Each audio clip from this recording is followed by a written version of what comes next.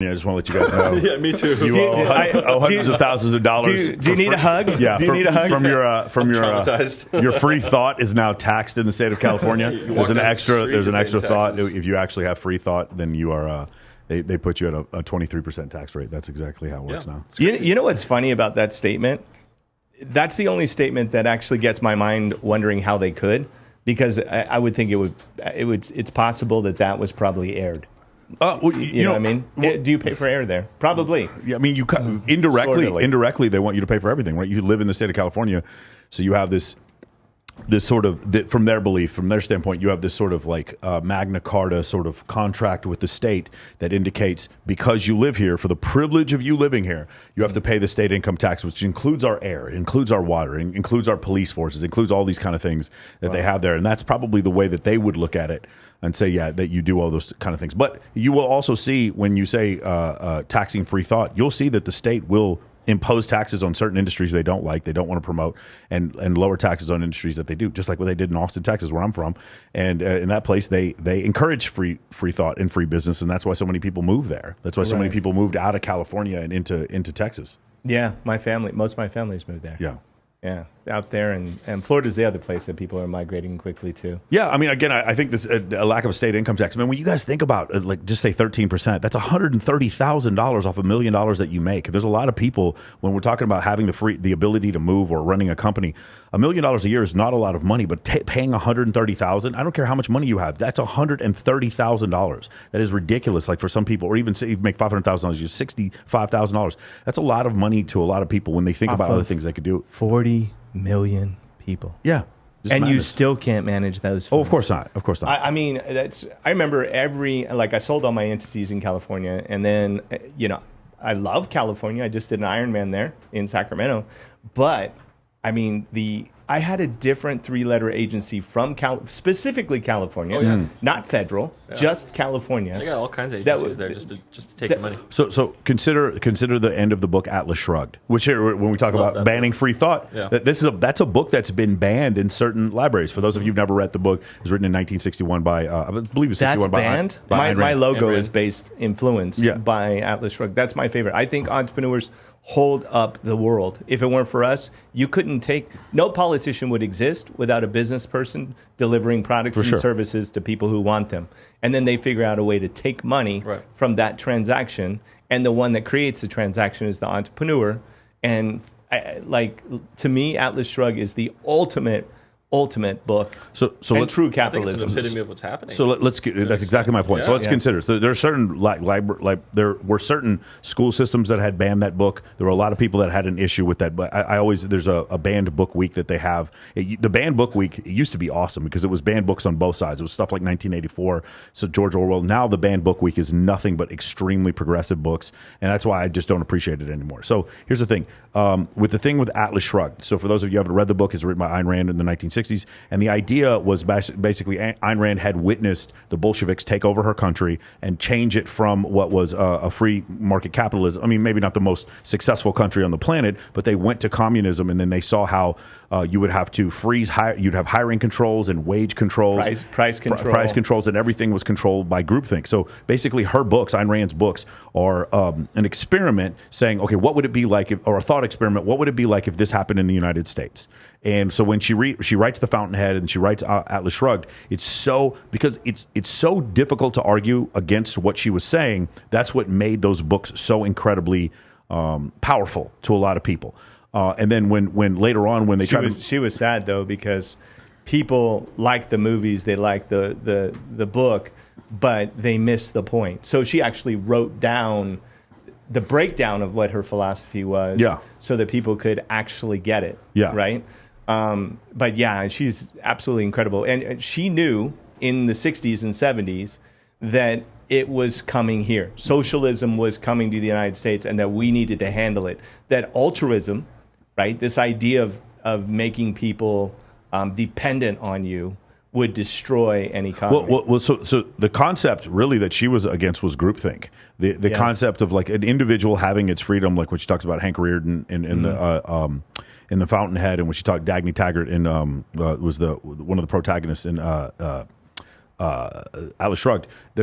Just to skip ahead for those of you. Sorry, spoiler alert. If you haven't read the book, it's been out for it's been out long enough. for 6. It's been out for 60. I was going to go read it, Michael. Thanks. It's been out for 61 years. But anyway, it's only that thick. Yeah, one of the points of the book is this concept at the very end. The entrepreneurs and the business leaders eventually just get up and they leave. Yeah, it's a protest. And they go somewhere else. It's in Colorado. It's some valley in Colorado. They go and they just build their own society there in the United States. And at the very end of the book, the city of New York just blacks out. There's no more power. There's no more industry. These people the progressives have completely eaten themselves with the price controls. They have no concept of how business works.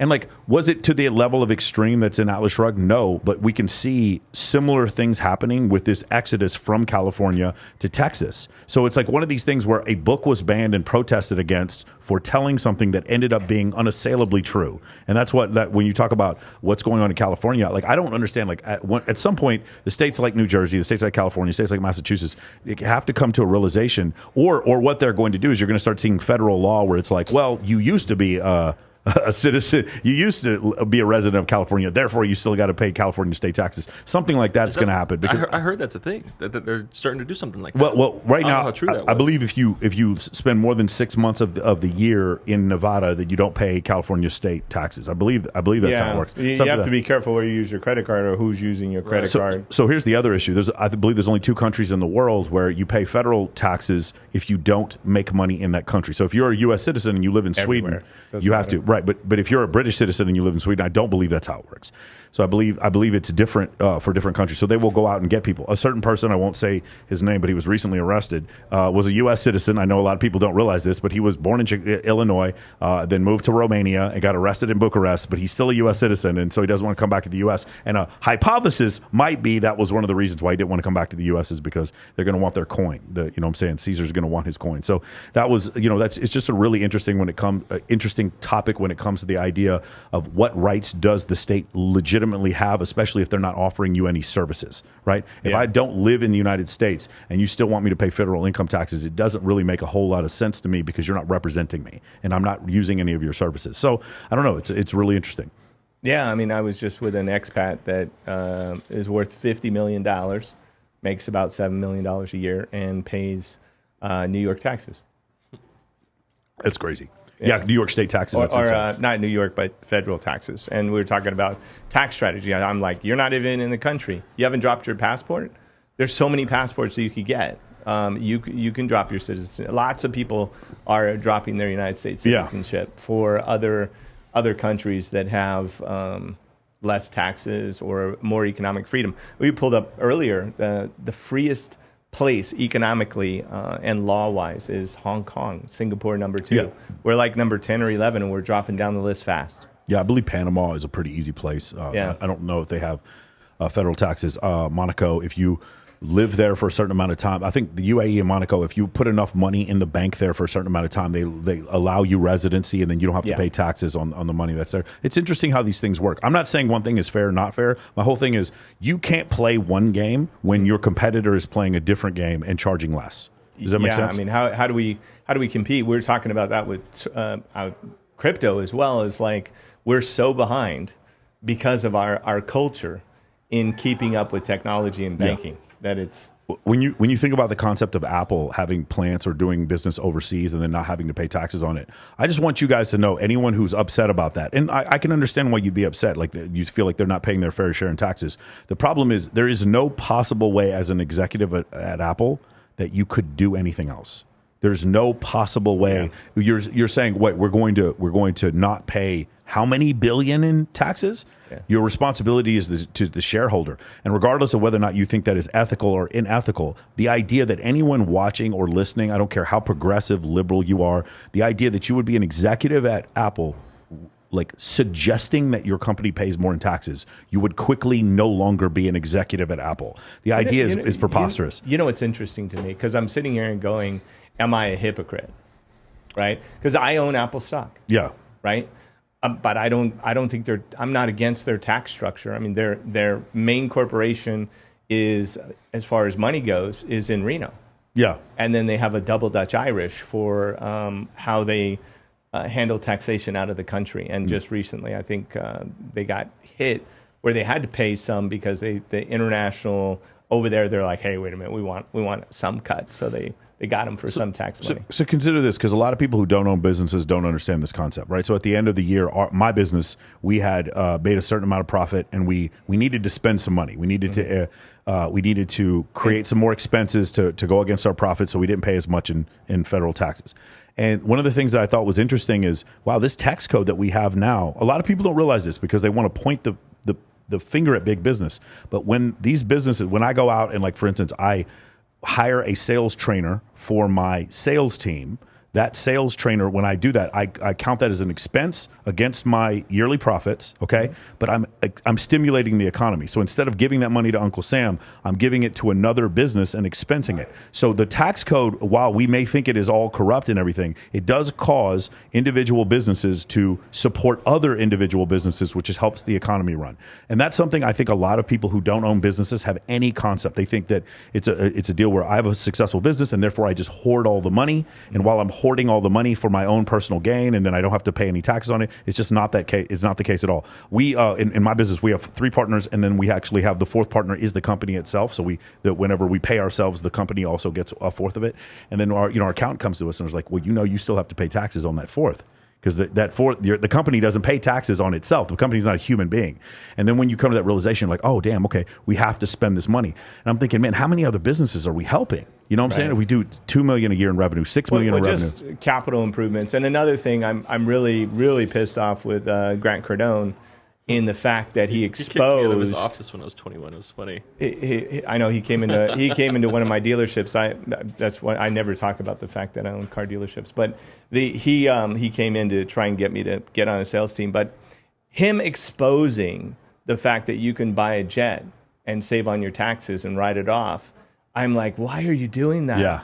Like the entire aviation industry counts on being a tax benefit. Oh, you're saying because Grant's saying it, then people may offer legislation. Yeah, again, the problem is we have so many socialist people. You're saying putting a target on their back. Yeah, they're just stacking people with money. Don't teach them why this system works the way it works, because it doesn't work any other way. People would just leave. Well, they'll be treated that's the better. Problem with California. Some people are just not in the position to have to manage things like this. They don't understand it. They don't care to understand it. Yeah. Austin, are we live on my stream right now? Hey guys, so for those of you guys who are watching us on YouTube right now, we are at a pre-CES live stream that we're going to be doing all day until 4 p.m. today. So we're going to be going on. We're going to 2 p.m. How long are we going? Okay, we're going all day today. If you guys want to join us, we're going to be discussing different stuff. Right now, we're talking about taxation. We talk about artificial intelligence. Before I walked in, we're going to have conversations with a lot of different people. The schedule is up in the air, so we're going to be doing it from here. I'm also going to be doing live streams from the other studio, and we're going to have a lot of people on. So if you guys have questions, I'm going to be reading them, questions and super chats off of my live stream if you guys are interested in doing that. I know we're streaming on several different platforms. So if you guys have questions, you guys can definitely set them in. Guys, for my audience, can you introduce yourselves, you 2 gentlemen? Yeah, hey there. My name is Travis Bailey. I'm with CryptoSwarm AI. We've got a crypto algorithm that is an automated AI that is passive influence. I'm all over the place. I'm listed all this tax stuff. So let's for the stripper who just got off work at the Rhino, explain artificial intelligence. Hey, so what we do is a little different than regular AI. Ours is a passive AI that works with humans. So it's not a machine learning algorithm like ChatGPT. What we do is we have people that come together and they use human influence, and the AI determines what's the most probable outcome from those preset questions. Nice. Let's see. You want to introduce yourself? Are you still on here? Yeah. Go ahead. Yeah. Andrew Cartwright. I've started 32 companies in 17 different industries. I'm currently doing what's called Epic 99, which is basically I'm trying to bring 99 other people up by providing them the capital to buy businesses that are up to $5 million that are successful businesses with them. They get 81%, I get 19%, I provide the upfront capital. My big thing is loans. I have a company called Capital Velocity, which my thing is really helping people get money and then leveraging it and then taking that and investing it. So I just now, and that's my project to keep me from retiring. So because I just want to help other people. Beautiful. Get access to money. What's up, everybody? Nick Marietta, the real Nick Marietta on Instagram. You can find me. I'm a luxury flipper here in Las Vegas and in Sedona. I have a big construction company, and I do a lot of real estate education, trying to help people find generational wealth through real estate. So 2023 is going to be our big year, and trying to help over 1,000 people through our platform and program for that. So been doing it for 16 years here in Vegas, and glad to be here with you guys today. Beautiful, beautiful. Can you guys discuss what were you discussing before when it comes to artificial intelligence? I'm reading some of the questions in the chat. One of the questions was, what do you think, they're saying it's not fair when we were talking about the taxation before. One of the questions was, what do you think what things should the state actually provide for their taxation? That's a really interesting question. We could discuss that in a little bit. You guys just specifically before, Chris, we were discussing artificial intelligence here before. What is it that you were discussing as far as like the good part, the bad part? You were talking about ChatGPT before we came in here, and what are the things that you think are going to change? Because for a lot of people who don't understand, when you go into, if you look at translations on YouTube, this is a concept, it's kind of a sort of like machine learning, or in that case, it was crowdsourcing when it came to, you would put out a paragraph in Spanish, and then you would literally have thousands of people translate that paragraph into English, and then eventually through machine learning, they would figure out, okay, this is actually the context of what you mean. Because direct translations from like Farsi, or direct translations for specifically from different languages, they don't come off clearly in English. So there's an actual English translation that makes better that makes more sense to us as English speakers, and so the artificial intelligence sort of figures that out from reading different people's interpretation of what a paragraph means. So when you guys are typing into Google, for all these years, you are feeding into a machine that is learning what your habits are, and it's learning essentially what you like. Can you guys talk about like the advancements as far as artificial intelligence is concerned? Yeah, so there's a lot of different things that go on about it. What we do is a little different than what most people would consider machine learning AI.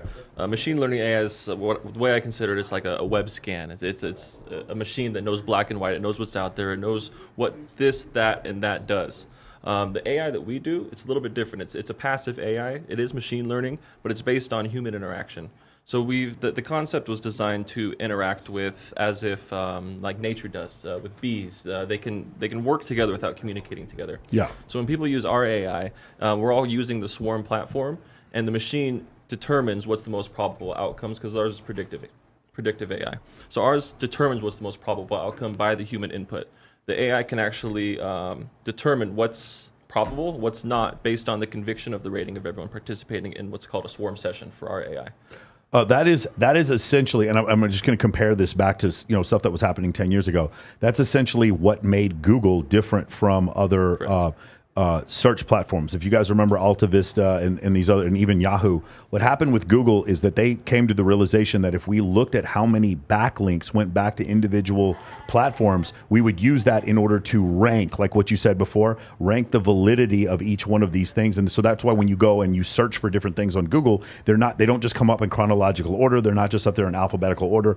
They're actually up there based on how many links, how many people have linked back, or the validity or the integrity of most interactive. Most interactive, which one of those links. And so you're saying your artificial intelligence does that when it comes up with a balance of probabilities. When someone asks a question, again, just back to the stripper who just got off work at the Rhino, you would have a platform, you would have an app, and they would just type in a question in there. Is that what you're talking about? So it's really complicated making probable outcomes and predicting what's most probable. So a lot of there's a lot of pre-work that goes into it. So most of these questions have to be framed. They have to be set up in a way that you can't just ask what's going to happen next. What's going to happen almost tomorrow. Like SQL. I'm not too familiar with that. So standard query language. It's so for instance, when you ask questions of you have a database, you have to type in parameters when you I want to know that, or when you're looking at someone's metrics from a website, like for our funnel for Men of Action, when we go back and look at it, we actually have to put in like an SQL query in order to find the specific things, but it's not written in regular English. Is that what you're talking about? Like having to frame it? Comparable. So like when I ask, is Bitcoin going to go up? What's the probability Bitcoin's going to go up or down? Got it. Then once we find out whether it's more probable it's going to go up or down, we can ask, is it going to go up 10%, 20%, 30%? We can ask, and it'll tell us what's the most probable outcome in those percent ranges. Then we dial it back even further and find out, is it going to go up 1%, 2%, 3%, 4% over the next 48 hours?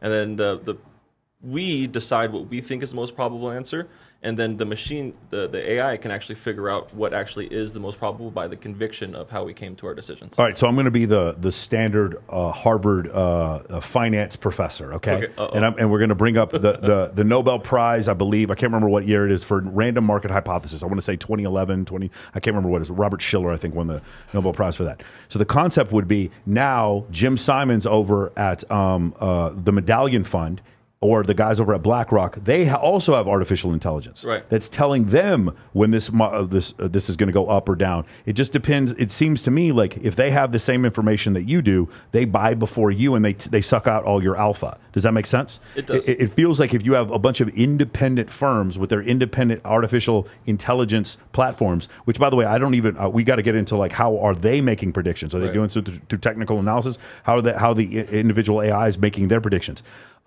The argument would be, you're not in the room when Elon Musk and Warren Buffett are having dinner. Correct. So you don't know essentially because the two of them getting together, huge moves, massive moves of capital because of that conversation that your artificial intelligence and your individual investor does, and your investment bank has no fucking idea about, right? And so that fucking monkey wrench in the chaos that you don't know about, now that goes into it, along with the fact that now you're competing, right? It's in a perfect marketplace, an efficient marketplace.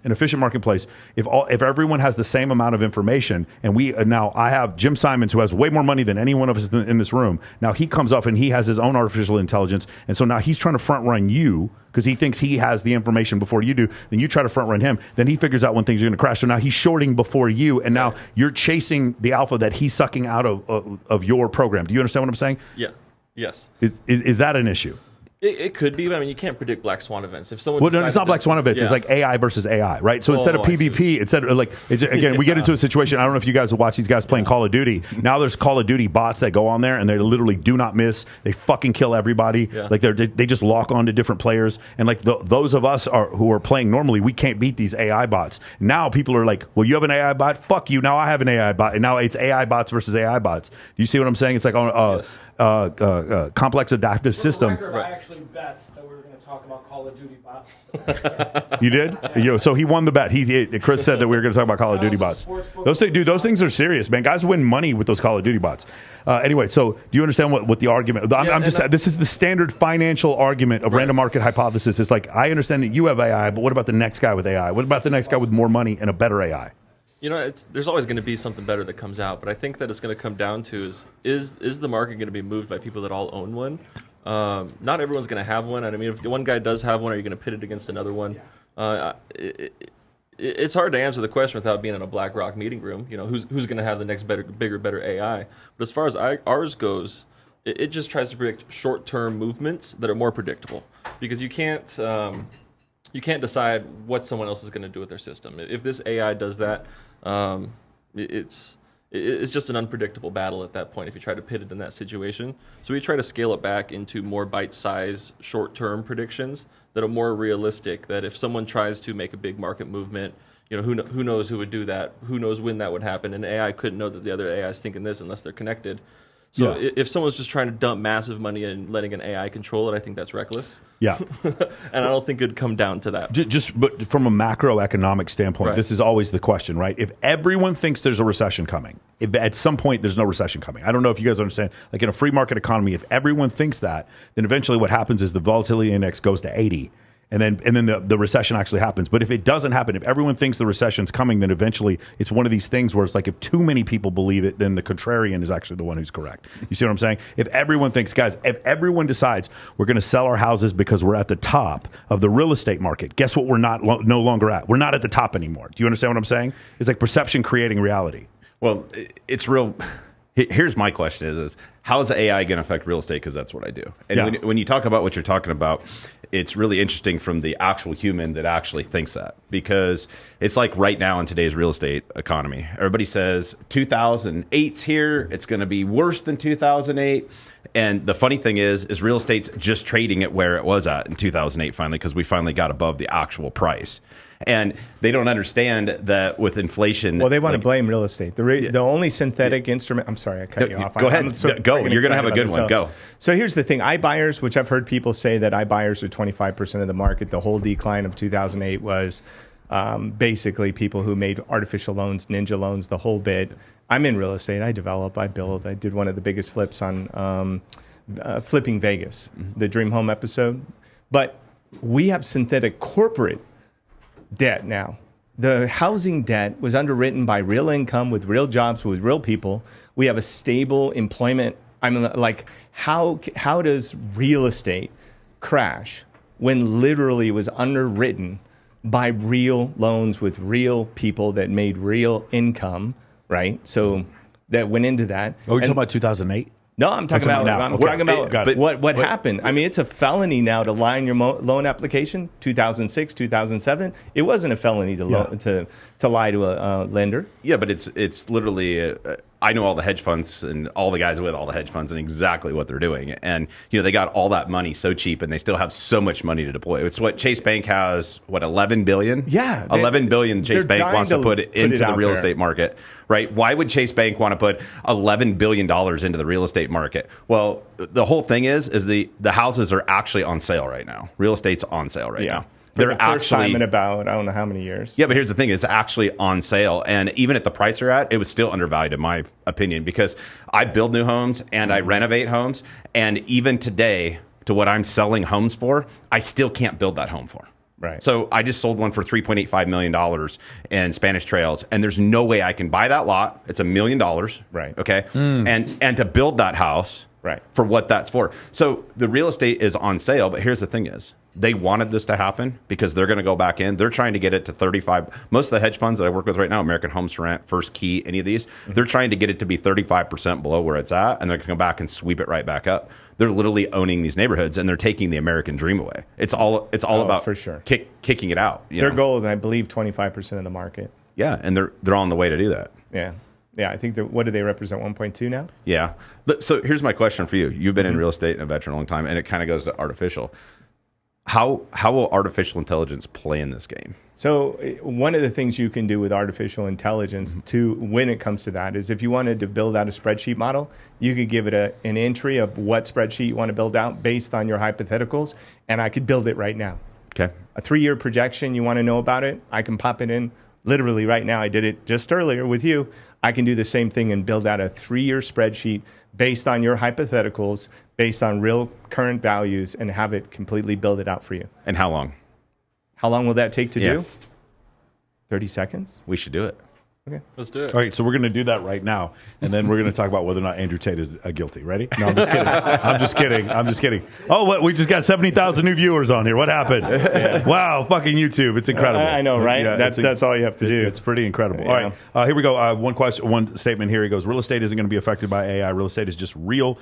It's a people and property activity. Access to capital is the only thing that could be affected. Next one here is great combo so far. Chase Reiner, hot new bot training to get internet marketing clients. So it's going to make the traditional method of getting clients with almost zero effort, once set up, obsolete. Period. Here's the. That's well said. Yeah. It's true, because right now, let's say 24/7. Like, for example, if people are interested in your program, right, and you drop a chat. You train it with basically what it is. You could be sleeping, and it can answer all the questions like you would answer them. Yep. Right? Exactly. And give them advice and help them with whatever project they're doing with the artificial intelligence while you're sleeping in your language. Yep. Like how you speak. And make you money. And the person that wants, like at 2 a.m. Because they just got in a fight with their wife, and it's 2 o'clock in the morning, and they need to know an answer, you don't have to wake up to tell them. Yep. It's perfect. Right? Then a lot of things are gonna. I don't know what model you want to put in there, but you can give it the prompt. Say, give me a three-year projection, and then pop whatever question you have in there, and it'll generate that for you. So ask it. What do I need to ask it exactly? Just give me a 3-year projection of what? Like whatever you would want to know. Like, for example, if somebody wants a business plan, I'll open up a flower shop. I can have a whole plan written in less than a minute, and it'll, I got videos on my YouTube channel. So I want to ask it, what are the interest rates going to do over the next? Oh, you got to like type it in. Okay. You could use the mic. Okay. So, you wanted to advance predict what interest rates are going to be? Yeah.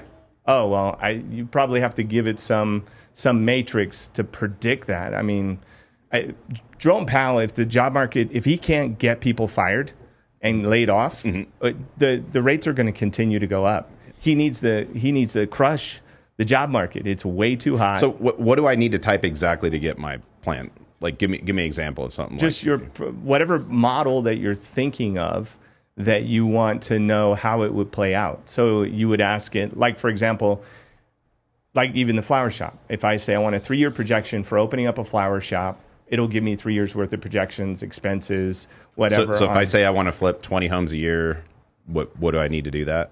Will it do that? Maybe. Okay. I don't know. Cool. Let's see what it does. Give you the best guess. Yeah. Hey, I have a question. Is this hyper oxygenated water? Is it flammable? That would be fucking amazing. Wouldn't that be cool? Yeah. It depends on that. It depends on where the fire's at. I suppose. Would that be amazing? You throw this on the fire and it actually gets bigger. I would buy this just for that. An incredible hyper oxygenated water that's flammable. That would be amazing. There you go. We got our next project. We'll have to ask AI that. Yeah, it's incredible. So again, I'm gonna for the point of this discussion, I'm gonna play devil's advocate in some of these questions. Okay. Love it. Again, in a complex adaptive system, we'll use the NFL. You guys follow the NFL? Yeah. Okay. We got to a point where everybody's running 3 wide, right? You remember everybody's running 3 wide receivers. There's no more such thing as a fullback. Now people are throwing the ball 65% of the time. What have we seen in the last couple of years? We've seen Baltimore, we've seen Philadelphia, we've seen Chicago. Now they just run the ball. The Cowboys are back to running the football. If everybody goes in one direction, people are going to start going in another direction. Is there a possibility of us getting to the point where everybody is running their business models through artificial intelligence, and then somebody's just like, hey man, let's go back the other way and let's just try to do this through the old brick and mortar ways? Could that be a possibility? Could it be? Do you understand what I'm saying? Could we get to a point where AI starts canceling each other out because we have competitive AIs? Each firm has their own version of it. So this is my love language at home. My wife has a PhD in artificial intelligence and machine learning. We've really broadly speak about artificial intelligence, and what we're really talking about is a segment of machine learning. Okay, so if we talk about machine learning, who is the machine learning from? Human beings.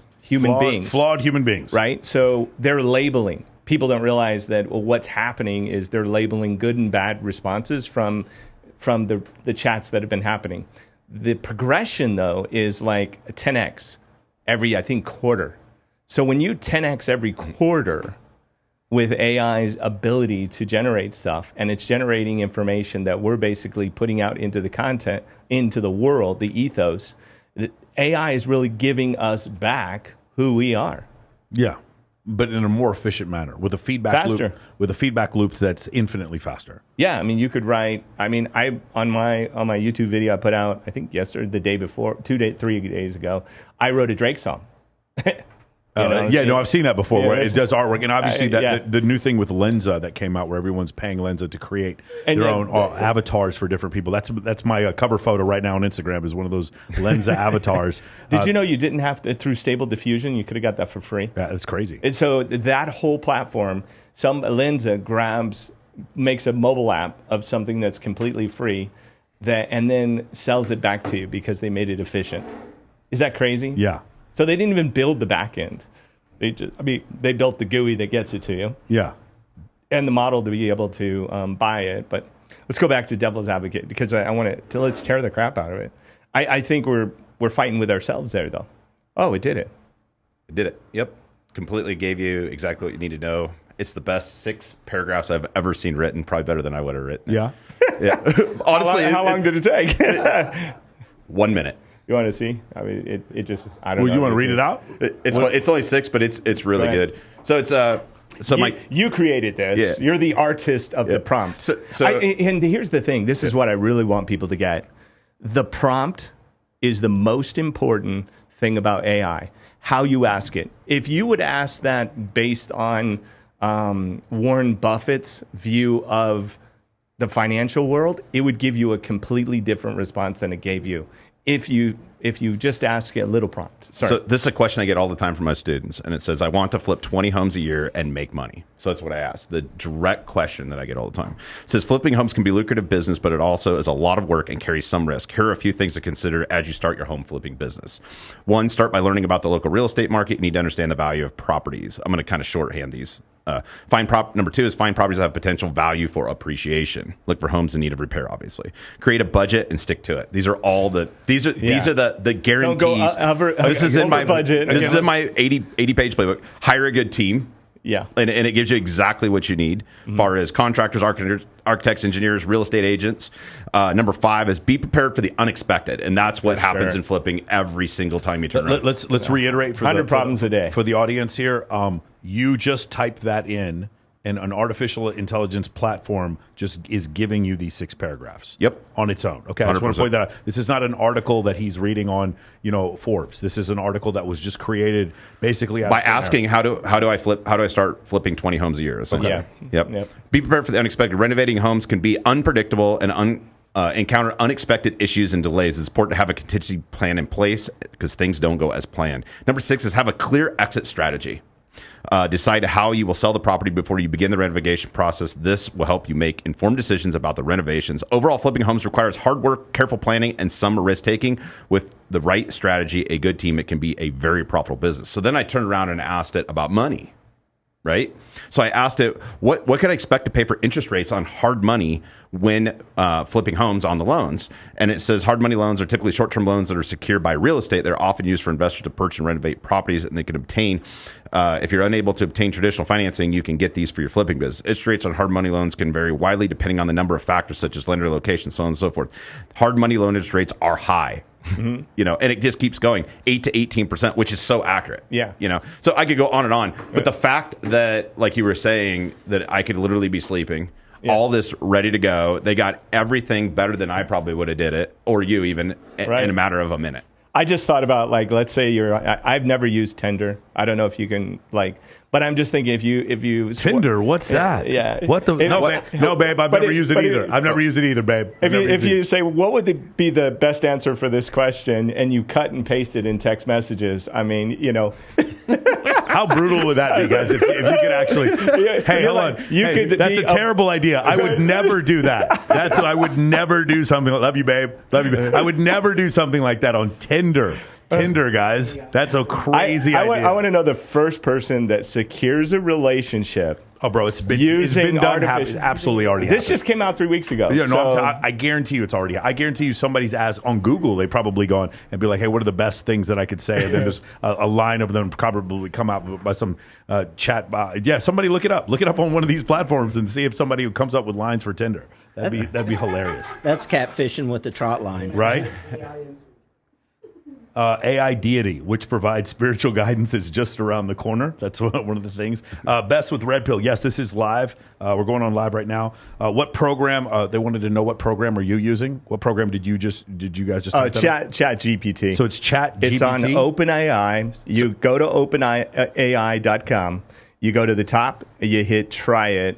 It's going to verify your email address. You're just going to pop it in there. Elon Musk and everybody else.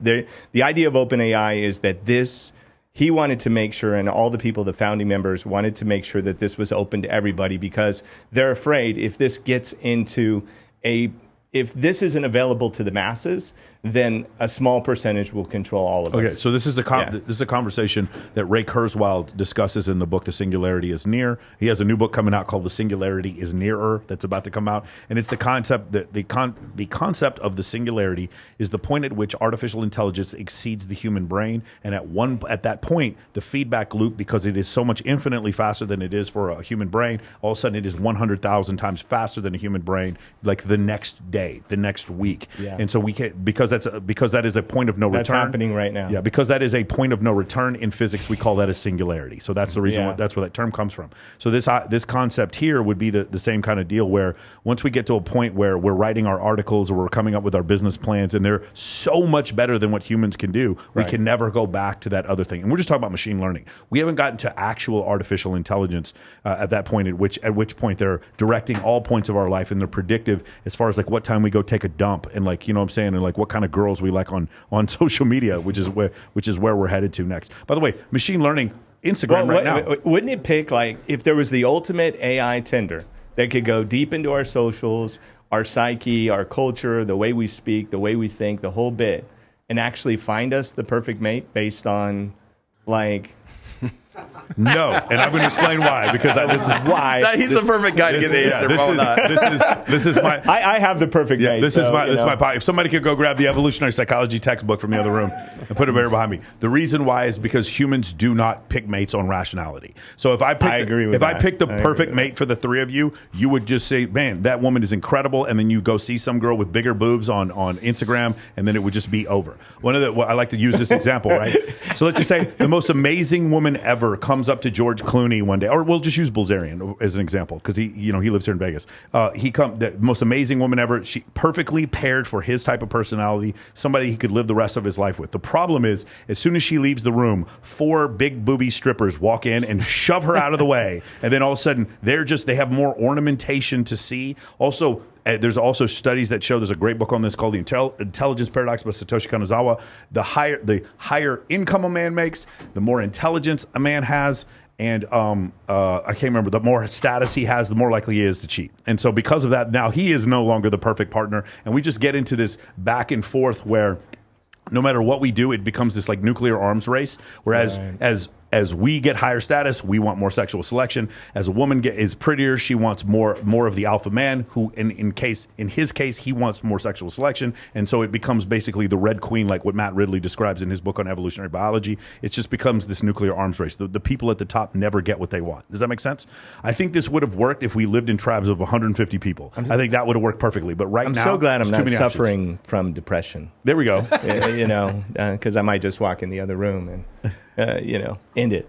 How can you suffer from depression? What an amazing world that we live in, that we're out here doing live streams. There's like hundreds and thousands of people watching us. Didn't Andrew get in trouble for saying there was no such thing? What? Depression? Oh yeah, we're going to talk about that? Because if we are, we're going to pop the stream right now if you guys want to have this discussion. Andrew Tate, so what you're referring to is Andrew Tate goes on, he goes on Pierce Morgan's show, and he states that he doesn't believe that clinical depression is a real thing, or rather, he believes it's a real thing, but he doesn't care because it doesn't affect him, right? And so and of course, so pharma canceled him, right? Yeah, that's a good Prozac. Point.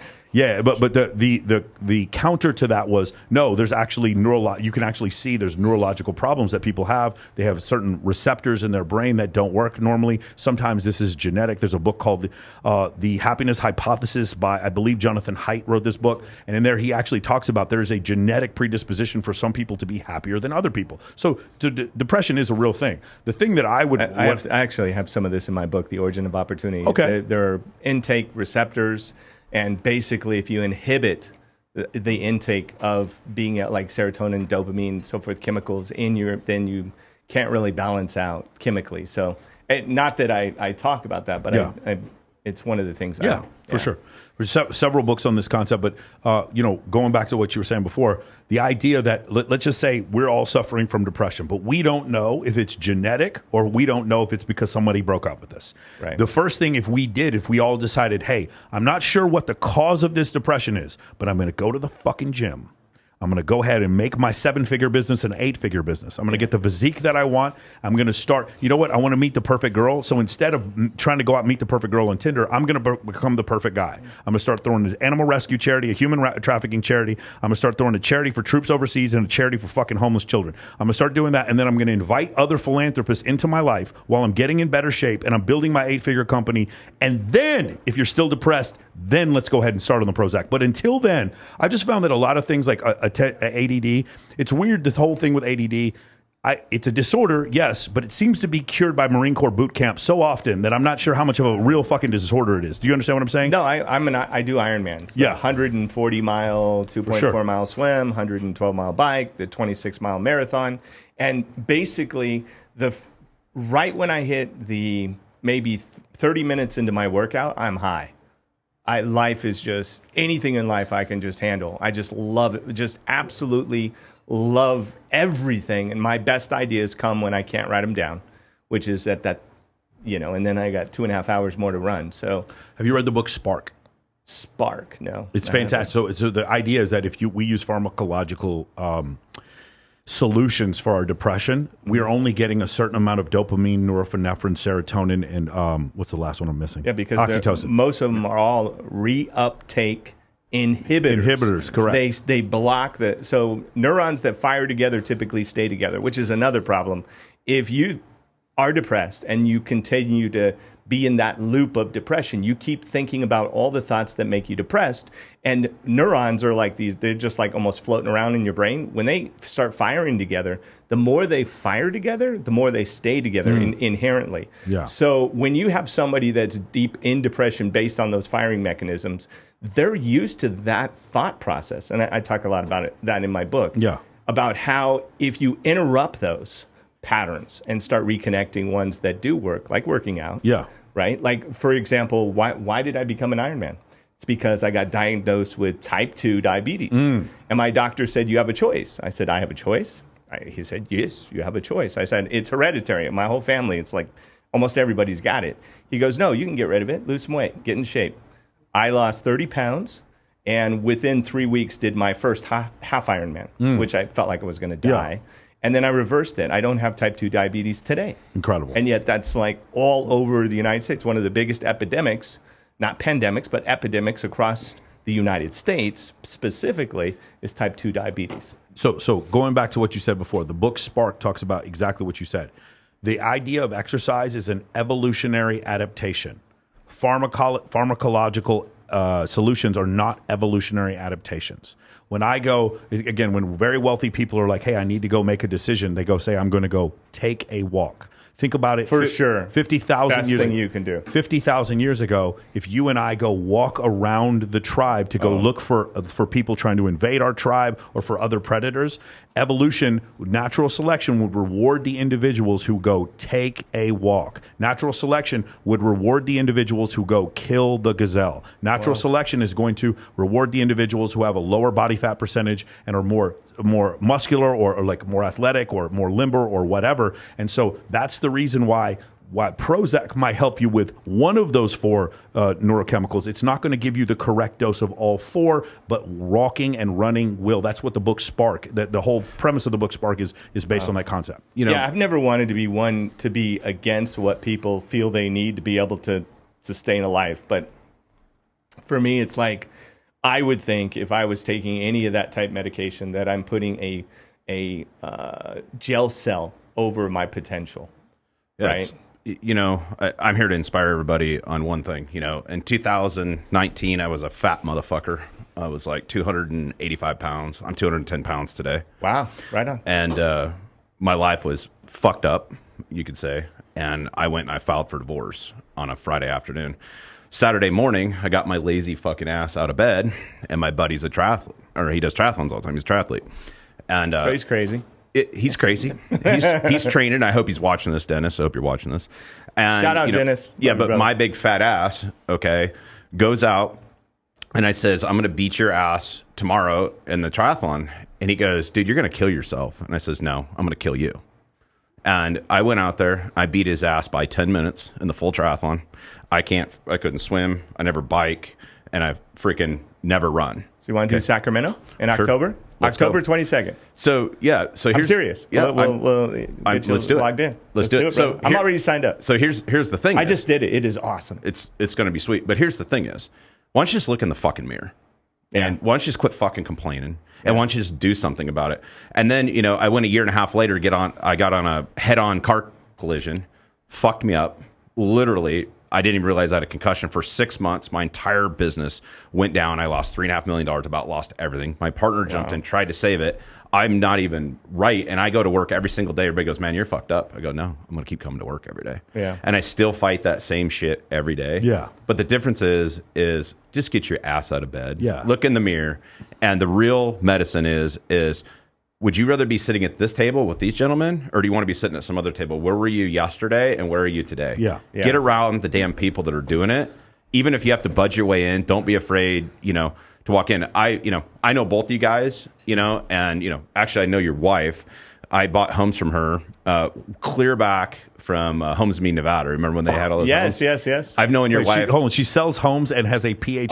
Okay, hold on. So I bought has, 3 by the way, let her know that I made over $1.5 million when I bought those last 28 homes from her. It was the best thing. We'll call her right now. She just asked how you're doing. Yeah. So it's funny how that circle works, right?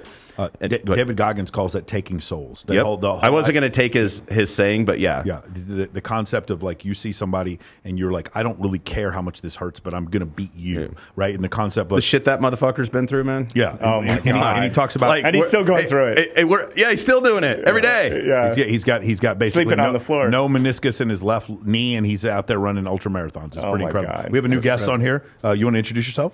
Yeah, I'm Dane Ellis. I'm CEO of Oxygenated Beverages. There we go. And you. It is not flammable. It's not flammable. How crazy would that be? I want to compare it to Gatorade. Where is my water, man? Where is my oxygenated beverage? Let's get some. I'm Gatorating it over here. We're going to put them out of business with this, man. Hey, so real quick, could you go over this because I was really confused initially. So H2O, the way it was explained to me is O2 has a higher atomic weight than H2O. That's how the oxygen, the O2 molecules can stay within an H2O water and not just like bleed out. Is that correct? Is that how this works? Yeah, that's the basic principle behind it. What happens when we process the water? The oxygen molecules become infused in the lattice network of the water. So the process that we use is actually weakening the polar covalent bond of the molecule itself. Because you guys remember from your chemistry class, your covalent bonds and your ionic bonds, right? You guys remember that? Put a 1 in the chat if you guys remember that. Absolutely. Yeah. Beautiful. So I guess the concept would be having more oxygen in water would do what? Because I'm supposed to consume oxygen through my lungs, and it's supposed to get into my cardiopulmonary system, which is going to go out to my. This is right. The reason why when people have low blood cell counts or low red blood cell counts, they become anemic. Some people can go into end up having seizures because of it. What is the reason? How does this oxygen get into my system and help me? The oxygen gets into your system very much the same way that nicotine does. Or GI tract. The GI tract. Okay. So there are 2 theories that we've discovered through the process here. One of it is we're actually fueling the digestive process. The digestive process is the one that consumes the most oxygen out of the body. Mm-hmm. So by ingesting hyperoxygenated water, we're fueling that bodily function, which allows the oxygen that the lungs is developing and feeding the circulatory system with to go to the rest of the body and provide a more oxygenated body. So this should extract oxygen from this water the way it would extract nutrients through your GI tract. Exactly. Okay. Interesting. That's the I guess the most sound theory. We haven't funded any medical trials to actually prove or disprove that, but the theory and the science is sound. The second way is that the blood actually just grabs a hold of the oxygen molecules because it is molecular oxygen. It's not a gas bubble. So how the hemoglobin would eventually attach to the oxygen molecule somehow, but through the GI tract. Through the GI tract. So and there's been and I wish I would have brought one in here. I actually have pulse ox meters where if I would have. Oh, you know what? Let's use my iPhone. Yeah, you know what's funny? I want my watch. Hold on. I was going to say that I didn't wear that watch today, but that's one of the things I love about that watch is I pay attention to my oxygen levels. Mm-hmm. I also do it during Ironmans. Is I watch where my oxygen levels are, and try and keep it as high as possible. So yeah, I've done a number of engagements where I put the meter on somebody's finger, get a reading, have them take 3 or 4 good solid slugs of water, about a third, 25%, a third of the bottle, and in 30 seconds, their blood oxygen level, their SpO2 is up 8 to 10 points. Here we go, guys. I'm doing it right now. I'm chugging water and I'm taking. Have you brought this to any cancer treatment places? Because that's a big thing when they got you on oxygen. They're watching the O2 levels. It's a big indicator. Is that something that would help them? Because that's when my mom passed away from cancer in 2018, and that was one thing that we watched constantly. Like I'm sitting in a room watching the oxygen levels, making sure they were up past 95, 96, because if it would go down, you end up passing out. Right. And I don't think people realize how important oxygen is that you have certain oxygen levels. And well, this is Is it working? Yeah. I mean, I'm still in the 90s right real quick, but I'm going to wait till I drink some of this stuff and I'm going to do it again here. In Okay. a second. well, I've been watching you. You've been drinking What- for the what- last okay. 30, 45 90 minutes, so you 90 should be what? like in the high 90s, I would hope. What were you, 92, 95? I'm at 94 right now. Let's do it again. 94. Yeah, let's do it again. I'm anywhere typically between 98, 96. I'll hit 100, and I'm like, oh, what did I do? Because, man, being oxygenated. Is this negative ionized? It's alkaline. It's alkaline, so it's not negative. It's negative. positive. Yeah. I went up. Now I'm at 95. Oh, right on. Good. You're not going to pass out on us. You must have been thinking about Tinder too. Yeah. Oh, by the way, we got. Let me get that's to. taking oxygen out. Let's get to these. Let's get to these chats so we can get people to interact with us. The chat. We're up to 112 people watching us right now. Cool. Let's see here. So one of them, it says, this is really funny. So I read this before. AI deity, which provides spiritual guidance, is just around the corner. That's funny. Somebody asked, "Where's Rollo?" Rollo will be Rollo and I are going to be doing AVN interviews. I always thought it was funny, guys. I don't know if you were aware of this. So for the longest time, the Adult Video News Awards was the same weekend as the Computer Electronics Symposium. Always. Now, the problem was a bunch of the CES executives got caught in hotel rooms with prostitutes, and so they had to fucking stop that stuff. Yes. AVN was totally fine with being on the same weekend as CES. CES specifically moved their weekend, so CES is the weekend after. AVN already started. So they try to stay away from each other now because of those two things. But we're going to be doing AVN interviews later on this week. I thought it was really funny. One of the guys says boomers are so funny when they talk about this stuff. Unfortunately, none of us are boomers. I don't really think you have any idea what boomer looks like. I would go on Wikipedia and try to figure out what boomer is before you say that. The other one is hit the like button. I appreciate that. Let's have our AI dating talk. We're going to have a discussion on that.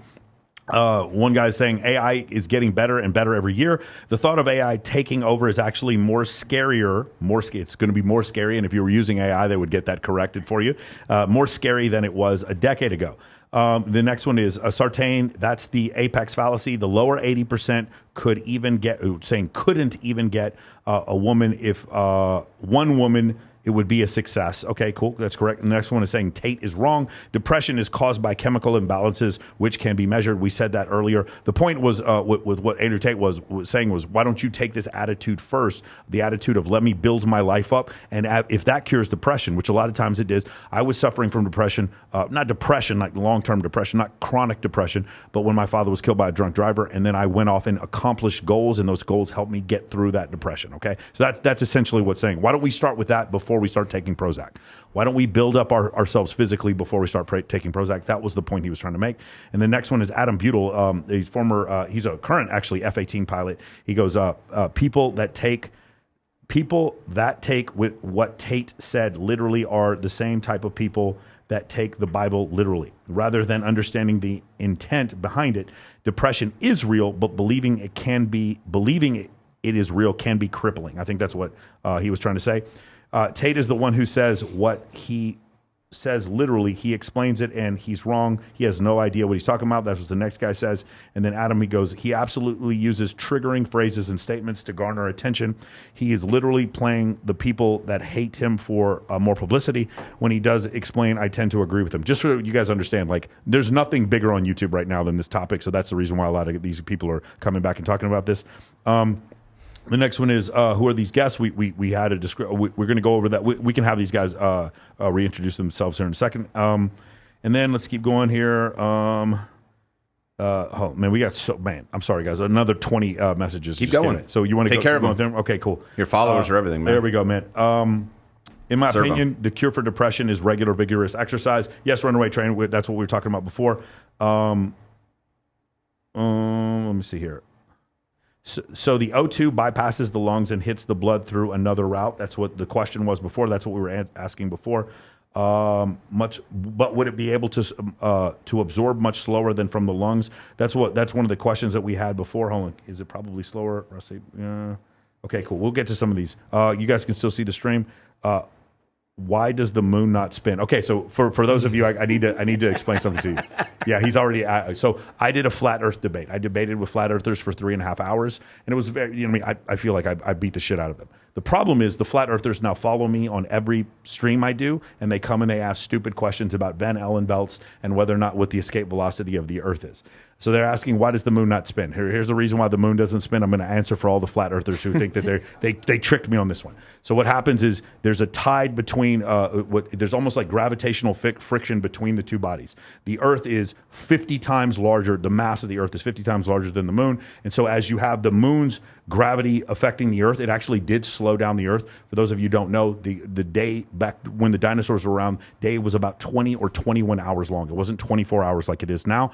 And the moon was actually rotating when it originally formed. The moon was formed about 3 billion years ago when an object the size of Mars crashed into the Earth, and then the remnants of that coagulated into forming our moon. The moon initially was rotating. The Earth was rotating faster.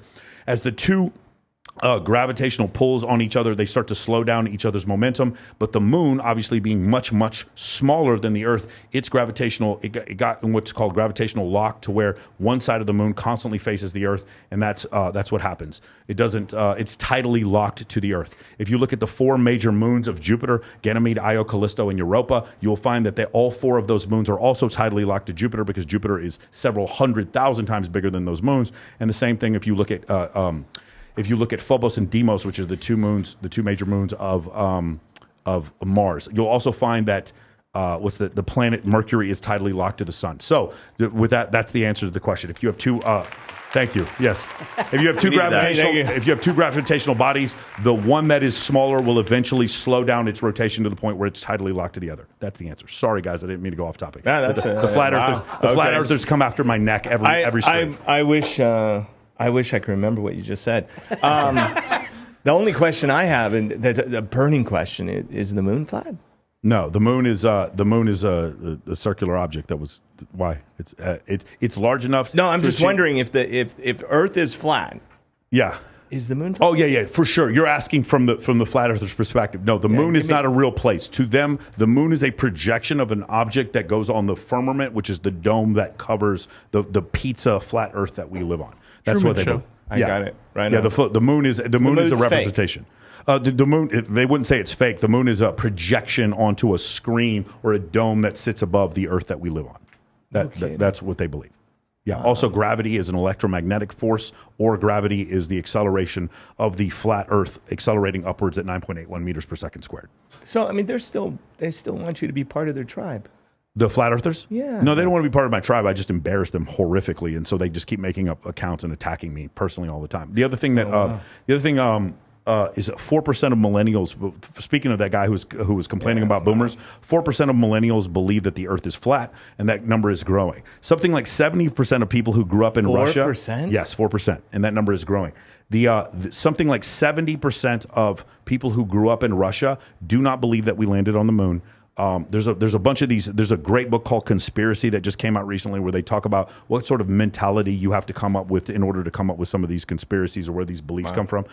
Guys, I'll be honest with you. One of the problems I have is moon landing denier and Holocaust denier. There's like a fucking membrane right between those two. They get those ideas from the same websites. You're also going to find that a lot of these conspiracies happened in 2015. I believe personally, I used to work in counterintelligence with the U.S. military. I was a military deception officer. I personally believe that foreign agencies started creating Facebook groups and 4chan sites and started throwing out things like birds are fake and all these different conspiracies that we believe in, because they understand that compared to China, compared to Russia, compared to most European states, the United States, as far as science, technology, engineering, and mathematics, is one of the most uneducated countries on the planet. When my mother came here with an education from Columbia, understanding mathematics, calculus, algebra far in advance to what you'll find that students understand here in the United States. And so I think a lot of these people online are taking advantage of the fact that we are a scientifically illiterate populace. I think we're an economically literate populace. I think we're good at making money in the United States, but I think we're a scientifically illiterate populace, and I think that's a lot of the reason why. Guys, I can't believe we're here at a CES podcast talking about flat Earth, but yeah, that's essentially what's going on. It's everything to do with CES. Does it? 4% of them may be flat earthers. Yeah, we don't want to leave them out. You're loving it, aren't you? I love everybody. I want to include everybody in the conversation, and I think you included the 4%, which I think is important. That you acknowledge them and you're enlightening with your perspective, and that you acknowledge their perspective. Because I didn't know the moon was just a projection. It's not a projection. It's actually an object that's 238,000 miles away. But yes, that's what the flat earthers believe. I didn't know that. That the moon's 238,000 miles away? No, I knew that. Yeah. Yeah. Oh, that's what they believe. Yeah, of course, it's nonsense because if you were to sit in a pool, like let's just say one of those pools that has like a glass thing in front of it, you'll notice that as you change perspective of objects in the pool, those objects change the width. Right, but if you look at the moon from any spot on the planet Earth, the moon looks exactly the same from every spot because you're looking at an object that is the same side is facing you all the time, and it's 238,000 miles away. So if I am in Buenos Aires or if I am in Nome, Alaska, I see the same moon all the time. I got to ask you something. You know, when you're did you ever go camping as a kid? Sure, for sure. Yeah. Okay, so you remember you get around the campfire and you look into the fire, and they say you kind of imagine things in the fire. Like yeah, you would see for sure. Yeah, you see things. Yeah, you see things. So when you look at the moon, I'm wondering if you see what I see. When you look at the moon, like what do you kind of see there, other than the whole bit? It's really weird. I actually can see because you can actually sort of see the Sea of Tranquility up there, and I see that's where Neil Armstrong landed in 1969. And that's so awesome. Sorry to piss you guys off. He did land there. You're gonna have to show me that so I can have that. I always look down and like, wow, it looks kind of like a bunny. Yeah, an upside down bunny. You see that too. I've never seen a man in the moon, but I see the bunny. I wonder what's the percentage of the bunny guys?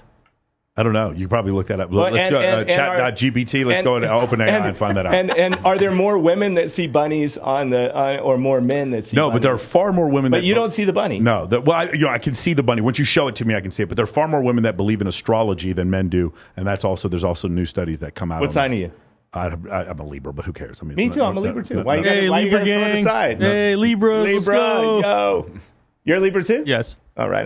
Why you got to discount it like I'm that? I'm not discounting the fact that I'm a Libra, but I'm discounting the fact that it has to do anything to do with anything. So I've always agree, but agree, but I've always to me it's like a survey of like just you hear a sign and you think about it and then you take a look at what they think about that sign and see if it matches up. To me, it's like a fun survey. If nothing else, it's just an interesting idea that somebody wrote this down and generalizes a group based on when they're born. But you understand when the first zodiac signs came up with long time ago, they didn't. You know how this whole idea that Libras are extroverted and they're like super charismatic. When the Chinese first wrote down the zodiac, they didn't believe any of that shit. That stuff that was made out like in the last 50 years. It's all fucking nonsense. And I'm gonna piss a lot of people off. Ready? So a bunch of people make a lot of money off for sure. Well, they're all about to be really angry with me. There was a study. Now you're gonna have them creating trolls. Here we go. Let's do it. Oh. There's a study that nobody's going to be able to talk to you anymore. You're going to be trolled by astrologists, by flat earthers. Man. Hey, can we lock the front door? Yeah, seriously, it's been locked. It's been locked all day. Is there a red dot on my forehead, dude? Because they're coming for me. So there's a study that was done in the UK where they took a bunch of speed daters. They put them in a room, and then they thousands of speed daters, and they put them in a room, and they tried to see whether or not the speed dating had any correlation to do with astrological signs. Okay. And the answer was obvious. It was fucking zero. There was no correlation between astrological signs and whether or not people made it on to a second or third or fourth date. Now, when I tell people this, they're just like, yeah, okay. But so it's obvious. A really hot chick. I mean, and you're does it matter what her sign is? But what if she finds out you're a Libra and that's one of the things she really likes about you? Oh, it happens all the time for sure. Yeah, but it's her. But hold on. But what you're going to talk her out of the idea that a Libra isn't a good thing. But what you're expressing is her bias, right? I'm using her bias against her. I'm using her bias against her. Well, you didn't use it. She just decided that. She's using it against herself in a way. For sure. Yeah. I don't disagree that happens. I don't disagree that you couldn't tell somebody that they're a Libra, which then causes them to become acting like a Libra. For sure. That's cognitive bias. That's not magic. Are you nothing like a Libra? For sure, but I'm also like a Gemini. I sit there and I'm asleep. Like I have two left. I mean, a 10 or a 1. You know what I'm saying? I'm like asleep or I'm like fucking crazy. I'm also like a Gemini. I'm also like a Taurus. I walk my way. I'm also like I can come up with all this kind of stuff. Basically, they take good attributes of human beings and then they spread them out around 13 astrological signs and say this is what you are. And you're like fuck yeah, that's what I am. It's good enough. It's good enough. Exactly. No, it's just nonsense, man. I'm one of the people. Like here's the problem.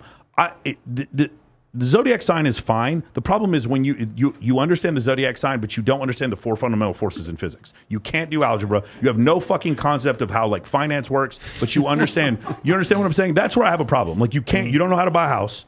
right? You can't balance a checkbook. You don't have any concept of how to like create content or start a business, but you sure as fuck know about Sagittarius and Libra don't get along. That's when I have a problem. That's where I have an issue. Does that make sense? Like I don't know. Like he definitely knows nothing about astrology. But Sagittarius and Libras are supposed to get along. Are they supposed to get along? Yeah, I didn't even know that. Look at me. Look so how are Geminis. I'm like, to me, I look at like a survey. Okay, I check it out. I'm like more. I want to know everybody's perspective. I really do. Like, me too. Like that's why I debate flat earthers. I'm like dangerously, seriously interested in people and all their ideas and all their invented ideas that are systemized and structured and people buy into, or even more interesting that you bought into it. Isn't it more interesting to see why somebody bought into astrology than somebody who's like, why did you buy into it? Why is it that important to you? I think it's super interesting when people believe in crazy shit. And I think it's super interesting to interview those people and do documentaries. And then I think it's further interesting to then apply science. Then it makes it super interesting, even more interesting once we take science and we say, hey, the reason why you believe this is actually because of natural selection, and it's not because this fucking mass delusion you have is actually has to do with natural selection and has nothing to do with the whether or not Mercury's in retrograde. But that's also interesting. The truth is also interesting. And when you go further into science and you get even deeper into science and you go into quantum physics where the regular rules of science don't apply anymore. Okay. The regular rules of Newtonian physics don't apply anymore. Correct. Yeah. Correct. That to me is like even more strange. It is, but it doesn't disprove it. The thing it doesn't. It doesn't. But we went real deep after astrology. People take the fucking cloak of quantum mechanics and then they start saying, "See, the secret's real. I can manifest this Lamborghini because of quantum mechanics." Shut the fuck up. Sorry. This is just so offensive to me that people have spent their entire life studying quantum mechanics. So many people like Max Planck and Albert Einstein and all these people, Erwin Schrödinger, they did so much incredible work, and you want to pervert this work to use it so that you can come up with your own beliefs. Sorry, I find it just a little bit ridiculous. I think it's funny that people believe this, but none of it's true. None of that stuff is true, because if it was true, then you would do surveys, you would do tests, and you can find certain these things to be true. I love evolutionary psychology because it's testable. It's a testable model of psychology, and it ends up working. In fact, it works more than any other model of psychology. In fact, it's the only testable model of psychology. Yeah. In fact, it's actually all of psychology is an evolutionary psychology. So that's the reason why I love talking about that. When we get into macroeconomics, again, I'm going to offend a lot of people watching this right now. There is no scientific survey, not a single one, that shows that technical analysis works. Not a single one. There have been thousands of ones that have come out that have said that technical analysis doesn't work. Sorry, but it makes people angry. Like, no, but I made a bunch of money. Yeah, in a bull market for 8 years, you made a bunch of money. Who did make money? 12 years. But they're sure that technical analysis works, even though there's hundreds and hundreds of surveys that watch. I promise you, the chat is about to pop right now with me saying that. But there's no science behind it. There's absolutely none. When he talks about this, we talk about this. What was the first thing I asked you? I asked you about the atomic weight of an O2 molecule versus the atomic weight of, because hydrogen has a very low atomic weight and oxygen is further along on the periodic table. Do you know how many people know their sign but don't know that that carbon can have 4 covalent bonds at the same time? No, why? Because that's useless knowledge. I don't care about that. I'm just going to drink this kombucha because of the probiotic uses for it. Later on, we find out that probiotics do absolutely fucking nothing. This kind of stuff is the problem and people get so offended when you expose them to a certain level of truth or scientific scrutiny, and they would rather believe in fucking Sagittarius. They would rather believe in the delusion, right? But hold on. But before, we have a bunch more questions if you guys want me to go into these. Do you have something you want to say? No, I love it. All right, good. We're going 6 hours. Hey, fuck what they said before. We're going to 6 p.m. Okay? The acidity of water, pH, such as alkaline water, is relevant to overall health, ? Yes. Can you go into that? Yeah, so, and there's on our website, oxygenation.com, there's several cited white papers and everything. But it was German scientists that discovered that cancer cells cannot survive in a highly oxygen environment. That's why I asked about. Interesting. Yeah. I asked that first. Did I get credit for that? Yes, you do. Actually, I was checking in the chat. Yes, you officially do get credit for it. Thank you. It's Otto von Waldberg or Waldstein or Otto somebody. And the same holds true for a highly alkaline environment as well. The cancer cells cannot survive in either one of those. So in our product, you're getting the double whammy effect, the benefit of the alkaline water and the hyperoxygenation. So the process of surface tension reduction, we've got 7 patents on the process of how we infuse oxygen, and they're both process and apparatus. So the product, this was bottled at about 48 parts per million oxygen content. Typical tap water. We're a Houston-based company, so I lost the question. I lost the question. I can't be the only one. What's the question? pH balance and O2 levels. How does that affect health in water? Yeah. Okay. So we're almost 8 times the oxygen content of traditional tap water or active. Wait, is there O2 in traditional tap water? Yeah. Okay, so this is so just more. I wasn't aware of that. I thought it was just H2O. Every water except pure stagnant water has molecular dissolved oxygen. Okay, got it. All right. So that's what we're measuring. This is what fish are breathing when you put them in the. Yeah, that's why you have to Exactly. keep the. Got it. That fish can suffocate in a fish tank specifically because of that. Got it. if it becomes stagnant. Yeah. Right. So it's biologically available molecular dissolved oxygen. Okay. And that's what we're infusing, which is as a business model, being a 2-year-old company. Aquaculture, agriculture, there's a whole lot of ultures that are going to benefit from the technology as we expand and grow. Yeah, because plants should grow better, right?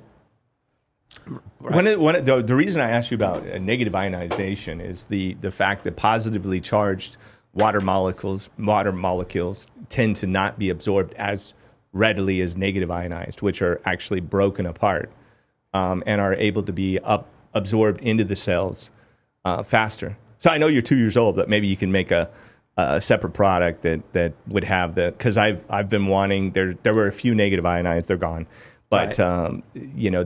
There's such a benefit to that absorption. I've felt it, like it flushed out a lot of my cells, and I felt it when I was training. I don't think you would use this for plants because plants are going to take in carbon dioxide. I don't know if this would work better for plants or worse for plants. That'd be a curious experiment there. They need to absorb water though. Right, they need to absorb water, but not highly oxygen. Oxygen is toxic for plant life, just like carbon dioxide is toxic for Homo sapiens. Yeah, that's why we need each other. Yeah, exactly. We need a planet just because we help each other. The original, the proto-planet Earth that you lived on. Shout out for the planet. Yeah, for sure. Was the majority the early Earth that we had was heavily oxygenated in the beginning, and then as we started having anaerobic life, single cell organisms that like amphibians and sea life that started breathing oxygen. Once those came into there, then we started having more of a balance to where we have now, where our planet is mostly nitrogen and like 15% oxygen or whatever it is now, and a certain amount of carbon dioxide. I've done a lot of work on raising my pH level, but one of the things though is that their stomachs is highly acidic, right? Which is the opposite of the lower form of alkalinity, which is on a level, right? And we keep a very balanced alkalinity as a body, right? So, and if that balance is thrown out, that's actually not a good thing, right? But I've taken the testers, right? Because I get obsessed with this stuff, especially training in Ironmans and stuff like that. You like take your health to a whole nother level. Because what people don't mention, there are 3 disciplines in an Ironman. The 4th is nutrition and health. And I've never focused on it ever before than like this, which is why I even think about water. But pH levels, if you can get it high, it's an amazing, amazing thing. But I love meat, and you need to eat a lot of vegetables. And how much of a shift in alkalinity, being that we go in our mouth and in an acidic environment, does it actually affect the pH level? When it goes into your mouth, say it again. So of the entire body? No, because I mean, it hits your mouth, it goes to the GI tract, right? It hits your stomach, obviously. Right. The stomach is like an acid that would eat anything, right? So what happens when you have higher pH water that hits an acidic environment like the stomach? It neutralizes it somewhat. Somewhat. Yeah, we've got several comments on the website that they've been able to get off of the Prevacid or something like that. Really? In the event that they're consuming our water. I notice a difference in pH balance and negative ionized, and I've noticed a lot of it. Hey, George, if there are any of the other live streams we're on, if they have any questions, if you want to read those questions, let me know. I have a couple more here. Michael, you're a pro-science. What are your thoughts on vaccine and COVID? We're not going to go over that right now because we're going to get this fucking. Oh my God! We're going to mess around having a Did you DVD say that? platform. If you guys want to go and look on my early if my early podcast episodes on Michael Sartain podcast, if you go down to the bottom, there's one that I did with Dr. Rocky Jeddick, who is a U.S. Air Force major. He's a lieutenant colonel now, and he's also an ER doctor, and we go over specifically that whole subject. You might ask your girls about the moon, and they'll tell you it doesn't spin because Mercury's in retrograde. They're back. Beautiful. Jonathan Mitchell says, I'm not a flat earther. I just knew you'd tell me how that works. Next one is the only... I got a quick question. Yeah. Can you believe in astrology and be a flat earther? Oh, I'm sure most flat earthers do believe in astrology. Because the Sagittarius is projected. No, because what's happened is the flat earthers... So, for instance, if you believe in cosmology, you understand there's several different solar systems. Right. Well, our solar system is called solar system because our sun is called Sol. But like there's several different star systems that would exist out there, several different galaxies. So we're not the center of the universe. We're not even the center of our galaxy. In fact, Earth is not even the center. Certain people think they are. I Correct. guess. Yeah, Exactly. Lots Exactly. of people I know. Flat earthers, they're like, you are. They think they are the center. Flat earthers believe in an almost direct interpretation of the Old Testament of the Bible, and therefore the Earth that we live on is all there is, and the entire universe was created for this Earth. So yeah, Sagittarius, that could also be real. Those are representations of the God, whatever creator there was that created this Earth, and blah blah blah, whatever. I just, now that you have so many friends in a flat earther, if I meet them out in public and they say, "Hey, Andrew," and I just don't want to piss them off. Yeah. Yeah. No, they're coming after my neck, bro. Yeah. Let's see here. Let's see. Yeah, I like when Sartain geeks out. He should have a physics explanation for why the sky is blue. That one's easy. O3 is ozone, and it breaks apart ultraviolet light. So what you're seeing is Reflection off the water. correct. Well, no, it's not a reflection off the water, because if you're in Kansas, the sky's still blue. Yeah. The reason why. So if you look at the sun, if you were out in space and look at the sun, it's actually white. What you see is the sun is orange. So think about the visible light spectrum. It's red, orange, yellow, green, blue, indigo, violet, which is what Isaac Newton discovered back in the 16th century or the 17th century.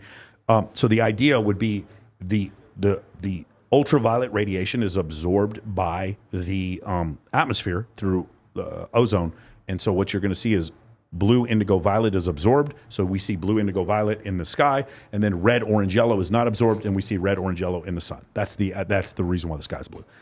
Let's see here. God, I've been. You feel better now, right?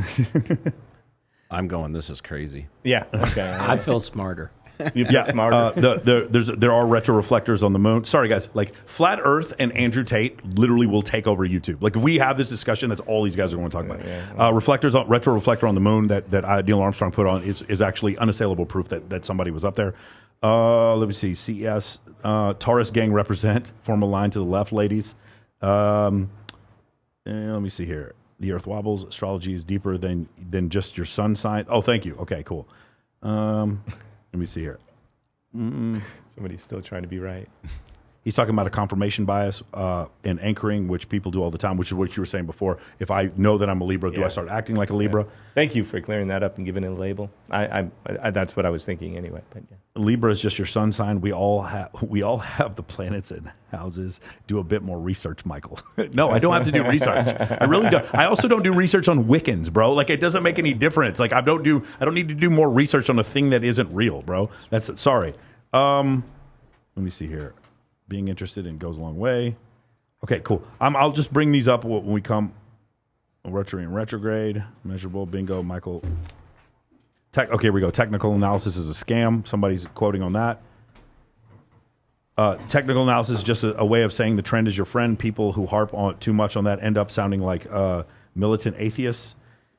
Price performance has zero predictive value, whether it's crypto or stocks.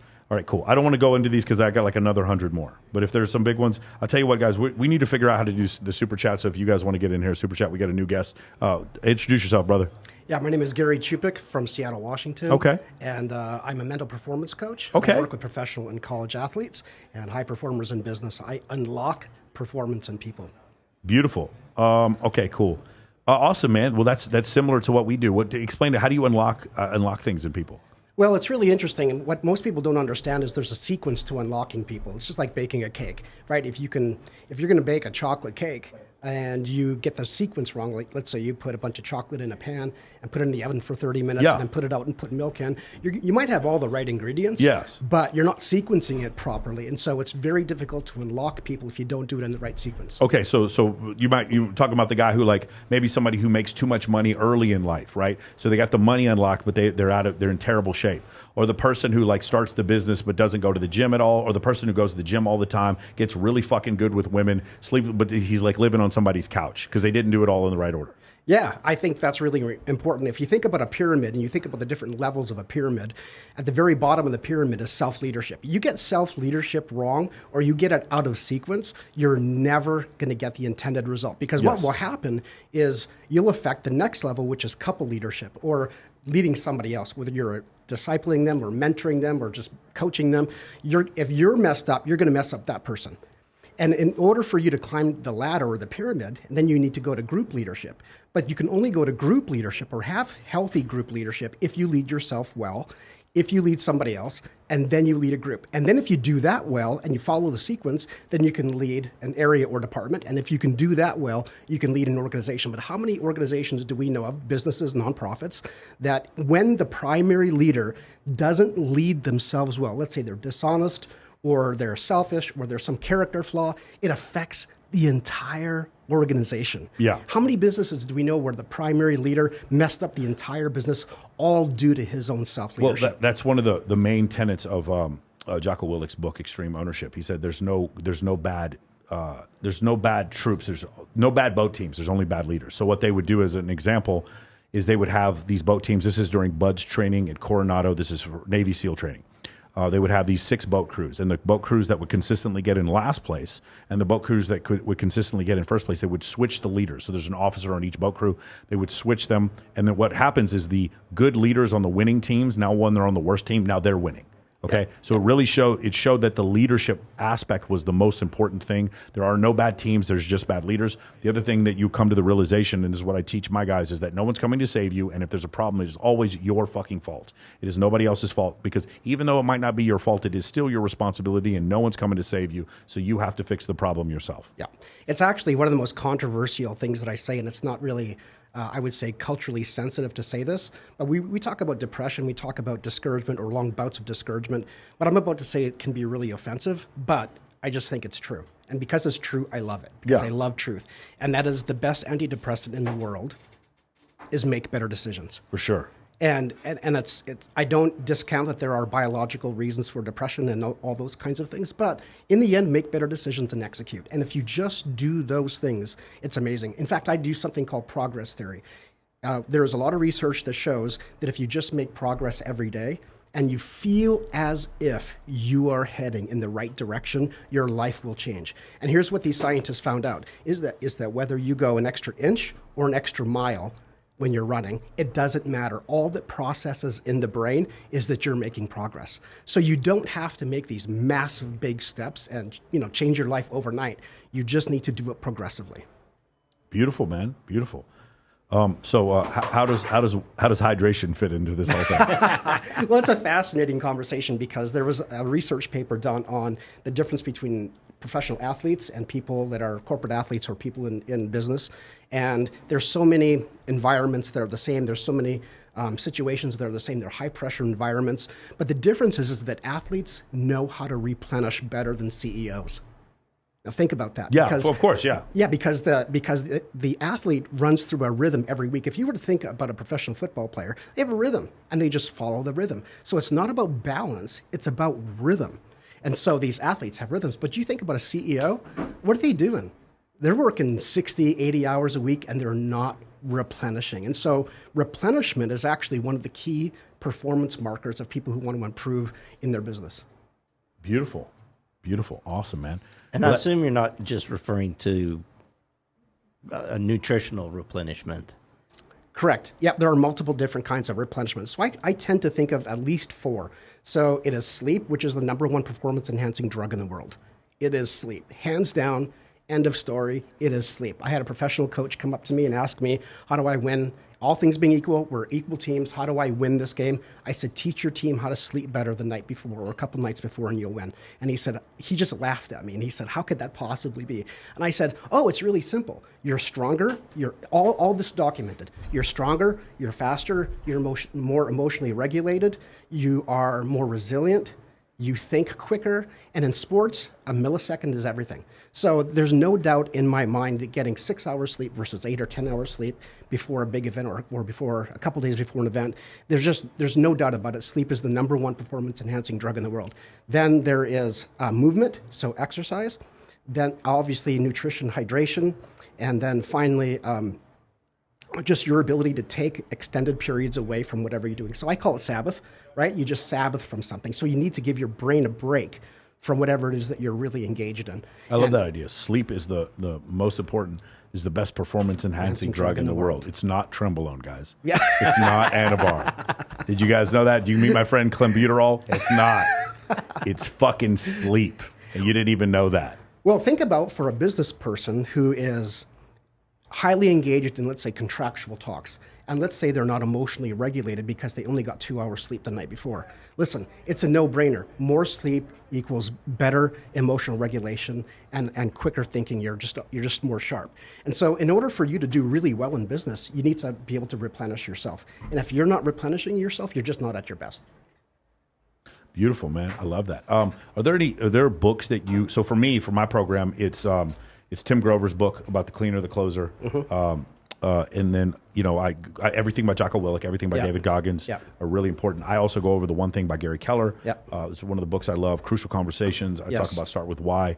How to Win Friends and Influence People. These are all books that are really important to me. I also have some other books that I go into, but they have to do with like nightclub stuff, right?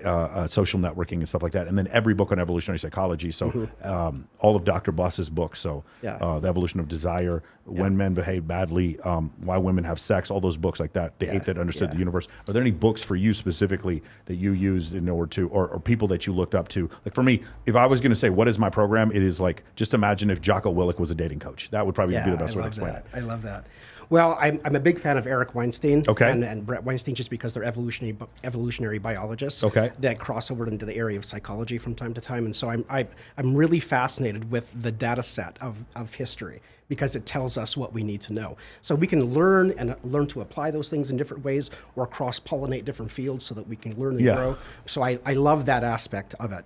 So evidence-based, which I'm tired of self-help coaches that go off their opinion. Exactly. I love these evidence-based ones. And so just for the people that don't understand, evolutionary biology, when you talk about Weinstein or if you talk about Matt Ridley or if you talk about Richard Dawkins, this is the concept of natural selection creating different attributes in your physical body, or what's called the phenotype. Evolutionary psychology is the concept of taking natural selection and applying it to psychology. Personally, this is just me, I think it is the greatest discovery in the last 50 years, period. I think it exceeds relativity. I think it exceeds the invention of the transistor. I think it's right there with antibiotics. It is absolutely one of the most unbelievable discoveries because it creates a testable model of psychology, and when you use it, you always come up with the correct answer. Exactly. What's the best book on this? Evolutionary psychology. The evolutionary psychology. I'm sorry. What is the word I'm looking for, guys? The Dr. Buss's main book. The Evolution of Desire. Sorry. Evolution of Desire, I would say, is #1. But if you want to understand the concept, like the easiest, I would read The Ape That Understood the Universe. The Ape That Understood the Universe, because it's taught from the concept of an alien looking at human beings and understanding the concept of evolutionary psychology. And then the other one I absolutely love is a book called Mate, but that has to do with dating, specifically evolutionary psychology as far as I'm good on that one. Yeah. You're good on that one? I'm good. The other one I would look up is How the Mind Works by Steven Pinker. Yeah. Shout out to you, honey. Yeah. I love you. Yeah, for sure. You're good on that one. Good. Yeah, I'm good on that one. 11 years. But if you want to do evolutionary psychology when it returns to buying power or economics, it's a book called The Parasitic Mind by Gad Saad. Gad Saad is an evolutionary psychologist from Concordia University in Canada, and he has a podcast called The Sad Truth. But he does evolutionary psychology when it comes to like purchasing power. That's his specialty. Yeah, and what's the guy's name that does the hostage negotiations? And he talks about the psychology of having conversations in hostage negotiations. I'm really fascinated by that conversation. You talking about John Douglas? No, it's another guy. He's Black Swan.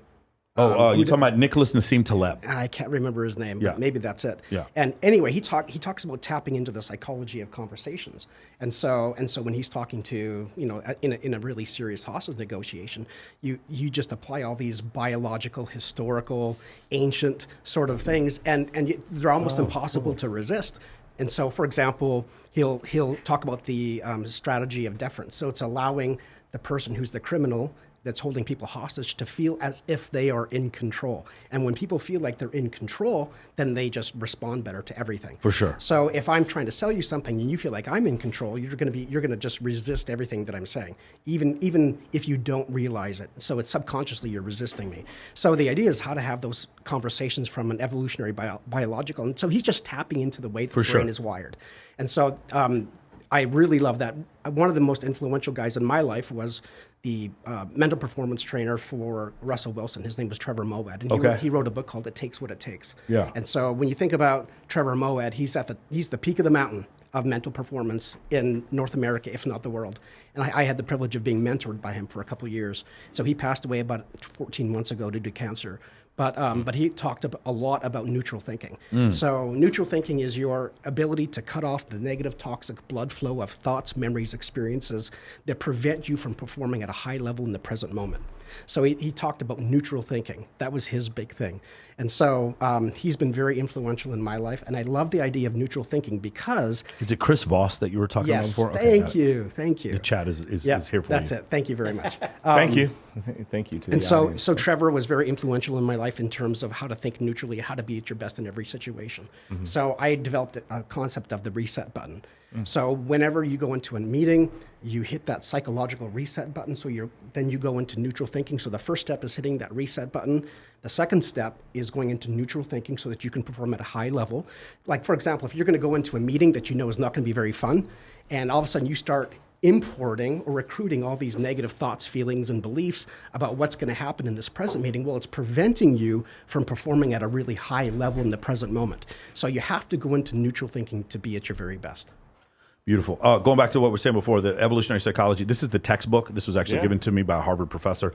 Dr. Buss he runs the. It's got pictures in it too, for which sure. I like, it does. Man. He runs the Buss Lab at UT Austin. This is a $300 textbook. You don't want to buy this. You guys want to go and get the Evolution of Desire, which is the commercial version of this textbook. And there's also audio books on that.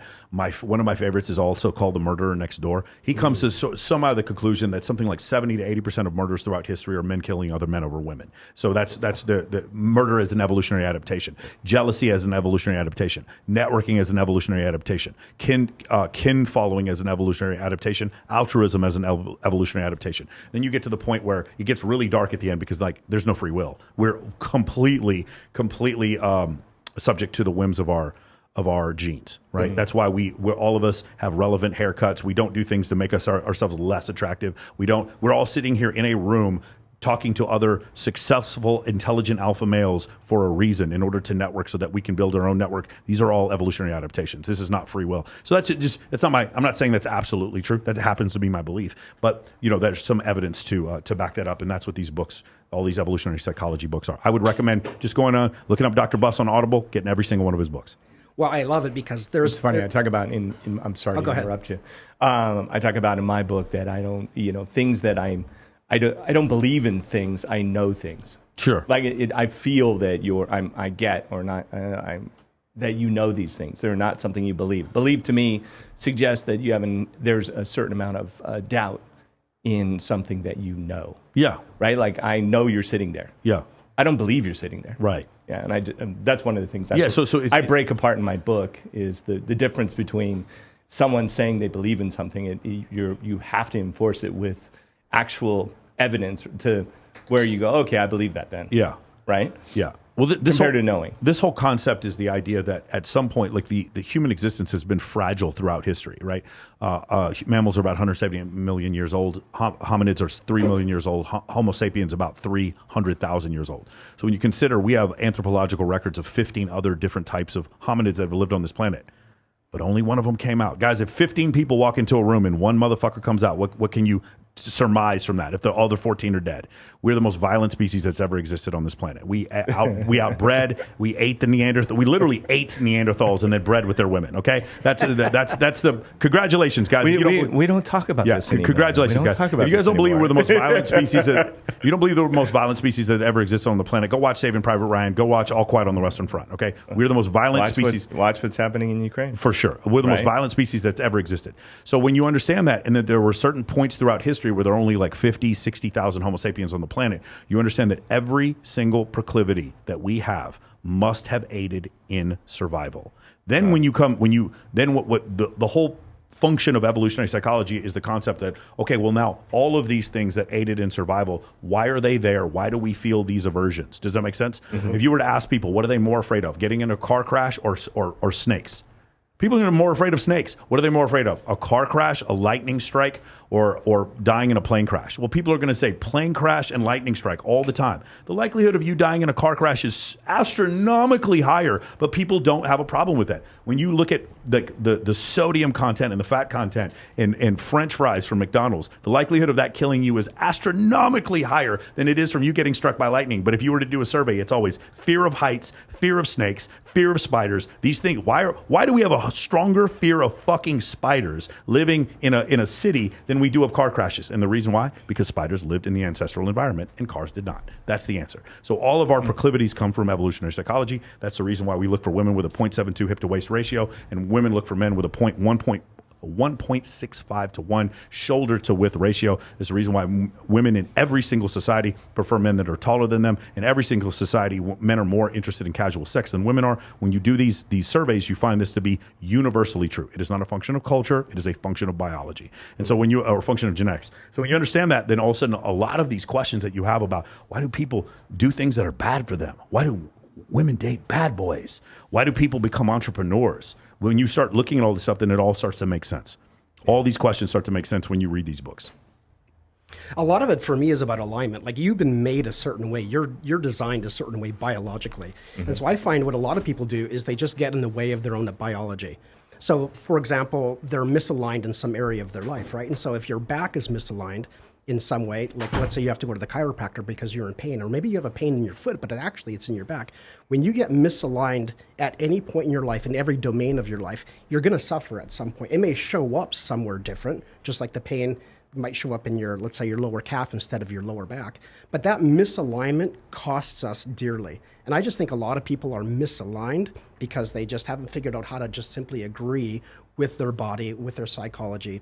And I think when you agree with it and you agree with all those different domains in your life, then everything just goes better. It's like it's very difficult to run when you're in pain, right? And very difficult. Like if you have a problem with your spinal cord and you have to go see a chiropractor and they just haven't quite found the answer, very difficult to run when you've got a pain in your back. Yeah, like almost impossible. You know, it's funny. It's like even in Ironman, so one of the things I really do is take care of my body, right? So during the full Ironman, it could be 14, 15, a bad one, 16 hours of cardio, and all those is I'm really paying attention to not chafing. I've literally ripped open a testicle by, I'm gonna push through this 2 miles before the finish line. And I stuffed ice and just so it would freeze and the bleeding would stop and so I could get through to the end, but I wasn't going to stop after, going that far. But now it's like I'm hypersensitive about making sure that I'm taking care of myself completely. Yes, I'm in a ultimate endurance thing. Yes, I'm going to have 3 days to recover from this. My whole body's going to be inflamed with like a fever and fever blisters and everything. And I know I'm going to be in pain, but I make sure to take care of the vehicle that's getting me to the finish line.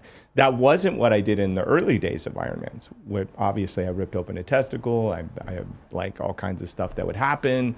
My toes would be bleeding. My nipples would be bleeding, both of them while I'm coming across the finish line. Now I tape them and I'm like wax and all kinds of stuff. The stuff that you see the older guys do in that you run into and you go, oh yeah, it's like he's really taking care of himself, like, boy, just got to muscle through it. Now it's like I'm one of the, Yeah. I should have listened to them the first time. Yeah. Well, everybody has reservoirs of performance that have not been tapped into. Oh, for sure. Right. So you have a next level, whatever that is, whether it's in life or in business or in the different domains of your life, you have next levels and you have reservoirs of performance that just haven't been tapped into yet. And so one of the things that I do is I uncover those areas, but we all have them, right? You can do something better in your life. You can be more focused. You can be more disciplined. You can go to the next level. Yeah, you'd be shocked. If you had to, you could get out and you could run 30 miles right now, but your mind's going to tell you that you can't. Yep. And when you get past 6 miles, 7 mile, your mind is going to tell you. But your body functionally will take you the whole distance, especially if once you get into the, regulating your heart rate, regulating your nutrition, what you've got to eat to keep that going. You learn where your zones are with your heart, and then you go, I could do this forever. Like when I finished the Sacramento Ironman, I was like, if I had to, I could probably go another 10 miles, maybe another 20 miles, and part of the reason I did Ironman is because I thought I couldn't do it. And I thought, well, I don't want to have a thought that I can't do something, so I'm just going to do it. Right. And when I pushed myself through it and listened to my thoughts, but didn't engage with them, there's all kinds of conversations that go on in that 14-hour, 15-hour trip. All that self-talk. And there's a lot of stuff. We had 35-mile-an-hour gust winds and crosswinds at 25 that were coming, and the gusts at 35. And there were people that were getting taken away in ambulances. I saw people riding their bike. They're like bleeding all down. They weren't giving up. And you're just like, yeah, what you think you can do, what you can actually do is so much more. And I see that with people. Yeah. What you can do is unbelievable. Yeah. What people do is depressing. Yeah. Right? So where they give up on themselves, and you're going, I know you got so much more in you. Yeah. So what you think about yourself is 10 times more important than what anybody else thinks about you. Think about that. What you think about yourself is 10 times more important than what anybody else thinks about you. If you verbalize that negative thought, you give it 10 times the power again. So now you have 100 times the power. One negative comment or negative thought that you verbalize has 100 times the power of a positive one. If you tell somebody else your negative thought about yourself, you've given it another 10 times the power. So a negative thought is 10,000 times the power of a positive one. So what you believe about yourself is at the core of all performance. And so what we try and do is we try and raise people's self-belief. So self-belief and confidence are very different. A lot of people just use them interchangeably. They're not the same. Okay, so belief is your ability to convince yourself that you can achieve a certain outcome, right? Do you believe that you can do this? So in some of my work with the Seattle Mariners, Andy McKay is the mental performance coach there, the number one and first thing they teach is, do you believe that if you listen to us, we can make you a better hitter or a better baseball player? Think about that. The very first thing is belief. So if they get a player, and I don't know if anybody can see me on the podcast here, but if you get a bottle and the bottle represents your belief, if your belief at the 10 is at the top and the bottom is a 0, and your self-belief is a 5, no matter what the Seattle Mariners pour into you, they can have world-class training, world-class teaching, but you're going to leak at a 5 because there's going to be a hole at 5. So it's not going to matter what anybody teaches you. You're stuck in your own self-belief or lack thereof. So the idea of raising a person's self-belief is crucial because you had to believe that you could do it. Now, I don't know what kind of gymnastics, mental or psychological I didn't believe I could do it. Okay, right. I absolutely did not believe I could do it. Okay. I thought I was going to die. Yep. So at some point, you started to believe in yourself at some point. But then you began to build confidence. So once you began to prove things to yourself, you actually began to build self-confidence. So belief is usually first, not always, but usually I guess first. I didn't wait till I had to believe. Okay. I didn't wait till I had to believe. My thing is, for example, I talked a lot to entrepreneurs. I've started 32 companies. If I believed those companies were going to succeed, I mean, I did the best. It's like I just do it, right? Just like with the Ironman, I just did it. The conversations were all there. The thoughts were all there. I just listened to them and said, "Thank you for sharing." Right? Thank you for sharing. I own my mind. My mind doesn't own me. Yeah. My mind doesn't tell me what I'm going to do. I tell my mind what it's going to do. I take cold plunges. I take ice baths. And I put it, and I'm like... It's great mental discipline. Yeah, and part of that is not only do I when I go in, now I don't even allow myself the space to say it's cold. My space is, this is the most refreshing, exciting, exhilarating, and going to be healing process that I'm going to do. Yeah. I get in it, and I love it. I'm like there, the first minute, my body is freaking out, and I can hear all my cells going... and then my mind's like, we gotta get out. But I tell it, it's like, because I own my body, I own my mind, I own my emotions, and I'm the one that's I'll use them. My emotions are great. They're a great thing they're indicators. Indicate, right? My thoughts are, thank you, brain. I mean, it eats everything. It's eating everything that you guys are saying and the mic's saying. Like, it eats everything. Thank you. But I'm the filter. Yep. Right? Yep. So, I mean, that's kind of how I look at it. That's a lot about what I talk about in my book, is that just transcendent. I'm above all those things. And I listen to them, but they don't own me. I own them. Yeah. I don't know if that's... I think most people are a slave to their thoughts, and they don't think they have any control over their thoughts. And it's just not true. You do have control over your thoughts. It's a skill. It's a discipline. You have to learn how to think for performance. Well, here's the problem with that. People that think they are their mind, right? When that is even a question of challenge, what happens is the mind fights for survival. Because what we're talking about is the idea that it challenges the mind, which has the control. If you think you are your emotions, then your emotions will control you. Therefore, if you feel something, it's real, even though it might not be real at all. That's right. Right? Yep. So if it's not an indicator, then your emotions will control your life. And if you can't distinguish the two, then you're emotionally controlled by your life. And your life is going to be dictated by your emotions. And there's lots of people, and I have tremendous compassion for people that have literally their emotions are bigger than who they are, bigger than their mind. And people get stuck there. They get stuck in their emotions. They get stuck in their minds. And it's not like I'm immune to it. I was too.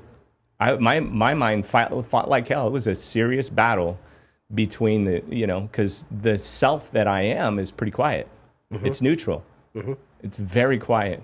It's like that Buddhist nothing. There's nothing. The thing that runs all the stuff is nothing. Yeah. It's that emptiness behind it, and that handles everything else. So I listen to the conversations, and I invite my mind to give me suggestions, but by far I'm not going to allow it to run me. Fascinating. Do I sound a little crazy? Well, I'm not going to be locked up when I get out of here. Someone once told me that you can't keep a bird from landing on your head, but you can keep it from building a nest there. And that's what I think thoughts are like. You can have a thought that comes to you and you're just like, oh, where did that come from? I can't control that. However, you can stop it from building a nest there. Right. And in terms of, let's say, for example, in professional baseball, there's probably an average of about 17 seconds between pitches. And if we can control what a baseball player thinks about in those 17 seconds, they don't have a chance to be negative. They don't have a chance to let all that negativity come in their mind, because we know that negativity really works. 100%. Right. We know that it works. The positivity we know that works as well, or at least being... Well, there's a lot of science behind this as well. I mean, neurons that fire together stay together.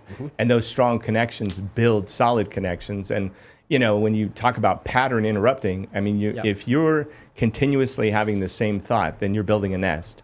And those neurons are firing together. And what's interesting is those neurons find other collaborative ideas to actually connect to those neurons. Yep. So they build a stream that when you have a thought, you go down you ever notice that there's a stream of thought that always seems kind of like when you have this thought, you have the next thought, and you have a whole chain of thoughts? Those are those neurons and that network firing together that you just set it off. I've always wondered, if you could give me your list of words that are buttons to you, so that I can just avoid those, so that I can actually talk to you, rather than that fight that happens when you touch those words. Yeah, it's a really valuable, really important to teach yourself how to think. It's not necessarily what to think, it's how to think. And you can teach yourself how to think for performance. Yeah, the biggest, the one that really got me was Martin Heidegger. He's written about being in the domain of being, which I don't know that anybody else has, but he's one of the best philosophers that I've come across that really gets into that. There's a book called On the Way to Thinking, which is incredible. It really busts apart like thought, you know. But yeah, he's got some incredible stuff. Well, a lot of this performance stuff and being successful, I think, starts with your ability to identify yourself. So a lot of people want to set goals, New Year's resolutions and that kind of thing, but who you are and who you want to be is a far more important question to answer than what do you want to do in 2023. So it's actually an identity issue. In fact, habits and discipline, in my view, is an identity issue. Who do you want to be? So for example, when COVID hit and I was working out at the gym at 4:15 every morning, I get up at 3:45 every morning. I'm just that wired that way. And that's my time that I could have just privately, by myself and try and get into flow state. And so when the gyms closed down, I was like, well, now what am I going to do? It's like, in Seattle, it's January. It's not very cold. Like I'm Canadian, right? So it's like I'm used to like really cold. But so it wasn't that bad. So not like our yeah, not like complaining that. cold. Not like that. Yeah, it's not really cold. So I'm like, well, what am I going to do? So it's like, well, who do I want to be? Do I want to be the kind of guy? So it's an identity issue. Do I want to be the kind of person that it has to be a certain temperature before I go out and do whatever I'm going to do? Does it have to not be raining? Does it or per square foot? Does there have to be a certain amount of raindrops? Who do I want to be is, I think, the primary question. And if I can answer that question, if I want to be like, well, no, that sounds kind of stupid. If I'm the kind of person that if it's 2 degrees cooler, I'm not going to go out and do my thing. So I think that identity issue really leads into the conversation about habits and discipline, but it's who do you want to be? And I think that's the first question to answer. So what are the techniques that you're going to use? Like, for my guys, like I make them play basketball. We beat the shit out of each other. I get on them. There's these big group calls when guys make excuses. We hold each other fucking accountable. There's very actionable steps. One of the things in my program is every 15 minutes you have to leave with an actionable step, and every one of my modules has some actionable step. I want to become this dude who is just not so frail. I'm not so anti-fragile that I don't want to go outside because it's 68 degrees instead of 70. What are Great book, by the way. Which one? Anti-Fragile. Anti-Fragile is terrific, yeah. What are some of the actionable steps that I take to in order to become that type of a person? Well, you have to understand something called progress theory. So progress theory is that idea that you just get a little bit better every day. I don't understand, I'm the 1% better, okay, whatever. But again, the brain doesn't know the difference between 1 inch and 1 mile. So once you start to build the confidence that you can do something and your brain is like, I'm heading in the right direction, let's just keep going. You always have to prove it to yourself. So you have to show that progress. So for example, I live on a really tall hill in Seattle and I go up and down this hill. It's pretty brutal, but I'm going up that hill. And at the beginning of COVID, I said, well, I'm just going to do 10 push-ups. And then the next day I was like, I'm going to do 11. Well, I can do 11. Of course I can do 11, but I could probably do 20, but I'll just stick with 11. The next day I did 12. The next day I did 13. I only on purpose did one at a time. And because I did that, I was up to 330 push-ups by the end of it. And you just don't think you can do it, but you can. And so you get so good at something because of the confidence that you're building, because you're constantly proving it to yourself. You just have to buy into progress theory and you have to be consistent. So I have this thing that I call kind of a propensity for action. And so guys have to take action. So when you talk about what are you going to do about this? How are you going to execute this? What's going to be your response to this? You got to put something into action. You can't just think you know it. That's what people do all the time. They think they know something, but in reality, they don't understand what the word know means, right? So know means to experience something. So in biblical times, they talked about knowing someone is intimately sexually involved with them, right? So you have to understand that experience in what we're talking about is you have to be able to execute something. So I call it Oprah Winfreyism. It's like we can talk about something all day long and then think we know it. No, we actually don't know it. You have to go execute it. So I get frustrated with that. I'm in the YouTube ecosystem, right? Having started 32 companies in 17 industries, been a multimillionaire 4 times, been homeless once, suicidal once, almost took my life in 2000. And I lost $63 million in 2008, went $12.8 million in debt, and just showed up to work every single day. So for me, I think it's even you just do it. Yeah. You just do it. Yeah. is kind of the thing. You just default to action. You is what default want to do. action, absolutely, and massive action. Yeah, and you'll course correct along the way. That's the for thing. sure. Like we have Hey, Say goodbye to everyone. hey, Chris, hold on. Wait, what we're saying, hold on. I'm holding up this oxygenated water that is not flammable. Let me show it real quick. Yeah. Just a Good. Shout out one more time. Tell us about the business. Oxydrate is the name of the product. Oxydrate.com is a website. It's for sale, available there. Yeah. It's fantastic water. Hyperoxygenated. It's got 8 times the oxygen content of typical water. And it's really good for, it's high performance water for high performance people, really. Listen, I feel like I'm performing like a motherfucker right now. I'm love excited it. to drink some more of this water. I love it. There we go. Let's make some TikTok clips There we out of this go, thing. there we go. I'm going to drink all this water. You know what? You know what we're going to do? We're going to break it open. Is that what we're going to do? I'm going to pour this water. When we do a wet t-shirt contest, you want me to pour this water over the contestants? Is that what you said, Austin? I don't know if that's what they want to use the advertisement for this. Sure. Yeah. No, I was saying we can cut to a break though. Get everybody swapped in. Get the fuck That out. sounds like a good I'm break. never though. breaking. I'm never breaking. Yeah, I know. And we're tired of Half it. hours. Let's go. You can't break me. Thank you for having me. Of course, brother. Thank you so much. Awesome. Thanks, Dave. All right, keep going with what you're saying before about the concept. What was it you were just saying? Progress theory. Okay, so we talk about immersion. So immersion theory, right? So the best way to get over your fear of snakes is just go be in a pit full of snakes. For years, these dating coaches, the best way to get over your fear of women, just go up and talk to a bunch of different women, right? I like to say if you can bench press 300 pounds, you can bench press 200 pounds. I like putting people in like chaotic environments. Yep. In the U.S. military, they put you behind a berm and they start firing live bullets over your head. And when you hear those live bullets, you get used to hearing that live fire. I love the idea of just like putting people in this big batch of chaos, having them immerse so that their autonomic nervous system stops firing, their pupils stop dilating every time they walk up to a beautiful woman, or if somebody offers them a big deal, or if something tragic happens in your life, you start getting used to it. David Goggins, he likes to use the word, he says the word Roger. He goes, oh man, you just lost a bunch of money. Roger. Hey, you know what? Your son just got accepted into Harvard. Roger. What's his name? Jocko Willink, he likes to use the term good. He's like, hey man, you know what? The deal fell through. Good. Hey man, guess what? Your crypto just 20x. Good. No matter what it is, you're anti-fragile. These are anti-fragile terms that give you the ability to maintain composure no matter what happens. Because I'm telling you, man, you got to not read your own press clippings. Yeah. I appreciate. By the way, first of all, shout out to all the people who come up to me on the street and compliment the podcast. I love it. Thank you so much. At the same time, I am nowhere near as big as Impulsive. I'm nowhere as big as No Jumper. I'm nowhere near as big as a fucking shout out to Pillow Talk, Ryan Powell. We're going to do a collab together. I'm nowhere near as big as Joe Rogan. I know these things. I know what my place is, but it's like, hey, I did a really good job. We gained a bunch of followers. Good. Roger. Yeah. You don't start getting into this manic depressive belief that when you make money, now I'm happy, and when you lose money, now I'm sad. Yeah. I don't know if you've ever listened to Dr. Andrew Huberman. Of course, all the time. He's amazing, like top notch for me. And he talks about there's a lot of different ways to overcome fears or find out why people get stuck.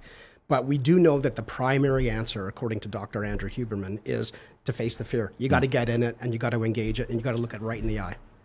Yeah. For sure. One of the things I love about our society, not love it, but it kind of exposes our society. There should be, Dr. Huberman has an evidence-based podcast. His podcast, in every one of them, there's incredible knowledge in them. And in every podcast, he is a professor of neurobiology at Stanford, I believe. Mm-hmm. And yet Logan Paul has more people watch him on his podcast. And shout out to Logan Paul. I've met him. He's a very nice guy. But he provides you, he wants you to walk around and go dab, dab, dab, dab, dab. And he wants you to just be entertained and just look around. He doesn't he's not telling men to go do better for themselves. Mm-hmm. Huberman is, and he's doing it in a scientific, evidence-based way. And he has far fewer views. Yeah. Know that. Yeah. You want to talk about why guys get in the top 20% and guys don't get in the top 20%? Because they picked Huberman. That's why they get in the top 20%. It's fun to be entertained, right? It is. I totally understand that. But I think it says a ton about society that Lex Friedman and Andrew Huberman have fewer views than, than impulsive and fucking the Nelk Boys. Now, again, I love those podcasts. The one they did with O.J. Simpson the other day was flawless. It was incredible. But the reality of the situation is we don't really want to learn. We just want to sit back and be entertained. And if you want to do that, that's how you end up in that bottom 80%. And it's not a bad existence. You still got antibiotics. You still get to eat 3 times a fucking day. It's, you know what I'm saying? You get to settle for one girl who makes you unhappy. It's fine. Life isn't that bad in that bottom 80%. But if you don't want to be in the bottom 80%, there's these people out there that want to teach you. Do you want to listen to them or not? That's the thing. And the things they have to tell you, they're fucking boring. Yeah. They're so boring. Dude, when Alex Hormozy, he goes off and he says, there's just more. There's just try harder. There are no shortcuts. There's just stay up late and work harder. There's just complete the task. That's all there is. There is no fucking shortcut. When he tells you, it's so boring. Yeah. No, man, I want to watch prank videos on YouTube. I don't want to listen to this, that I have to read all these books. Oh, and Michael Sartain starts talking about listening to audiobooks at double speed. Fuck that. That's so boring. I want to play Fortnite. Fuck this. And that's the problem. So you have to ask yourself, do you want to be in that bottom 80%? Or do you want to be in the top 20%? If you want to be in the top 20%, man, it's going to suck for a while. Yeah. It's going to be very uncomfortable. That's what I call the illusion of choice. Okay, so if you want to be bad at something, do nothing. Okay, if you want to be average at something, okay, so you have a lot of choices if you want to be average. If you want to be really good at something, you have fewer choices. If you want to be excellent at something, you only have 2 or 3 choices. But if you want to be elite at something, you want to be at the top of your game, you have no choice. There are certain things that you need to do, certain ways that you need to think, certain actions that you need to participate in, certain behaviors. And actually, it's really kind of relieving when you remove a lot of choices in your life. So if you want to be elite, you just got to remove choices. And most people want the outcome, they want the reward, but they don't want to eliminate the choices because we all think, well, I got to keep all my doors open. Keeping all your doors open is a recipe for disaster. You cannot do that. You really have to hone in on something, at least in terms of your mindset, that you're going to succeed at something and you're going to do it and you're going to pay the price. But most people don't want to pay the price. Beautiful. We got 2 new guests in here. You guys want to introduce yourselves? Sure. My name's Antonio Brass, one of the co-founders and CEO for Blockquake, out here in Vegas from New York City. Beautiful. Yeah. My name is Chadaru Anderson. Hello, everybody. I am an investor and advisor to Blockquake. I also have a AI research company called Imperium AI, and we're building a new social media platform called AIXU. Happy to be here for CES and the Crypto Dinner Club. Nice, man. Yeah, we're going to have dinner later. And these people have money. They're getting us dinner. It's so awesome. Sponsored by Blockquake. Sponsored by Blockquake. Yep. Blockquake has money. Oh, they got money. And we're looking for more. If people want to invest. Yeah, that's what I said. When I went to do Valuetainment out in Fort Lauderdale, I was like, God, they sent a car for me. These people are professional. It's incredible, man. So can you talk about Blockquake? What is it that you guys do? I've interviewed, I believe, both of you before. Can you guys describe Blockquake? Sure, yeah. So, we're a fintech company. We're looking to launch our own crypto exchange shortly, and that's tip of the iceberg. We want to get into other things, including banking, NFT marketplace, derivatives platform, but just focused on raising some final capital, getting the crypto exchange launched. Obviously, there's been a lot of shit in the news, and we've been talking about this stuff for 2 years that this stuff was going to happen, and we were already the crash was going to happen. Yeah, the FTX bullshit, all of that stuff. For sure. We were always planning that you have to have risk management in place. So ever since it happened, we've been having better conversations with people around bringing something out that actually takes care of customers. Can I make an observation coming from traditional finance, right? So same. You guys, I'm an options trader. Tom Sosnoff, the great Tom Sosnoff, was the guy who taught me how to trade. And I work for a small fund right now. I work for Continental Financial Capital as an analyst. One of the things I'll tell you guys is that the audience that was initially bringing crypto to us was not doing you any favors because they had neck tattoos and 2 felonies and a rented Lambo and a fucking 30-second ad on Facebook with a fake paddock, and they were telling the crypto bros and the Lamborghini what's it called, index, the whole When Moon crowd. You understand? You understand? For sure. But like that was the loudest crowd, and when you talk to people, and then the other part was the burnout kid who comes home for Thanksgiving.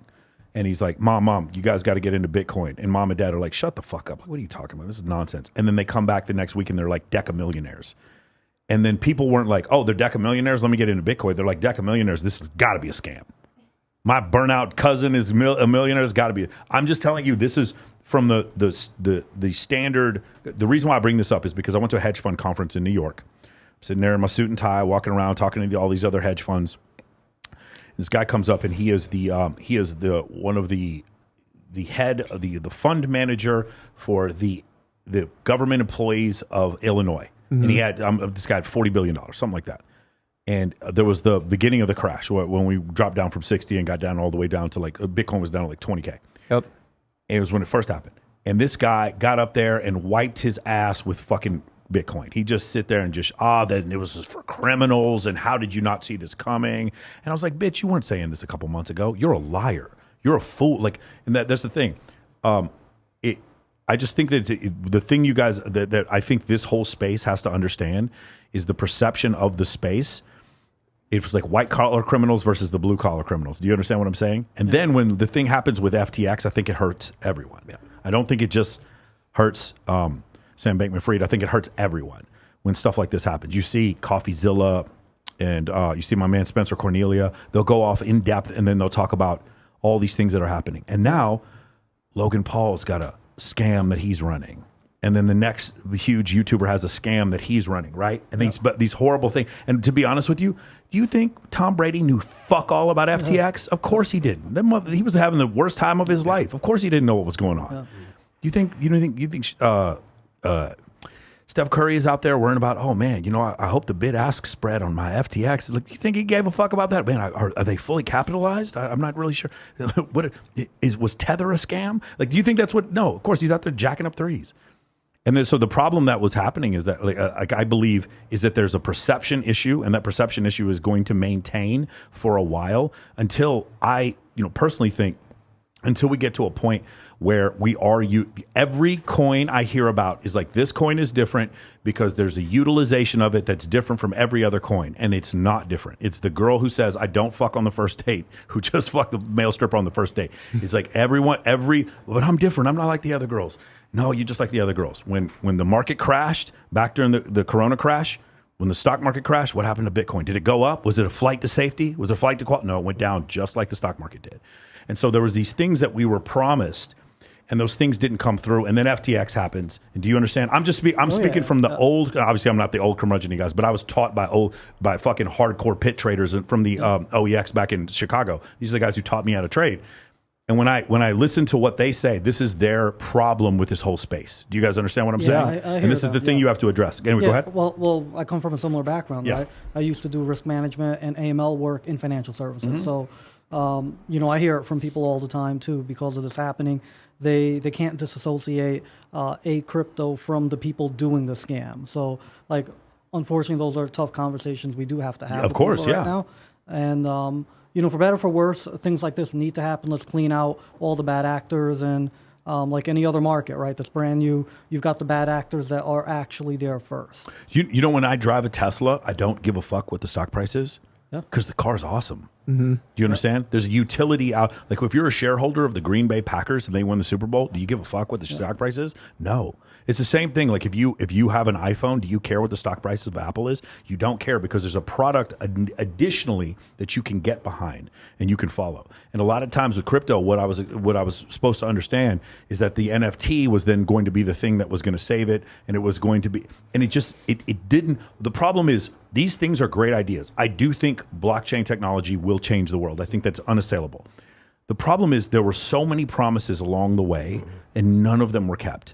And so many people ran away with the money. And oh my God, man, I was just, listening to Lana Rhoades just sit there and complain wholeheartedly about how porn ruined her life. Shout out to the AVN this week. And then start her own crypto, start her own NFT, and then run away with the money when people started being mean to her on social media. And these are your peers, regardless of what you think about how shitty she is. These are the peers that you have to deal with in this space.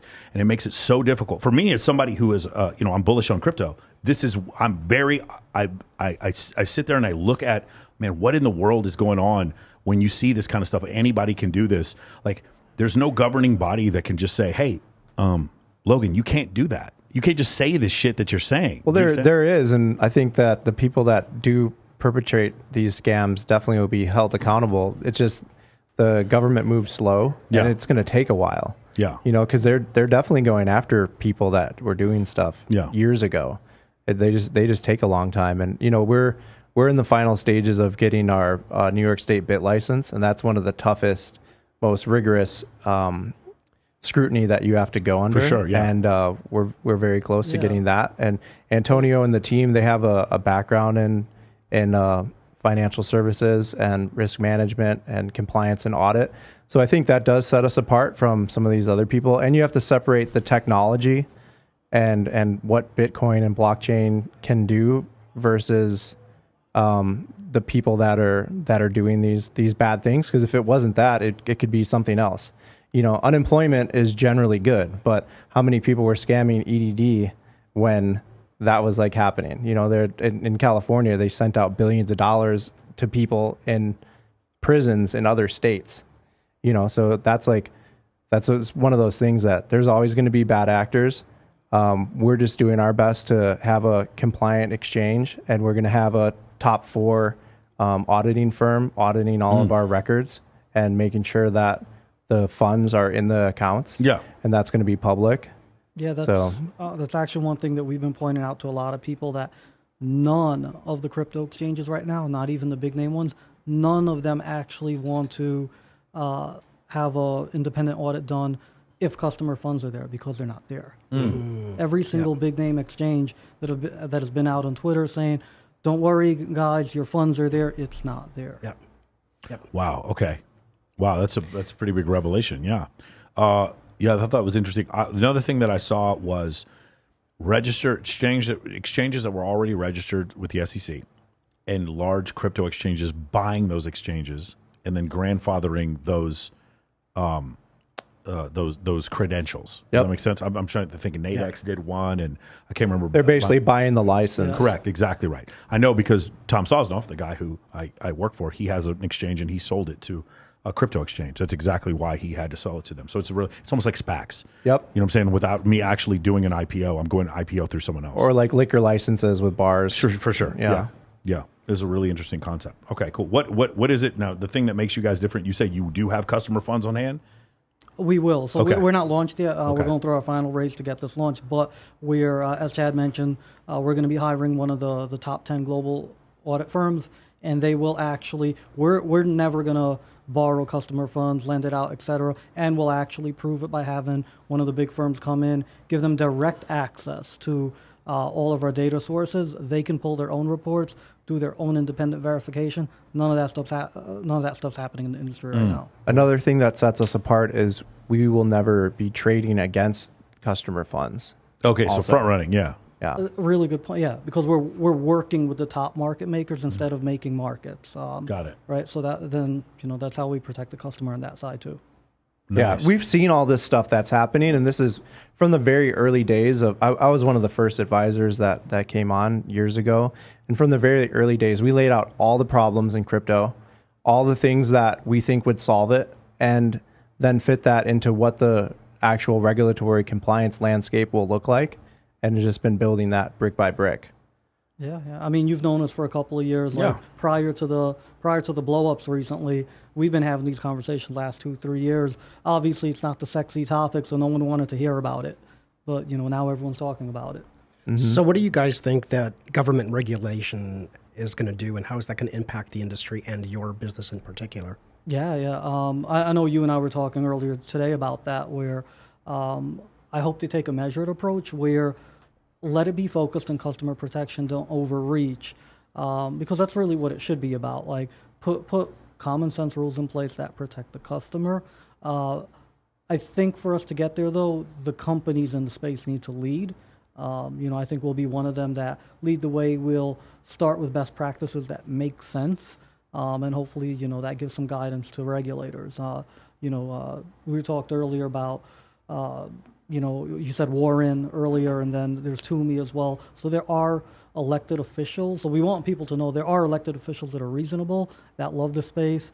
They're cheerleaders and fans of this, and they want us to get there. But they barely know the language. Yeah, they barely understand the concepts. There's some. Like, I have a friend in Congress, Warren Davidson, and he's from the 8th District of Ohio. And I met him at Consensus, the big conference. This was in New York a few years ago. and he understands it. He speaks at panels and different conferences, and he has a good understanding of everything that's happening. Mm-hmm. Yeah, and I think part of it too is we in the industry, we need to call out what doesn't work either, right? Just can't be blind cheerleaders to everything, and that's what we try to do. Like, hey, this is going to work, this isn't, and just be transparent with people. Well, I think there's a trust issue, right? Yeah. Because a lot of these companies, like I'm not going to mention any names or companies, but they're bold-faced lying to us, right? About FTX. Well, there you go. So these guys are telling us one thing but doing another and can't prove it. Tell me what value an external audit is. Yeah, so I'll take a step back and first say you need to work with a legitimate firm, right? Obviously, FTX and some of the other ones, they had an audit firm that we've never heard of before, right? So like a lot of these shops, they hire some small firm or mid-sized firm that they could pay off essentially to just say what they want them to say. I think that you need a reputable firm where they don't need your business, and they're going to tell you like it has to be done this way. Name names. Audit firms? Yeah. So like a Grant Thornton, a Ernst & Young. Shout out to Grant Thornton, Ernst & Young. PwC, Deloitte & Touche. There's essentially like the top 10 that are out there, KPMG. These are firms that they do multi-billion a year in revenue. We're tagging the fuck out of those names. Yeah. But not just in the crypto space, they're in other spaces as well. Yeah. Yes. And they're working with Fortune 100 companies. Yeah, so right. it's like we want to be like we're positioning ourselves to be in a really great space. Over the next 10 years, you'll see Blockquake as a leading crypto company. I mean, our goal overall is to be like kind of like the Amazon of crypto. The next 10 days. Yeah. Hey, I mean, we have a great dinner with the Crypto Dinner Club, and got some investors invited. So hopefully we can make some progress in the next 10 days. Speaking of which, you're raising money right now, aren't you? We are raising money, yes. Talk about that. So we are, we're in the final stages of building the platform. We need to raise some final capital. So obviously, you're doing a great job introducing us to folks, and we're also doing some crowdfunding campaigns as well. So we fund it, right? So how's that doing? 2 million, right? Over 2 million out of the. How many investors? Hundreds, a couple hundred to a couple thousand. So when you get hundreds of investors, I think of those as vested cheerleaders. Those are your social media geniuses. You know why? Because when you get 100 people or 500 people to invest in your project, they're saying, you know what? I'm going to put my money where my mouth is. Yeah. I'm going to back this guy. Now, let me tell you something. I got to tell you something.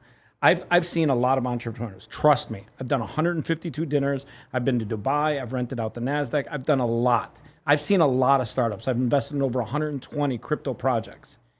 This motherfucker, he's up at 2, 3, 4, 5 in the morning, probably even 6 in the morning, East Coast time.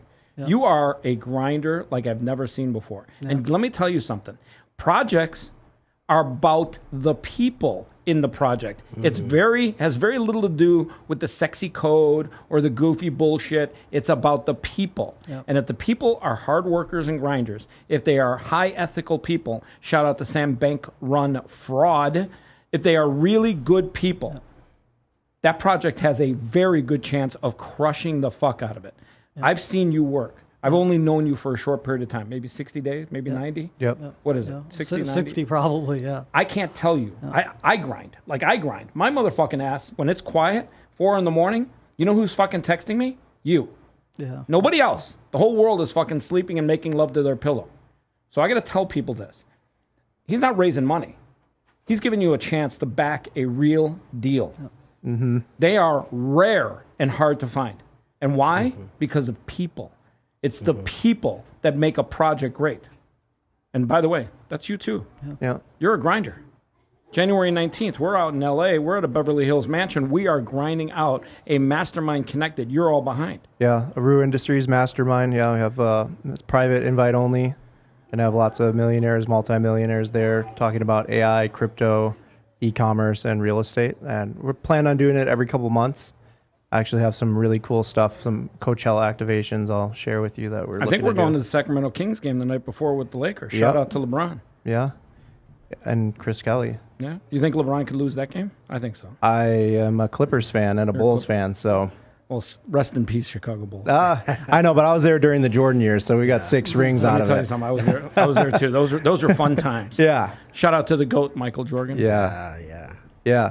No, So- but I just so wanted let- to share one thing because ahead. I've been working with Antonio for years, and I share your sentiment. You know, my buddy Dan Fleischman has said you bet on the jockey, not the horse. Yeah. And you know, obviously crypto and an exchange. Shout and out to Dan Fleischman. Yeah, Where all- are you, Dan? You should be here right now.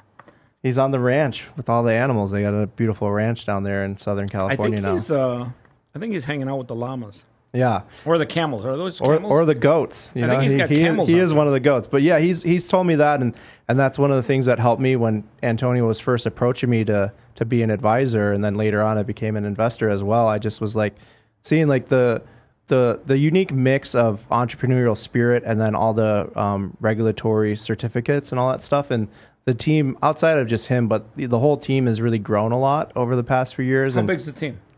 We've got between LA and New York, maybe 15 to 20 people. And then Shout we've out some got, names. So there's my brother Samuel Brass on Shout the out team. Samuel. There's Randy Shurkishin on the team. There's Kyle Driscoll, Renee Kissinger. Shout out Renee. I talked to Renee Yeah, the you other day. spoke to didn't we? Renee. Yeah, Stuart Kwan that's been on some of the email chains. Stuart. Sam?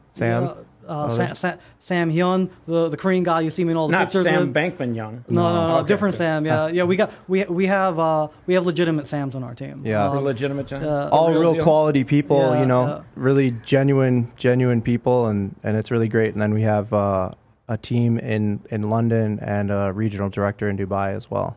Shout out to Dubai. Yeah. I call these people load-bearing people, right? It's just not you guys carrying the load, but everyone's carrying the load. Yeah, and they have specific stuff that they're really, really good at. You know, I know. Also shout out to our LA team. You know, we've got Chad, we've got Danielle, Marcel, a couple other people out in LA. Danielle, is that Danielle? No, this is Paris. She's in the Vegas team. Paris, get over here, Paris. Come here. Come on. Let them say hi to you. What's up? Hello, Here. hello. There she is. There she is. There she Hello, is. guys. It's a pleasure being here with all these great gentlemen, smart gentlemen. Paris is there, everybody. Let her sit. And yes. Paris, grab a seat. Come on. Cool. Oh Thank my you. God. All right. So listen, if you're going to raise money, Yeah. you got to find great people before you find great projects. And I, for one, am telling people, everyone that'll listen, you are a great leader. You know how to grind, and you absolutely are not going to fail because you didn't outwork everyone else around you. So at the end of the day, you just got to find the guy that won't fucking quit. Yeah. And you're that guy. Yeah, there's no quit. And Speaking then, about a guy that won't fucking quit, I'm going to bring Michael back. yeah, I was. No. Nice. Ladies and gentlemen, Michael Sartain. Dun, dun, Yeah. dun. He's saying no? No? So we're going to do it from here. All right. Alrighty. Cue the applause. I can tell you officially that oxygenated water makes you pee a lot. Oh, yeah. I can tell you unequivocally that is the case. Oxygenated urine. Cool. Yeah. Okay. What are we talking about now? Whether or not Andrew Tate is guilty? Have we got to that yet? No. We were, Chris was mentioning I have a mastermind coming up. Okay. January 19th at a mansion in Beverly Hills, the Aru Industries Mastermind. We're going to be talking crypto, AI, and e-commerce, real estate, kind of how all those things are converging. Beautiful. Hopefully we can get Antonio out there on the panel, kind of working come out on there. that. If you want to come, Michael, you're invited What as well. day is this? January 19th. I might Thursday. Be, what city? Beverly Hills. Beverly Hills. Okay, possibly. Beautiful house on top of Mulholland. Okay. Yeah, really great. Nice. It's going to be awesome. Okay. And then he was singing Antonio's praising for being one of the hardest working guys in crypto. I mean, at the end of the day, I mean, we all do what we do because we care about people. Yeah. Right. And that's really what it is. We're out there trying to just make a difference, whatever industry we're in. Beautiful. Awesome, man. Shout out to Ballot Brand, who's got a super chat on here. Also a super chat from Gridiron Junkies. I'm going to be a guest on Gridiron Junkies on Friday. I'm doing my first football show. I've always wanted to do a show on football. Nice. So I'm excited. Are you coming on Monday? On what? On Bizarre Junkies? We can talk about the moon and everything. Yeah, just invite me, bro. There you go. There's your invitation, Michael. I told John you guys can whore me out to any show you want. I will literally do any show you want.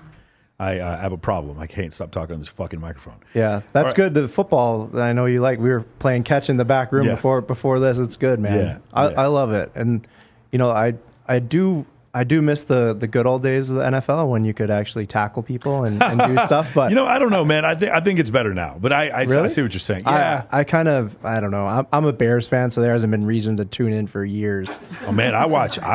Right? Yeah, everyone's laughing. It's Justin like Fields, bro. That dude is fast as shit. I love watching the Bears play. what's their record? I mean, they're garbage. Exactly, They're 3-11, yeah. but like, I mean, they're exciting to watch. Like, I love watching them now. But yeah, I mean, listen, you can't just keep hurting quarterbacks. Like, dude. I mean, you remember when Anthony Barr fell on Aaron Rodgers, broke his collarbone. It was completely avoidable, right? And when he does that, the whole league suffers because Aaron Rodgers broke his collarbone during his prime. You understand what I'm saying? So I totally understand where it comes from. It does kind of suck in college football. It's really overly penalizes defensive backs for that targeting rule. You know what I'm saying? They get you for targeting, and now the guy's kicked out of the game. That's a big, big deal, right? So yeah, it's interesting. I mean, it's an interesting dichotomy. But one of the things I do appreciate is like the strategy in sports and how it applies to everything else in business. Every team starts passing, and now teams start running the ball again. It's the same kind of situation where we had a discussion earlier about artificial intelligence. Yep. If everyone is combating their IA with it, like I'm firm A and you're firm B, and we both have our AI and we're competing with each other. At some point, if somebody steps in and acts irrationally, they have like an advantage. If you have two artificial intelligence that are only programmed to take rational decisions, eventually you can beat them. It's just like when you have a chess master beating the Big Blue like a computer. Yeah. That's essentially what happens is you make an irrational decision, and the irrational decision throws them off. Well, they did that actually. I believe it's called Alpha 1, where they made a chess program, but they didn't program it with any human behavior. It just told it the rules. So it was doing a lot of irrational moves, sacrificing the queen, other key pieces.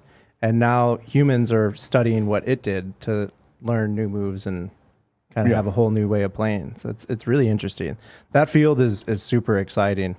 Yeah, when you think about the concept of intelligence only existing in the human mind up until like the advent of the transistors in like 1957, now all of a sudden once we can put an intelligence inside of a machine, now it's limitless, right? That intelligence can go as far and as fast as we possibly want, and then we get to the point of machine learning, which is what we confuse artificial intelligence for. We're just talking about machine learning, like Google is machine learning, or the fact that your Tesla starts to understand certain proclivities you have, or your iPhone which is clearly listening to you. Hey, what's going on, Steve Jobs? What's going on, Tim Cook?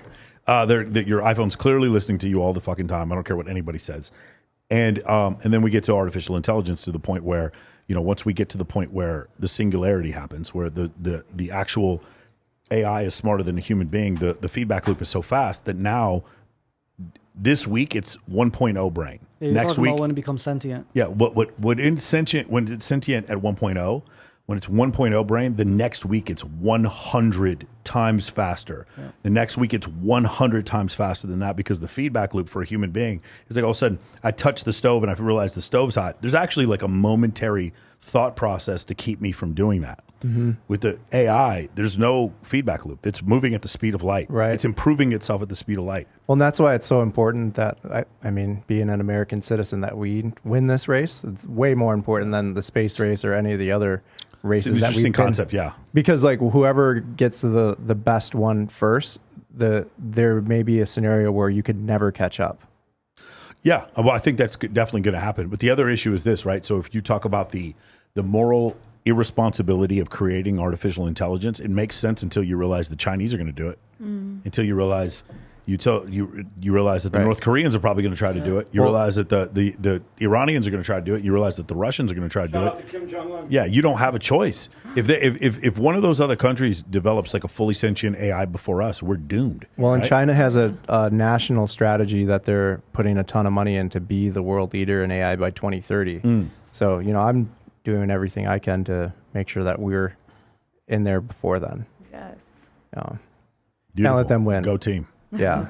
Delete your TikTok, folks. I know you're getting the views, but How else am I gonna? You have to do it the old-fashioned way. What's going on? Okay, cool. Awesome. All right, thank you, Mike. If people want to check us out, it's wefunder.com/blockquake.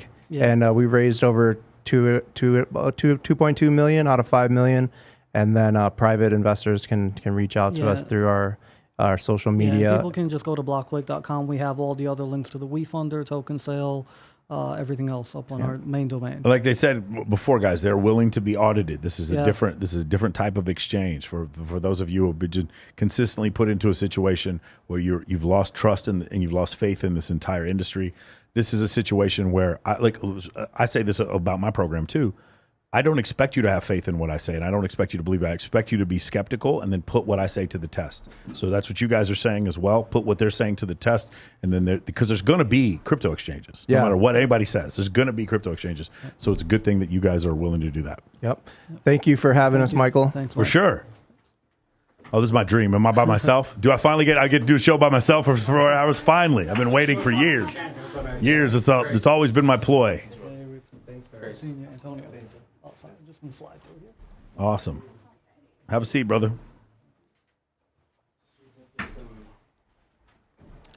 Wait, how late are we going, Crystal? 10 p.m.? You are. Yeah? I got dinner at 5. You coming? Yeah, for sure. I told you. Can I bring a date? Huh? Can I bring a date? Don't you normally go with like 10? She's pretty cute. This one won't allow the other 9. Really? Yeah. How the fuck I mean, we did can she do have that? a discussion about that if you want. How the fuck did she do that? Bro, when you meet her, you'll be like, oh, okay, I get it. Wow. I mean, every video, like I do the video count. There's Mike. There's 1, 2, 3. The only time. Okay, so I got to tell you a quick story. Mike Sartain was at an event with Dan Fleischman. So in the green room where they're getting ready to go on stage, I see this motherfucker again. But I saw him a long time ago because Dan Bilzerian had a birthday party over Resorts World. And I'm stuck in the back of like 14 rows of hot women. But I see him like the whole time in front of me. And like I literally could have tapped him on the shoulder. So when he gets a break, I'm just going to say hi to him. Because I know him. I know him from the show and stuff. Motherfucker left somewhere throughout the night. I think he like got on his hands and knees and just crawled out of the fucking place. And I'm like, of all the people I wanted to say hi to, I'm like, I should have fucking tapped him on the shoulder. So I haven't seen him since, but I've seen his podcast. I've seen him on Instagram. And I'm like, fuck, I know. One of these days I'm going to say hi to the guy. We're in the green room. I'm like, fuck it. I see it. Right away, walk up to him. Listen. I don't care who the fuck you are. I know who you are. You got to know who I am. And now we're just connected. Sometimes you just got to go up to people and connect. Kind of like how I did with you and Zion. Yeah, no, you did. I fondly recall that memory of you coming up to us and just demanding things in the best way possible. Belly button to the table. Yeah, so you're going to move to your right a little bit more. Keep going to your right. Keep going to your right. Can we pull up his camera? There we go. Keep moving to your right just a little bit more. A little bit more. Bang, you're right there in the middle. There you go. Okay. What's the N? What's that? What's the N? Namais. It's my friend's clothing brand. There we go. Shout out to Namais. So, talk a little bit about something that you just did that I just cannot fucking believe. And by the way, Michael, this is going to be in your sweet spot. Okay. You just watched a guy win a professional fight, MMA fight, who was born without legs. Correct. I mean, I was part of the experience and journey of helping him make that a reality. Zion Clark, by the way. Yeah, Zion Clark, who I manage, mentor. I mean, I live with him. I play a big brother role to him. I'm a support system to him. You're a mindset coach. You get his mind right. Yeah. Try to keep his mind right. And shout out to Zion. Shout out to Big Z. Yeah, I mean, he's a one-on-one, unique human that has defied every obstacle that's been in his way from, a lifelong life of adversity. Spent 17 years in the foster care system, bounced around home to home. I mean, abuse and neglect he suffered the fact he's still here today is a miracle in itself. Yeah, if you guys want to check that out. So Zion Clark, he was, put up for adoption by his mother. He was in the foster care system for a long time. This is one of the reasons why the main charity that he looks after is trying to fix the foster care system, specifically back in Ohio. If you guys want to look, it's really unbelievable. He was born with it's caudal regression syndrome, where his lower body just did not form. So it has to do with formation of the lower part of the sacrum and the lower part of the spine. And because that didn't happen, his lower body didn't form. Well, what's happened is, you have to think about it. He starts wrestling when he's in high school. First off, he eventually meets his foster mother that he considers his mother now, which took a long time. He was with foster families that had been starving him at some point. It was a really, really ugly situation. Then he ends up wrestling, and he wasn't good at it. Obviously, not having a lower body would be a pretty massive disadvantage. But then he figures out a way, a move called a tilt. And I wanted to ask him about this because I was a high school wrestler, where he starts tapping people out. Like he starts pinning people, as a wrestler. You guys should look online. And at one point he wins like 18 matches in a row. It's a really incredible inspirational story. And then he had his first MMA fight the other day. And one of the things you realize is that like because of the weight class that he fights in, his arms are bigger than the What other was guy. the weight class? 105, is that right? 115. 115. His arms are bigger than the other guy's arms and legs combined, right? Because he has he can jump off of his arms. It's really incredible. Didn't he set a world? He's a Guinness World Record holder, highest box jump on his hands. Yes, and he also has the Guinness World Record for running the fastest on his hands as well. And the most push-ups. He did the most diamond push-ups in 3 minutes out of any human. He did 248 diamond push-ups in 3 minutes. He did 202 straight. I was there witnessing. Seriously, what the fuck? Witnessing 202 diamond push-ups straight In without 3 stopping. minutes. Yeah, it's incredible. His ability to climb. To break it down, 3 minutes is 180 seconds. He was doing more than a push-up a second. A second. Yeah. So the other thing that just makes this so incredibly, fantastic is that he's able to do this. And when I had Nick Santonastasso on here, and He's when a good friend of mine. Yeah, for sure. Nick is terrific. When I had Nick on, and then when you see the situation with Zion, me as a performance coach, whenever I hear my clients bitching and moaning, like Zion destroys anyone's excuses. On his back, he has a tattoo that says "No excuses" on it.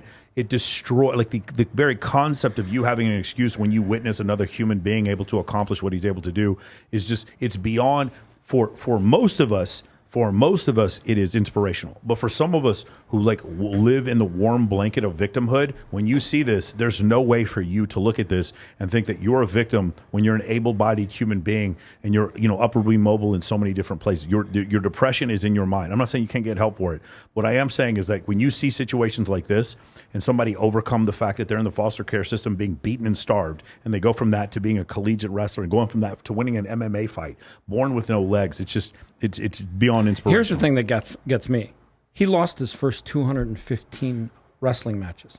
Yeah, he lost his first 215 before he ever won one. Yeah. So think about that. How many people quit after 2, 3 losses, 4, 5? By the way, shout out to the Chicago Bears who've lost 9 games in a row. Yeah, shout out to the Bears. God, you guys should quit football. Hey, you know what? Maybe you should have drafted that Patrick Mahomes guy instead of. Oh, yeah, maybe. Sorry. Does that burn? My bad. Oh, that's gotta hurt. Hey, Mitch Trubisky, how'd that work out? Yeah, it's working out well for the Pittsburgh Steelers. All right. Anyway, so going back to what you were saying before, yeah, I mean, it's just to lose that many and then to get on a roll. That's the part I didn't understand is that when he started winning, and I actually want to see. I'm going to go back and I watched the MMA fight. It made sense to me when at first, I just want you guys to consider this. An individual with no legs, you guys can look up the video on YouTube. An individual with no legs who is fighting someone who is able-bodied, who's standing in front of them. He's like propping himself up on one of his palms and swinging with the other one. When the guy comes in, he goes in and he goes into the clinch. But his clinch has got to be the strongest fucking clinch for boa constrictor for a 115-pound human being. He's got to have the strongest clinch on the planet in order for him to do that. He's getting in some kidney punches, and then he wins on points after 3 rounds. I believe he wins 27-30 or something like that. So he won all 3 rounds. Just an incredible situation for him to win his first MMA I fight. equate to what he did to basically getting a boa constrictor in the octagon and having the boa constrictor. Because really, once he gets the guy, that's literally, he's got to hold his legs. Yeah. He's got to be that boa constrictor and literally inflict pain. Yeah. And that's literally all he has is the ability to inflict pain with his grip. Yeah. Well, his grip strength is absolutely wild. Insane. When he shakes your hand, you just, right away, the most common comment, people are like, damn, you got a grip on you. And it's obviously he walks on his hands all day. Naturally, he's developed strength in his triceps, shoulders, and hands at he benches 315. He weighs 95 to 100 pounds. Yeah. And without leg drive. That in itself, I mean, that's a Guinness World Record in itself if we bring Guinness in and, in some sense. He's a self-taught musician, plays 6 instruments. His ability to do things it's pretty wild. When you're with him, are there any celebrities or athletes that he's met or you guys have met together where you're like, wow, I can't believe this is happening?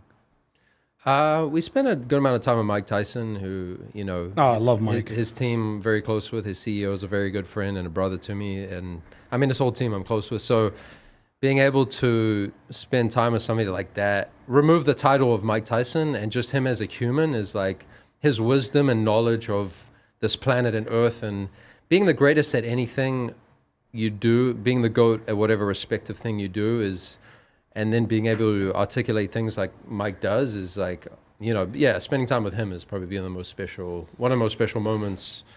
Got Zion on his podcast, and then just being able to like learn from people. I love learning. Well, I mean, Conor McGregor and Joe Rogan have both made comments about the whole situation, about how inspirational it was for them. Yeah, which is huge. I mean, Conor, retweeted his stuff, and now I've been speaking to him. Zion's been speaking to him through Instagram and stuff. They connected, and then I know Joe's booking agent Matt Stagg pretty well, so I've been in touch with him the last few months about getting Zion and Joe Rogan together, which would be now organically it's kind of evolving and happening just by him being spoken about by them. Beautiful. What do you guys have planned for the future? I mean, just kind of, my goal is always with Zion is to like build his ideal life for someone that's been through so much struggle and adversity.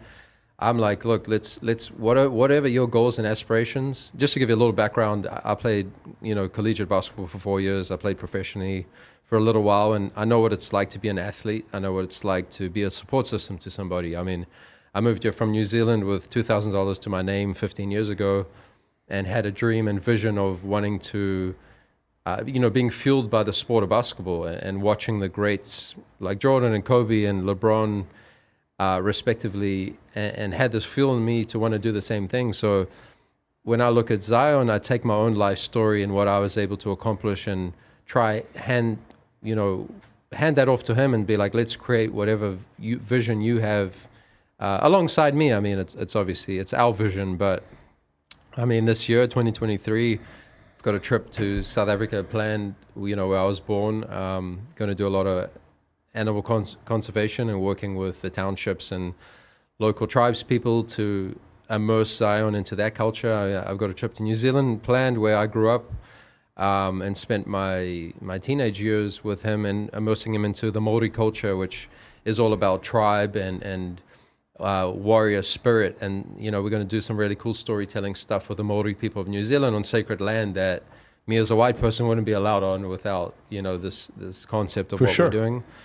You got a book coming out, don't you? Zion, Why Can't I? Zion has we have two books. Why Can't I is the community we're building to show people that the impossible is possible, and to really take Zion's story and impact and use it to uplift one another and immerse this community and culture of people that are high vibing and want to be better people on this planet. And I think that's the most positive thing we're doing going into the new year is building this community, and people love to conform to things, so we can do something that uplifts spirits and helps people through their mental struggles. Everybody deals with shit. That's just a reality of life. And if we can bring people together and uplift them, then, we're online with our purpose. Hey, Craig, talk about Qatar, the trip that you guys recently took to the World Cup, and the prince's son or cousin? The king's kids. Talk about the kid that Zion did the push-ups with. Oh, Ghanim. Ghanim did the opening ceremony with Morgan Freeman. So I connected with him about a year ago, and then realized he was from Doha, Qatar, or just outside of there. And he's a huge inspiration himself, and we're able to spend time with him and his twin brother. And yeah, the video that went viral of Zion doing... Did you see it? No. Tell him about the guy. So the guy, Ghanim, has caudal regression syndrome too, a little bit more severe than Zion. He has a catheter and stuff, and, is managed by his twin brother. They're only 21 years old, but... biggest spirit, most pure soul I've ever met. Like his smile and energy on his face, it's crazy. Anyway, we get to spend some time and connect with him, and then him and Zion form a bond as well and connect, and then he jumps on Zion's back, and Zion starts repping out a bunch of push-ups. I did see that, yeah. You did? Okay. So that guy's a special dude as well. He's one of the official sponsors of the FIFA World Cup, and yeah, he did the opening ceremony with Morgan Freeman, and we did a lot of work there shedding light on disability awareness and advocacy around that. I had Zion do some big media stuff with that's him. Yep. Okay, I've seen that. Yeah, incredible. I mean, think about that. That's like just amazing. Like there's these two human beings separated by miles and miles and miles on the different sides of the planet, and they're both basically and I've met Zion, but I haven't met this guy. But I can believe in my heart of hearts that they're both the same type of spirit animal. And literally, when you meet Zion, the one thing that overwhelmed me is here's a guy that has every reason in the world to give up and quit, and he is the most inspirational, positive, beaming human being. He's an electric human being. I'll tell you what I thought was crazy is watching all his interviews. He was talking about dealing with haters, and I was like, "How in the blue fuck is that happening?" Does he ever have to deal with that on social media? Yeah, I mean, I run a lot of his social to keep him not distracted by But yeah, I think here's the thing: anytime you're doing something in this world, people are going to try to tear you down. What on earth would they be saying? Well, they're like, people will laugh at him like, yeah, it was, the fight was rigged, or, the bullshit behind it, whatever it is, people will find any reason. I always say this, same way people question their own ability, they're going to question your ability to succeed, sure. Right? Because they question themselves every day. You look in the mirror like, I'm not capable of doing this. And if that's your mindset, you're going to tear down those around you too, or those that are accomplishing life.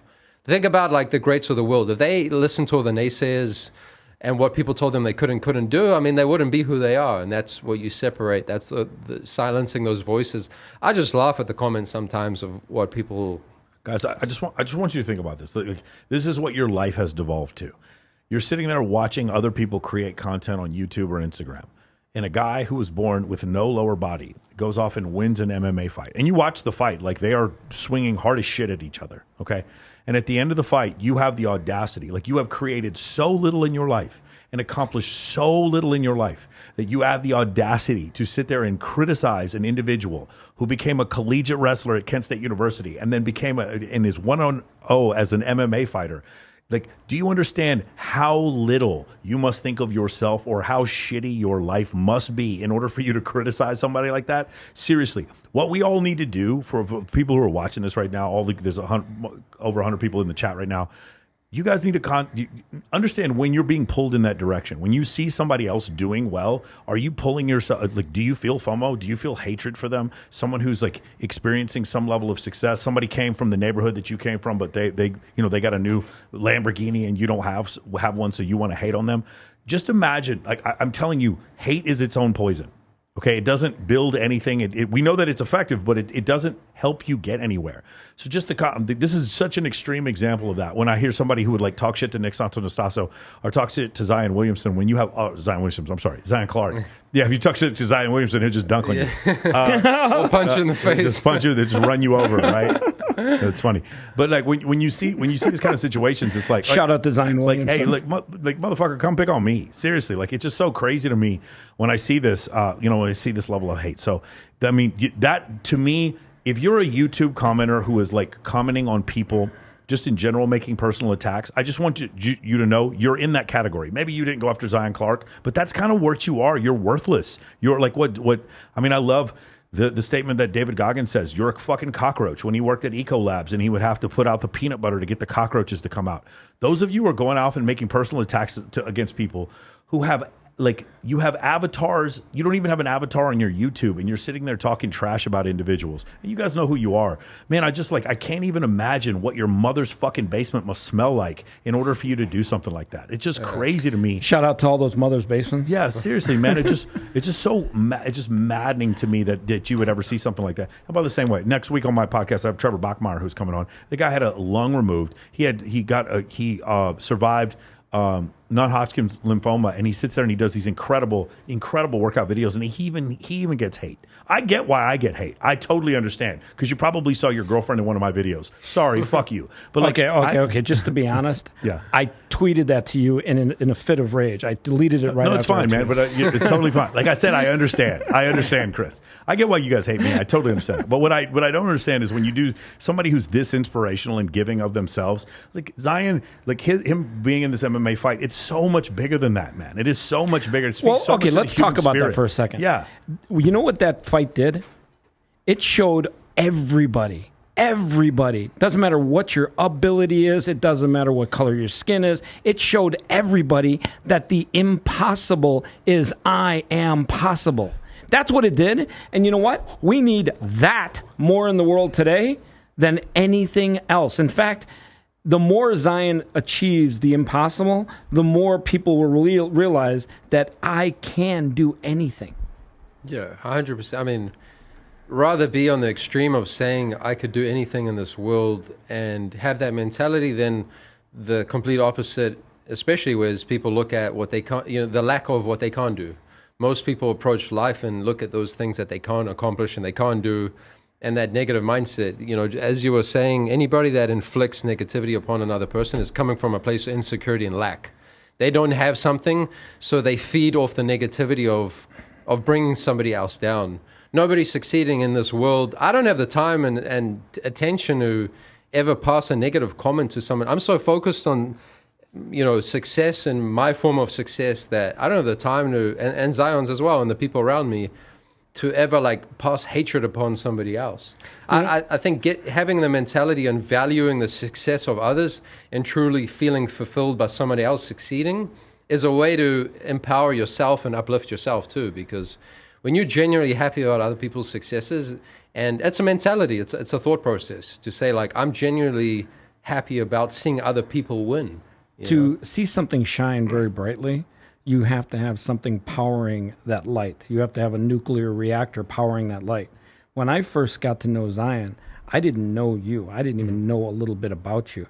And as I've gotten to know you, and as I've gotten to know you through Zion, I got to tell people, don't fool yourself. Don't fool yourself for a second. The nuclear reactor that's helping Zion shine is the fact that you are a selfless human being that gives so much of yourself to so many people. And by the way, as long as I've known you, you are the most positive person I've ever met.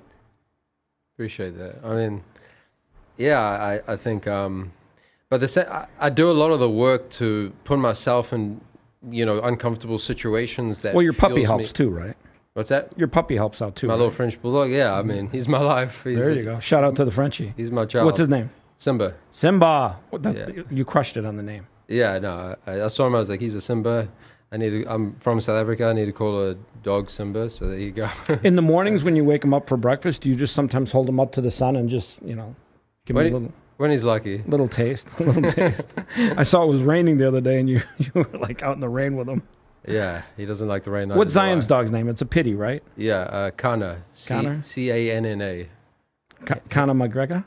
Conor McGregor. That's beautiful, man. Awesome. Well, listen, you've been great to have here, and I wish we could have gotten Zion here. You hurt his shoulder, right? Yeah, he hurt his shoulder.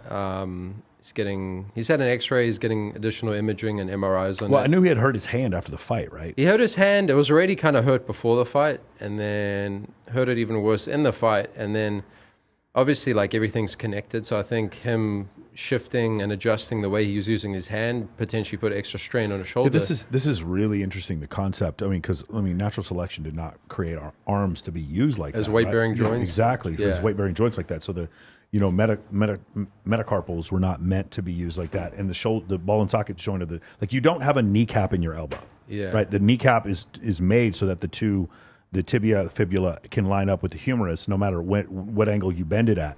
And so it is interesting, from an evolutionary standpoint, the things that he's able to do with his upper body is just it's just abnormal. So when you have an injury like that, it's also would affect his mobility. 100%. Yeah. That's why he was like, bro, you're literally going to have to carry me around until we sort this out. Yeah. Which he hangs on my back from one arm and swings on. Every time we have to move around somewhere, because he skates around. He doesn't use a wheelchair. Yeah, I was talking about that. That he got a skateboard, and then that's kind of been the way that he likes that better than a wheelchair. That's his mobility device, and it's from a physical standpoint to say I can maneuver around easy, but it's also a message because he doesn't view himself as somebody with a disability. So a wheelchair has this stigma of, oh, you're disabled or you're limited. Yeah. Where a skateboard, he feels free and he feels like he could be himself.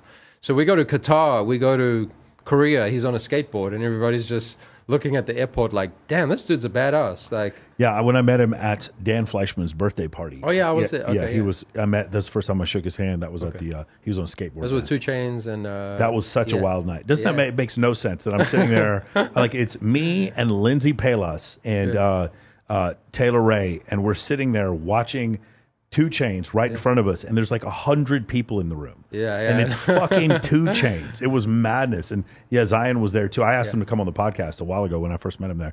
But yeah, that's pretty amazing that whole thing happened. But yeah, man, what a night that was. What do you have planned in the future? So he's going to get his shoulder looked at, his hand looked at. What else is going on? Yeah, he's got his memoir, Work With What You Got, that comes out in April. Okay. And that's the first time he's really... Is he doing the audiobook for it? Yeah, beautiful. He is. And he's going to narrate it as well. Love So it. I actually just sent an email yesterday to confirm all that. So okay.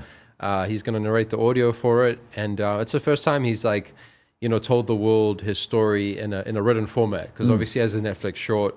I'm working on a full feature with him to really dive further into his life and tell elements of the world, things that he's overcome and been through, and struggles that the world doesn't know yet. Obviously know him on a very intimate level, but the memoir is going to be big because that's the first time he go to talk his shit. And a lot of these foster families, he bounced around between 9 homes, so it's like a lot of these families that were very negative. He hasn't ever been able to have a chance to really show the world or tell some of these struggles, and it's been therapy to him to actually be able to open up about some of these things. So let's talk about that. So in the situation in the state, foster families or foster mothers are incentivized to take on these kids, get a check, and then feed them and clothe them as little as possible. Well, yeah, exactly. That's the thing. They get a check, and whatever they do with the money, they do with the money. The kids get checked on maybe once a month if they're lucky, and then it's easy for the parents to be like, "Oh yeah, everything's fine and dandy." You barely see the kids, and then he said he would complain, but because he already had the title for being a bad kid, 100%, that the Child Protective Services didn't really listen, or the foster system didn't really listen. Yeah, you've done your due diligence for sure, because that's exactly once you labeled a problem child in the system, it's like being a convict in a sense. It's like you're now labeled this certain thing, and the parents don't listen to you. The foster care gives up on you, and he was pretty much given up by the system. And as you said, it is a money-making thing where, especially if you're a kid with a disability, I believe you get paid extra to be able to deal with them. So and help them, if that's provide the medical services, whatever additional support they need. So what happened was these, very negative, abusive families would keep all the money and then spend very little on him, the bare minimum, if anything, a piece of bread. And then the school system neglected him as well. So it was like this uphill battle of one of the mothers, broke his nose through a wooden chair at his face and broke his nose. And he went to the school, complained, and they were like, sorry, child, you probably did this to yourself, or one of your friends did it. Like, they never looked into it beyond that. So if you think about not having an outlet or anybody to turn to, or support system, or somebody to vent to, and what I'm trying to do really help him is mature as an adult and open up and share, which is tough to be vulnerable in this world, but I'm trying to teach him the more you can be vulnerable, the more you're going to be this light, which you already are through your actions, but the more you can heal in your own way, because you don't ever get over trauma, but you can learn to deal with it through healing. It's always going to live there, but what I'm trying to teach him is, and I have a lot of empathy for him, but trying to teach him the more you can speak about things, that's when you've learned to deal with them. Can you, what would he, if he had a magic wand, or if he was the president, what would he change about the foster care system? I know this is a big cause for him. What would he specifically change? Well, one of the big ones is the psychology and evaluation behind these parents before they get kids. So making sure there's, more extreme background check on who's actually fostering these kids and bringing them in. What is their why? What is their causation for saying, I want kids? Doing more routine checks on the families and making sure they're actually doing their part. Making sure the kids have clothing when they bounce around if they have to move around between families. Creating a more holistic approach to the system where there's, for example, we work with a big foster organization in Sarasota, Florida, All Star Children, and they're doing clinicals and evaluation now where they are taking this holistic approach by, mandatory meditative classes, yoga, They're doing their clinicals and backgrounds by actually quantifying what they're doing to the system, so then they can implement this blueprint and go state to state with this. So the first part is the psycho-evaluation of the parents, and then there's so many elements to it. The other thing too is different foster organizations have different focal points. Like some help them age out of the system, because that's a big point Zion raised too, is when you age out of the system, you're not given anything. You basically, you're like, all right, you're done, like move on, society here, take on the world. So that's the other, huge part of it, is helping them prepare for integration into the world. I look at it similar way of like veterans that come back from war aren't usually taught how to integrate back into society and find a purpose. And I look at foster care in a similar means. Got it. That makes a lot of sense, man. The other thing is the transition from wrestling to MMA. Was it meeting Anderson Silva? Like, what is the thing that made him decide, hey, I want to go from this one thing to the next? It was meeting Antonio McKee, his coach. Okay, got it. So Antonio really Zion was like, what's next for me? Like, wrestling, there's obviously no money in it. It's like I did in college, done with that. So I was meeting Antonio and being inspired by AJ McKee, his son. I'm not sure how I'm familiar with. Antonio McKee is one of the pioneers of the sport of MMA. So, coached Chuck Liddell in his prime, Rampage Jackson, Cyborg. Yeah. His son, AJ, is a Bellator champ. Okay. He's 19-1, should be 20-0. He's a savage. So it was inspired by people like that he was brought into their community and family and was like, you got to hold your own, but let's see what you got. And it was given a shot at success to be like, all right, you like everybody else. Awesome. Hey, we got some more guests in here. What's going on? Hey, Craig. Yeah. Thanks so much, man. I know you drove out here like crazy, or you flew out here, right? Ended up flying, fly. Well, yeah. Same. Zion's hurt. We'll get him out here soon, maybe. Absolutely. If you can come out Saturday, we're probably doing this again Saturday. Okay. Again, you are the nuclear reactor. You are an amazing person in your own right. And what you both are doing is going to change thousands, if not hundreds of thousands of lives. It's literally showing people that the impossible is possible. And that's what it's all about, man. It's the impact we can have on humanity. We get to do some fun shit along the way, but more importantly, it's your purpose and why and your cause. How do you shift the paradigm and show them possible is possible through the community building, through the work we're doing. Did we forget to talk about Zion Clark's 10-day NBA contract, the first NBA player with no legs? Did that happen? Did we talk about that? All right, Craig. I gotta get some guy in who wants to talk about NBA basketball. Well, I love NBA basketball. So. There you go. Yeah. All right, Craig Levinson, guys. Appreciate Beautiful. it. Hey, Craig, thank you, man. Thank you for having me on. For sure, and I'd love to have him back on and come on the podcast. Hey, wait. I have another 80 questions. Wait. Give him a real handshake. Okay, here we go. I don't even know what the fuck.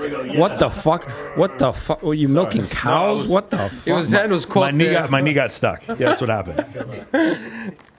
Awesome. But no, we will 100% get Zion on here and allow him to answer a lot of questions that you have directly for him. For sure. In his mind. I know him as well as, I know him, but Zion is his own brain. And for sure. And I've already had Nick Santos on here. I continue that episode that we just did. It was really, really good. That's awesome. Yeah, I love Nick. Radmir, his manager. So good friend Radmir. of Yeah, of course. Yeah. So beautiful.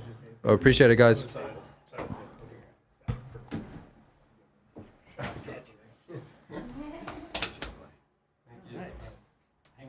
I will be out there.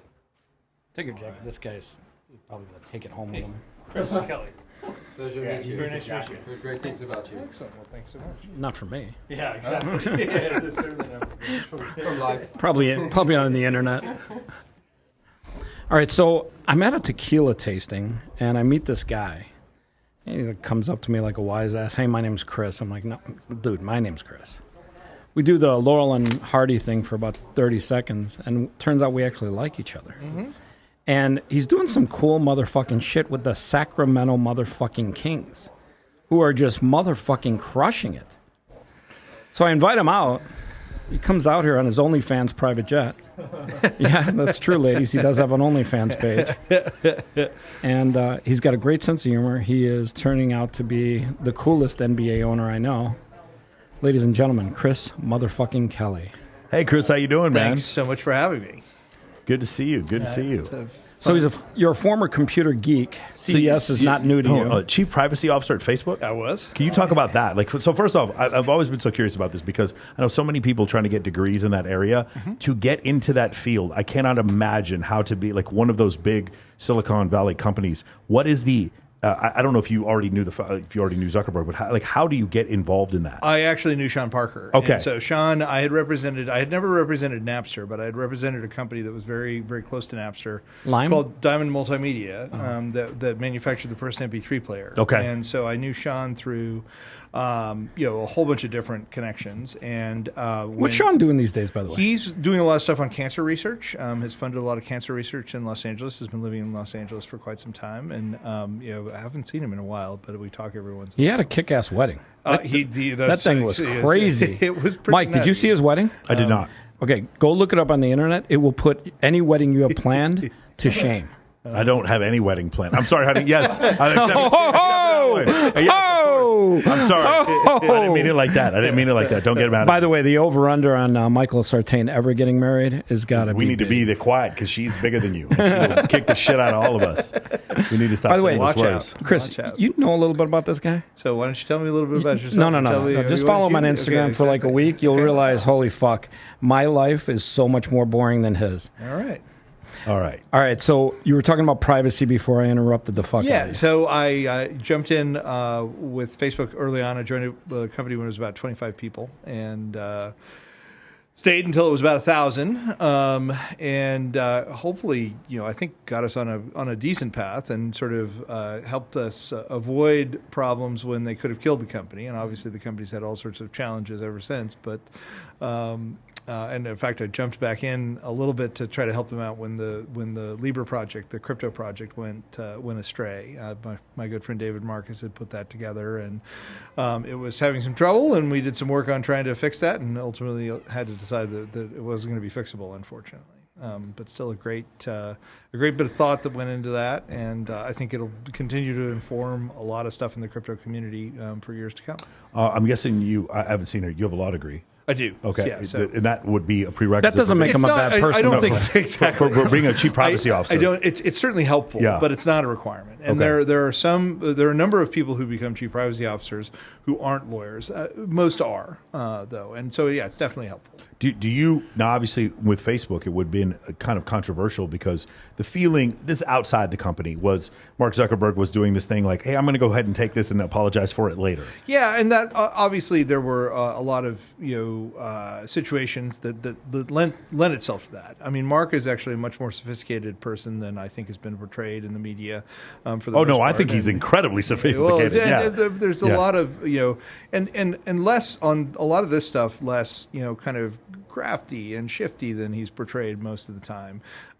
We actually did a lot of things that were groundbreaking, and it's funny to watch Elon Musk sort of struggle with the Twitter situation where he's like, well, people should be able to vote and everything. We did all that at Facebook. We had people vote on the terms of service. We had all these different things, and Mark and I were the two folks in the company who were most behind that and most in favor of it. Everybody else was like, well, you just kind of got to jam these things down people's throats. So we're like, no. If you can actually get a real modicum of democratic legitimacy around it, you can really do things differently at tech companies. And we tried that for a while, and then eventually, it just kind of went by the by. Not that many people voted, like all these different things that went into it. But, Elon, unfortunately, has I think, sort of taken up a bunch of, pretty radical talking points from people about that are supposed to be about free speech, but really aren't. They're about weird right-wing politics that has unfortunately infused the company. You think Twitter has moved too far? I mean, do you have a problem with them reinstating certain accounts? I mean, certainly it depends on why they were removed in the first place. Right. I do think that it was problematic from the beginning. You never want to think about removing a democratically elected official from, For sure, from for a sure. site. But if they're inciting insurrection Yeah. against the government that they're, that they've taken an oath to protect, there might be a reason to remove them. Right. And then you want to assess that over time. And actually, Facebook has had its own back and forth. Didn't about they this. just have a big deal where they're bringing Trumpy back? Or Well, Facebook? there's discussion about it. So the oversight board, which Nick Clegg, who eventually ended up taking over, who's the former deputy prime minister of Great Britain, eventually ended up taking over government affairs at Facebook, and I guess what they call global affairs now. Nick had come in and helped push the company toward this oversight board. Which is a fascinating body that they got a lot of interesting people, including former serious judges, the ex prime minister of Denmark. What? Yeah. Oh, yeah. No. I'm not making this up. And they endowed it with I think it was first like $130 million, and I think that they put in another $100 million since. And so these people actually get paid reasonably well for thinking about these things and writing about them, and in some cases telling the company that it has to do things differently. And I think that was the best alternative that they had. Yeah. And I think it's been implemented in a fairly even-handed way, and it was a good shift for them after a lot of years of controversy. You left in 2009. You left. Yeah, so I left actually to run for Attorney General in California. I was going to ask you about that. How'd that go? I lost the Democratic primary to this up-and-comer named Kamala Harris. Oh. I take it you weren't as cute.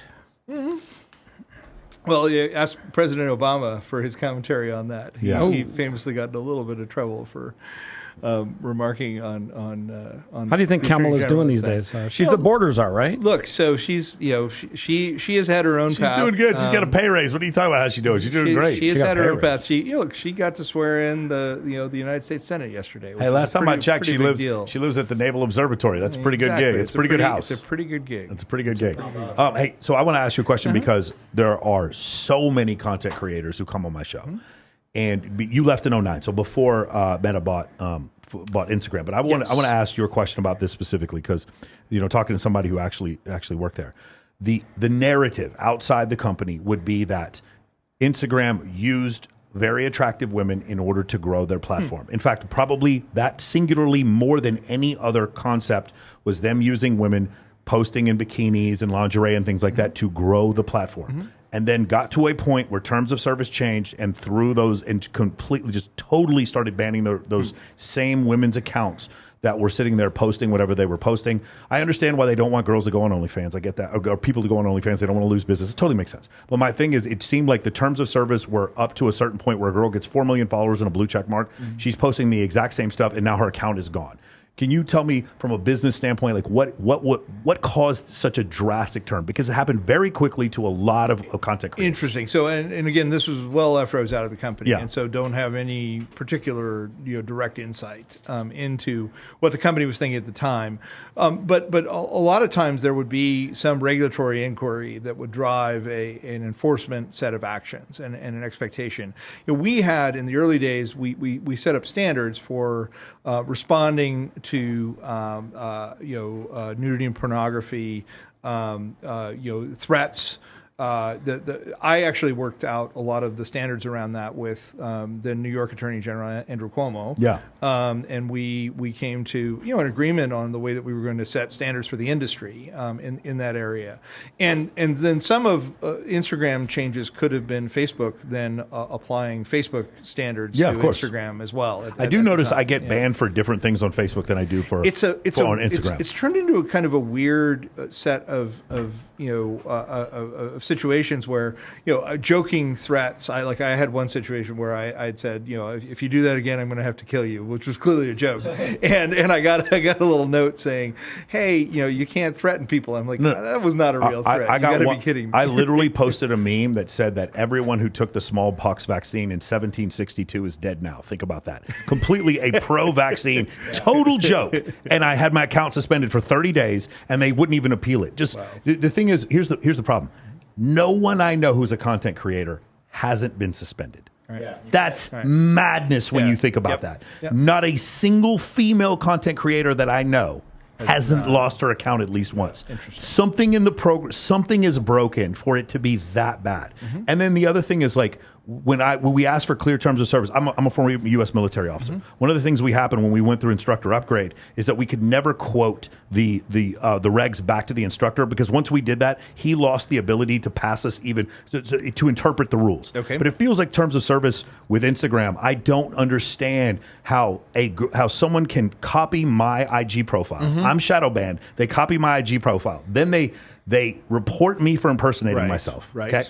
Then my account goes down. It comes back because I clearly wasn't impersonating myself. But then their account doesn't go down. Right. It's madness to me. Like, again, I know a girl all my life lost her account for animal cruelty. There's not a single animal on her page. And my question is, why aren't all those accounts from Jakarta, Indonesia, and Tehran, why aren't those accounts immediately just taken away as soon as that happens? And this is one of the areas there were the enforcement mechanisms and actually the building out the capacity to do that. We invested very heavily in it early on and had sophisticated people who we had hired mostly right out of college to do this, and they had an unbelievably hard job. Of course, yeah, I can't even imagine. But a lot of it's been outsourced now. So that was my next. What about the idea of crowdsourcing the terms of service? So we actually did a number of experiments in those areas, both to internationalize the site originally, and they were very successful. And building on the way that communities get built in that was something that probably should have continued to suffuse the company. Yeah. But obviously didn't. And so then you end up. It gets so bad. It's like the Southwest Airlines situation where you have so much tech debt that eventually brings down the system, and you have these catastrophic events instead of investing in it all along. So what I'm talking about before, so like Lindsay Palas has natural boobs. Because she walks around with natural boobs. For the record, I have natural boobs. Of course. She has talked about this before. She gets suspended on social media way more frequently than a girl who looks like she's like young, 16-year-old, very skinny. She doesn't have fake boobs. She's not being lascivious. She just has curves. And she gets suspended all the time because of this. And it's craziness to her. And it's like one of these things where terms of service are telling her that I'm pretty sure this live stream's getting my account terminated. But like the thing is, her having curves does not make her sexually suggestive. And so the point was, if a girl walks in and she has a bikini and she's not showing any private parts and it's a still shot, what should happen, like you were saying before, you crowdsource this. Now 100,000 users, hopefully none from Jakarta. Like that's the other thing. I really, OnlyFans was really smart in doing this. There should be certain countries where I don't want any followers to follow me. Right. Because the vast majority of these bot accounts are coming from the same 4 countries. But like one of the situations where shout out to those 4 countries. Yeah, shout out to the people in Jakarta who text me all the time. Hey, are you late for our golf date? You know what I'm saying? Those WhatsApp messages that you get. So anyway, the situation like what I'm talking about before, you would crowdsource it. So you would show the photo that had been reported. You show it to 100,000 people and you'd let them vote. Is this a violation of terms of service? I'm pretty sure ChatGPT has about 1 billion bots that ruin that system pretty much. No. But you would go to 100,000 people who would have to vote, right? Well, Make them go through a captcha. Is a big one that's going to continue, and if you look at the way that AI continues to develop, you're going to have more. It's and crazy. More, operations. Yeah, it's so crazy in these areas. Bots are so sophisticated right now, and they're getting smarter. Yeah. Like they're like tribbles. Do you guys remember tribbles from Star Trek? Absolutely. They're fucking multiplying and Let's talk about something actually really important. When are you going to unveil the DNA results that prove that Sean Michael Kelly is not your son? At least he's not your social media son, right? Exactly, and he's substantially taller than I am. So although I think my son Aiden is probably going to be taller than I am too. How old is your son? 14. Oh, 14? Yeah. So he's already taller than his mother. So maybe. Yes. He might be related. Yep, absolutely.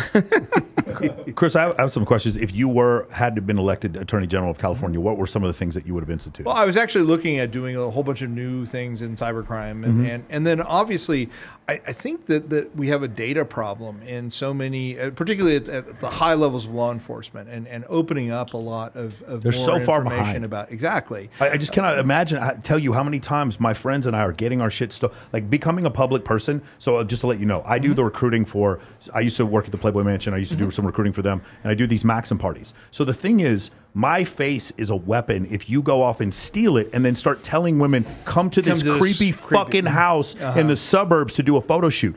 And I do this, and I'm begging these people at Meta, can you please give me a blue check mark so nobody fucking dies? Right. And they're like, no, it's fine. We're not going to do that. Wait, you don't have a blue check mark? Of course I don't have a blue check mark. How the fuck do you not have a blue check mark? I didn't buy one. I mean, we could get into that whole thing, like buying blue check marks, which is another. I actually don't have one for my Instagram. I do for my Twitter. Wait, you have an Instagram? Yeah.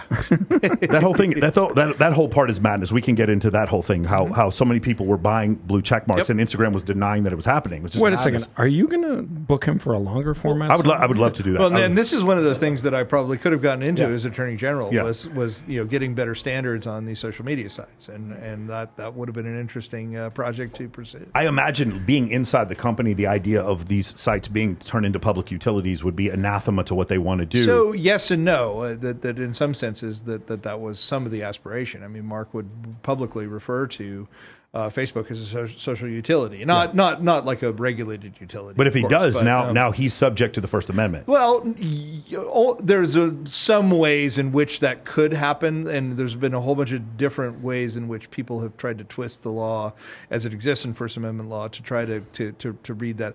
I don't think it would necessarily, If it was a public utility, you don't think if it would change? it was actually owned by the public in some way, yes. Right. But I mean, most public utilities aren't owned by the public. Got it. Shout out to the public that owns Facebook stock. Right. And that's one of the ways in which it's definitely been a year. Well, it's been a rough year for everyone in the stock market. Yeah, exactly. Oh, did we go there? Did we just do that? Elon. Good time to My next question is: does De'Aaron Fox do everything fast? Yes, I mean that's the amazing thing. Like from the beginning. How did you not bring him with? Well, and watching he's got a job to do. He's got a job to do. He's got a game. And He's got people. He's got ankles. They got a game tonight? they're back in SAC. We got a game tonight. Yeah. We got the Hawks tonight. So the Hawks had that rough double overtime loss to the Warriors. Yeah. I guess that was Monday, so it was not last night. So we beat Utah last night, and De'Aaron had this amazing drive around Lauri Markkanen, and then he tried to get him back with that shot. Did you see that shot that Lauri Markkanen hit the other night? No. That was incredible. He hit it. It was last night. He's playing great for Utah, by the way. And he hit it, but it was waved off properly. I mean, it was only 0.4 on the clock. He didn't get it out of his hand in time. Yeah. But De'Aaron had just beat him around for a layup, and because he's as fast as he is. Yeah. All right, be honest. Do you and De'Aaron sometimes play one-on-one where he spots you 99 points and you guys play up to 100? That's I wouldn't even I can't invest my time that way. Listen, letting him embarrass me. He's got a replacement hip. Could you take Cuban off the dribble? Yeah, probably. You probably take Cuban off the dribble. Oh! There's them's fighting words. Shout out to Mark Cuban. Look, I mean, I've known Mark for years and years and years. Good guy, right? He is a good guy. What he's doing with his drug company, that's a game changer. I fucking love it. Absolutely love it. You know what we're talking about? Of course, yeah. Generic, like you have generic Cost brands. plus. It's a absolutely wonderful thing. I'm surprised he doesn't get death threats. I'm literally surprised he's still alive. I'm sure he does. I'm pretty sure he does. And he's got pretty good security at this point. And he's had every kind of weird thing that you can have happen to anybody who becomes. Well, he works with Kevin O'Leary. I mean, that's weird enough right there. Shout out to Kevin O'Leary, who wasn't he an advisor to FTX? Yeah, he was all about FTX. I mean, the safest, most secure crypto platform ever. He called it, right? Yeah. I think he got paid like it was like $15 million. I think he's still getting paid. I'm pretty sure he's still getting money. paid. Yeah. Well, the interesting thing right now in that space is that a lot of this is the nice thing about blockchain is that you can do a lot of research on it on the public blockchains. Yeah, of course. And people are noting that affiliated Alameda wallets are moving right now. And so that's actually very interesting because you kind of have to wonder. By the way, how did the parents of Sam Bankman-Fried not get indicted also? They were employees of the company. They advised them of the legal aspects of setting up the company. I think that ultimately you will see a whole bunch of more indictments parts of the investigation over time. I'm pretty sure he's bought and sold the entire administration. I don't believe that at all. Well, otherwise he wouldn't have ever been charged. I mean, there would have been some excuse for an investigation and everything else. So, I mean, he certainly spread a lot of money around in Washington. And, what do you think he spent? It became toxic very much. Oh, it was hundreds of millions. I mean, it wasn't 40 million. No. I mean, I'm going to agree with Elon on this. It had to be a Billy plus. I'm not sure about that. Well, he talked about. He said that a lot of it was dark. Well, all the Republican stuff he did was dark money. He actually donated to Republicans? Oh yeah, no, absolutely. He said he did. Listen. I'm almost sure that was just for cover. No. I am very sure that most of his money went to the left. I disagree. We could disagree. So actually, no. So to his point, most of the time, if you have that amount of money and you're that big, you're going to donate to both parties. Like you don't want one side to think that you have favoritism. You want both sides to owe you I'm favors. a publicly identified Democrat. I've run for office as a Democrat. Sure. I absolutely have a lot a lot of Republican friends. Yeah. I've supported, I've not personally supported Republican Is Trump your friend? But I make sure, no, he's not. but I do make sure, but I have made sure in the companies where I've been advising on government affairs that we do support Republicans and that there are okay, identified Republicans. Here's a good one. Do you support DeSantis? No. I mean, no. Look what he's doing in Florida. Florida's look booming. At the human trafficking that he's doing to dump migrants on, in Martha's Vineyard and other things like that. It's just not it's not the way that I do politics. So you're against human trafficking? I'm against human trafficking. In fact, so shout out to Andrew Tate. Yeah, exactly. In 2012, after I lost the AG race, I updated California's anti-human trafficking laws by initiative. And funded that and backed it extensively. We got it passed. It was incredibly successful. It's helped make sure that California is at the forefront of fighting human trafficking. So, all right, it's 2023. What are the 3 most important things that you're going to knock off your checklist this year? So, I mean, I think Kings in the playoffs. Kings in the playoffs. They're the 5th seed right now. Getting the 1 seed. Are they the 5th seed? Yeah. Wow. Yeah. Yeah, no, we're now seriously. How long has it been since the fan base has been this invigorated? It's been. I mean, look, the fan base has always been incredibly invigorated. Yes. Oh my God! Bring back the cowbells. The cowbells. No, we have the cowbells. I love the cowbells. We ring the cowbell to start the game. And then talk about the laser. Whose idea was that? So the beam. So we the beam, right? You've seen the video now. It was De'Aaron and DeMontis doing it together, right? We have a video out that's their promo for the All-Star game. So everybody should be voting for De'Aaron and DeMontis to make the All-Star team. You saw De'Aaron better show this on the court where he would play it last night. He showed why he should be on the All-Star team. Sabonis, he's going to make the All-Star game, right? I think that's right. Yeah, he's crushing it. He's he's a 14 straight double-doubles. Yeah. I think last night, I forget whether last night was 14 or 15. Yeah. But he'll be on for it again tonight. It's been unbelievable. The guy's been doing 2020s almost as often as Sean does. As often as Sean does. That was a good pickup. I like that one. Look, I mean, we went to India with the Pacers 3 years ago, and he just dominated our guys. I mean, it was stunning to me. And ever since that, I was like, can we get Sabonis? Can we get Sabonis? Yeah, exactly. So that was your idea. And Monty, it was not my idea. Like, this was a common discussion. But Monty, our GM, made it happen. And we got Shout out to Monty. Absolutely. We got it done last year.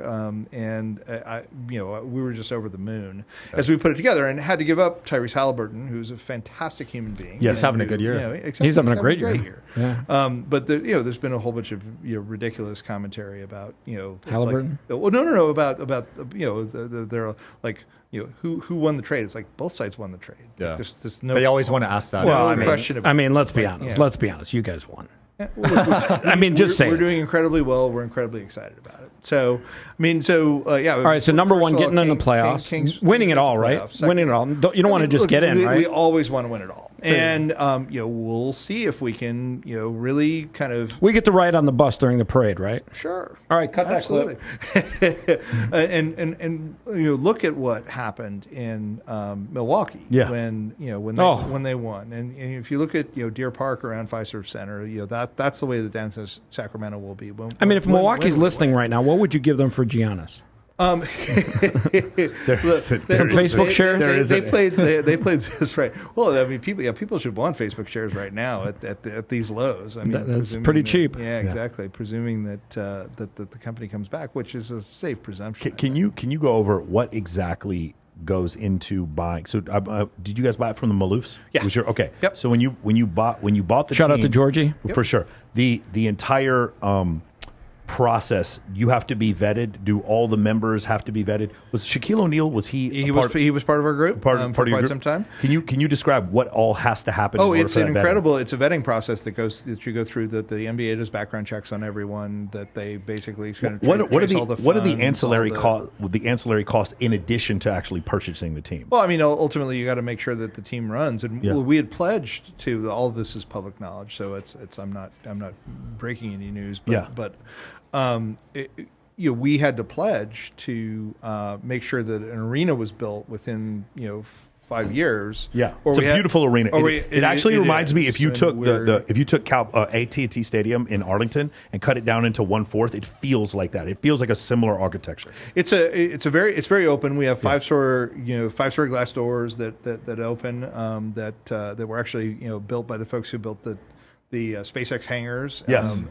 It feels like that. Yeah. Yeah, and we've got a plaza outside that we've used extensively for concerts, and we had Warren G play outside about 3 months ago. We did a West Coast hip hop night, which was fantastic. Nice. And and we had previous shows out there. And obviously, and we're one of I think the sixth most active concert venue in the world right now. Wow. That we do a lot of shows there. So I saw Chris Rock and Dave Chappelle the other night there. Right after Chappelle brought Elon up on stage. Was that at your place? It was not at our place. Oh. So the Kanye West meltdown on the stage when he only played for 20 minutes, that was in our arena. Oh, was it? Oh no. Yeah. So we've had some pretty interesting incidents over the years. Just going back to the vetting, do they send investigators? Like how does the whole thing work? There's a full background check. Do you get to meet the commissioner? Like how does that whole So I mean, ultimately, like you're not required to. Yeah. But we had been in a process. So we were the backup deal that Steve Ballmer and Chris Hansen, I remember this. Hedge fund guy in San Francisco, and the North. Wait, Ballmer was trying to buy the Kings and move them to Seattle. Yeah. Wait a second. He owns the Clippers, doesn't he? Now, and so what happened? They were going to let him buy two? No. Jerry Jones was going to buy the Chargers before he bought the Cowboys. Yeah. He just didn't make it. Oh, this is a long time ago. Correct. Yeah. Okay. But this was a situation where so Ballmer was mixed up in this deal with Chris Hansen, who was the lead, and then we made the case for not relocating, blocked relocation with the NBA. The mayor. So Kevin Johnson. Kevin Johnson. Kevin Johnson was the mayor at the time and was a critical ally. Yes. In making that case, and so we worked extensively. And through that process, you get to meet you meet the commissioner. You're part of the process and all this. Are you the governor? No. Vivek Ranadive is the governor. Okay. And Paul Jacobs is the alternative governor. Okay. So I'm an advisor. Is the way that this works out, and a very close advisor. And Vivek and Paul are my friends, and the other partners. We work very well together. That's incredible. The whole Sarver incident. Do you understand that people have an issue with the fact that the man does what he does and then he gets $4 billion for his the same thing with the Sterling situation. Yeah, with the Sterling. The Sterling situation happened right after we came into the league. Yes. And we were pretty upfront about saying this guy cannot continue in the league. Sure. And then the pay, obviously the fact that it's an asset that you can't for sure you can't find people out of existence at the end of the day. But we no longer wanted to do business as a league with these people, and so they were forced to sell their stakes, and they get a financial reward out of it. But that's the way it happens. I mean, do you understand the complaint about the inequity? I agree with the fact that it's private property. We're in the United States. Mm-hmm. You can't take their private property, and it's a supply and demand situation. But do you understand how people were upset? How I believe he bought the team for $600 million and sold it for $4 billion. I believe. Did he sell it already? The sale is moving right now. Yeah. Though I mean I don't have any inside information. But your governor had to vote as far as the sale was concerned. I don't know if the vote has happened yet. Okay. But it will happen soon. Is from all the media reports that I've seen, and I do know Matt Ishbia and that's moving along quickly. Is there anything you would change about the salary structure, the salary cap, the way it works right now with max contracts, supermax? We've worked out, I think, a great relationship with the Players Association over time, and I hope and expect that will continue. And I think that singularly among the major sports leagues, that the NBA has done an outstanding job of making sure that everybody knows that they're on the same team at the end of the day, which is team basketball. Yeah.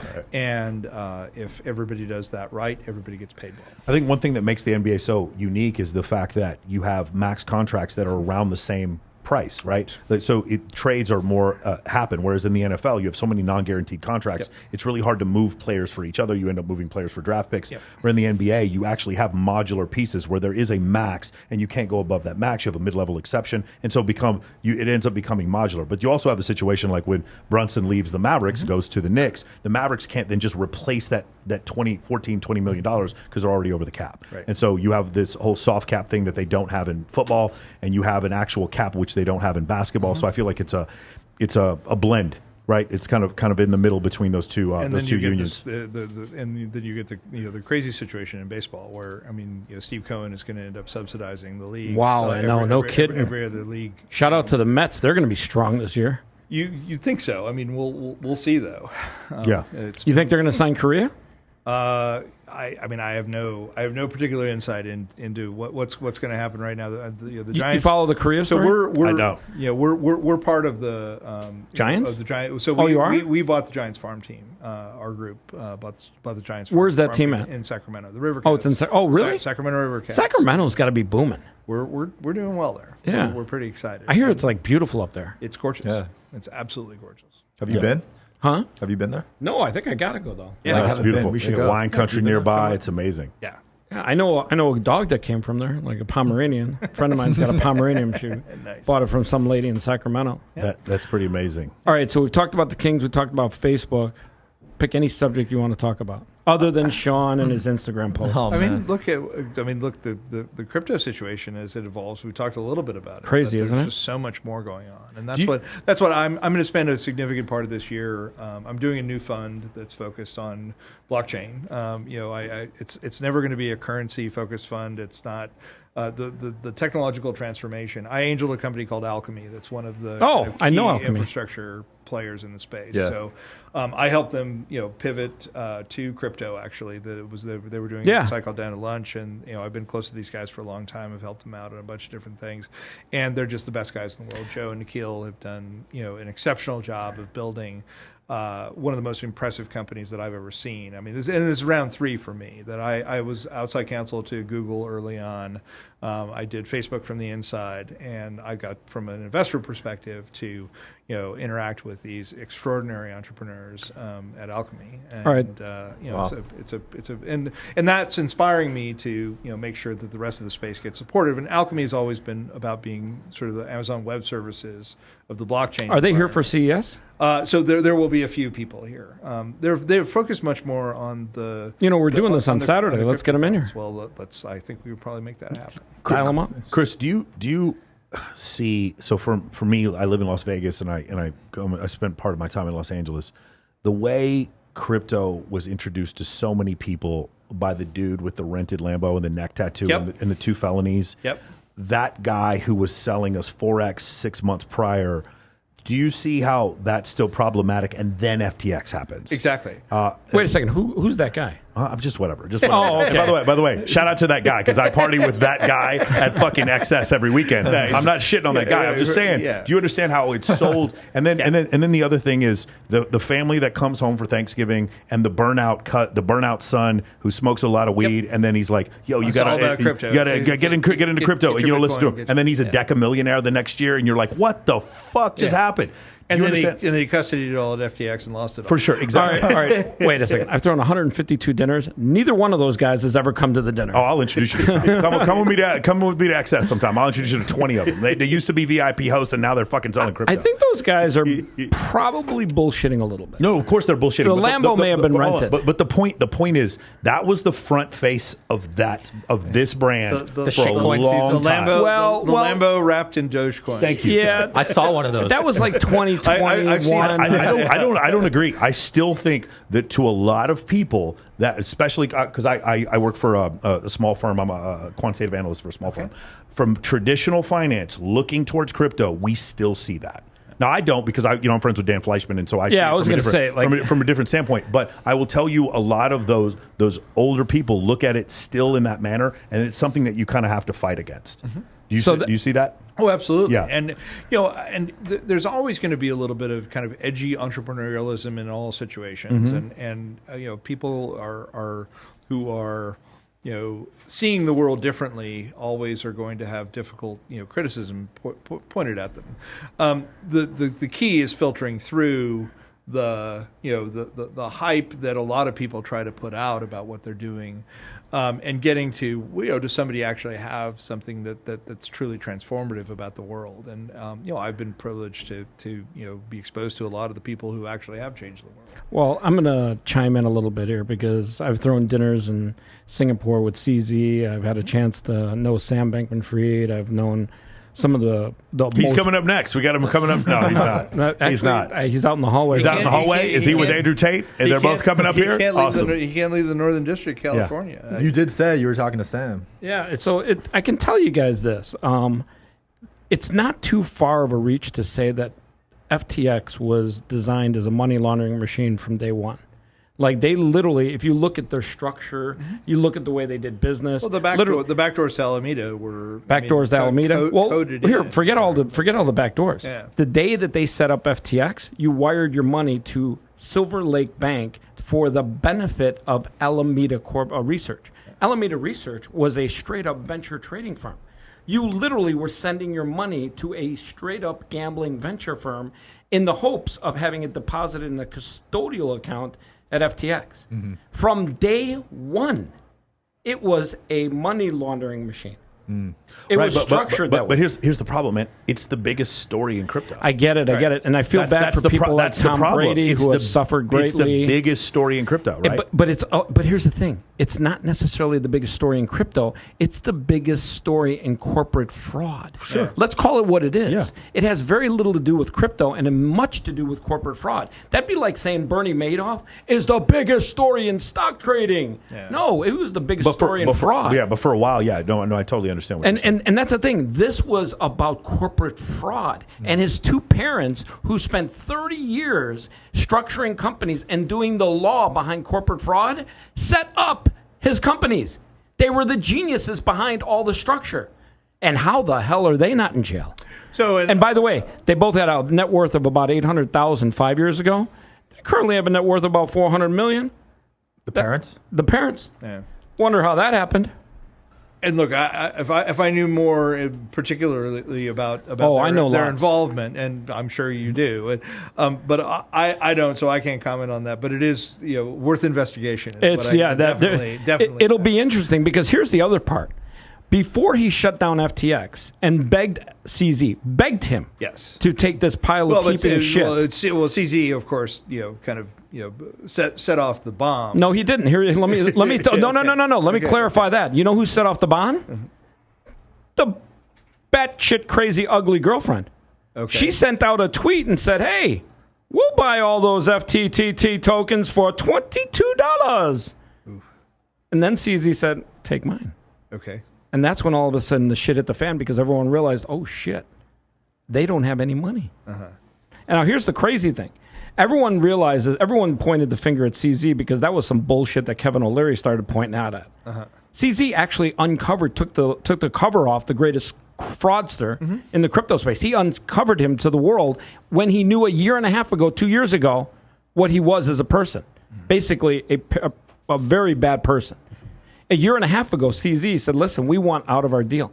Sam twisted the story and said, we were getting all these problems because we wanted to go into countries, and they found out that CZ was my biggest shareholder at 20%, which wasn't true because Sam was the biggest shareholder, but he went around saying that lie. Right. And then he said, oh, wait, CZ was causing me problems, so I bought him out, and I bought him out with money that I used from customers. Right. Well, that's not how you buy somebody out. No. But here's the crazy part. And to do it with a coin that, Well, he didn't do it with a coin, though. He did it with straight up money from Sequoia. By the way, shout out to the guys that did due diligence from Sequoia. You guys are geniuses. But anyways, CZ, the truth is, CZ wanted out. Mm-hmm.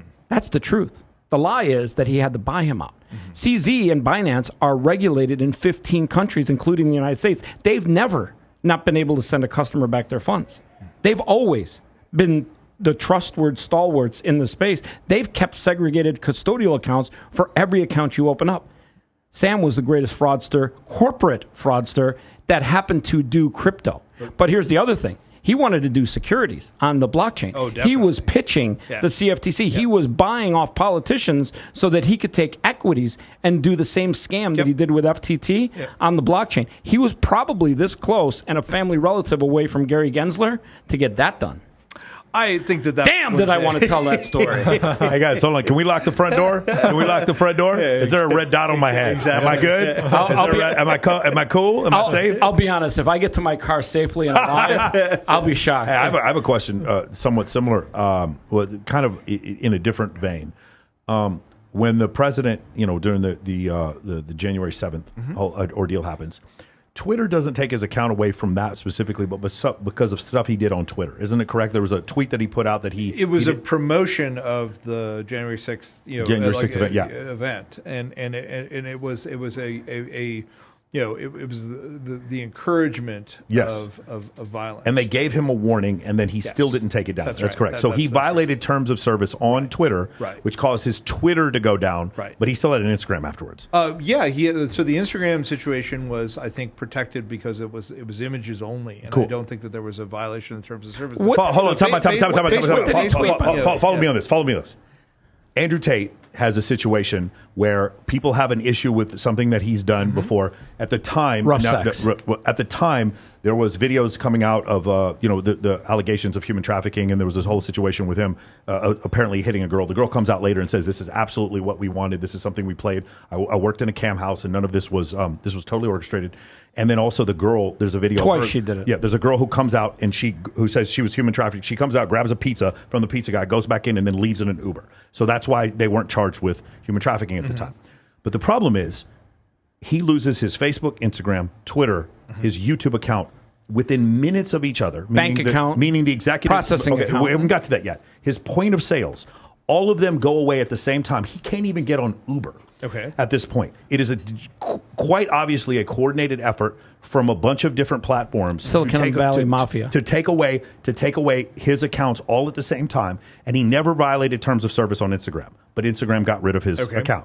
My question is, does that not seem a little bit, I don't know, like collusion, criminal organization? I mean, I do think that platforms should enforce only their own terms of service. Thank you. And that they should pay attention to things in the world. My understanding of the Twitter situation though was that I think he'd lost an account well before. Well, I wouldn't had it restored. I wouldn't even talk about the Twitter situation. He did nothing. In fact, he doesn't even have a TikTok. And he was banned on TikTok. He didn't even have a TikTok, and he was banned on TikTok. That's the point I'm trying to make.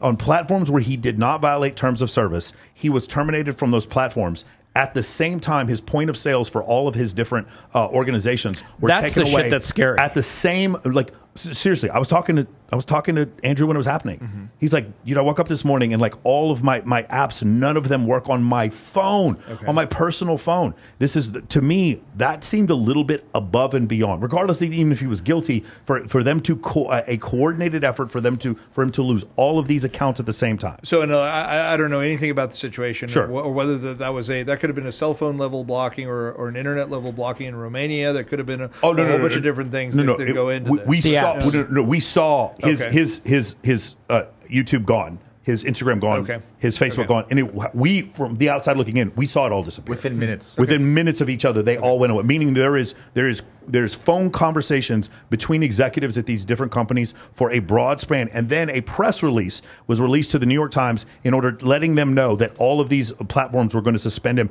and in addition lost his bank accounts, and in addition lost his point of sales processing for not being even accused of a crime. Now, by the way, here's the real question, Chris. Are you a top G? I just try to keep up. I just try to keep up. What color is your Bugatti? Again, not my thing. I drive a Tesla X, which I'm getting one. Which I say publicly, and beautiful. It's I've been asked to give commentary on the Elon situation repeatedly on CNBC and on Bloomberg and everything. And I question: would you do a show like this with Elon? Sure, all absolutely. Right. Twitter Spaces, Elon, you heard it. Yep. And I said, look, I was a SpaceX investor. I'm out now. Proud of that investment. Helped. Did Sam Bankman-Fried buy you out of that deal too? He did not. Okay. Yeah, he did not. I drive a Tesla. I'm happy with it. I think it's a great. I think it's a great car.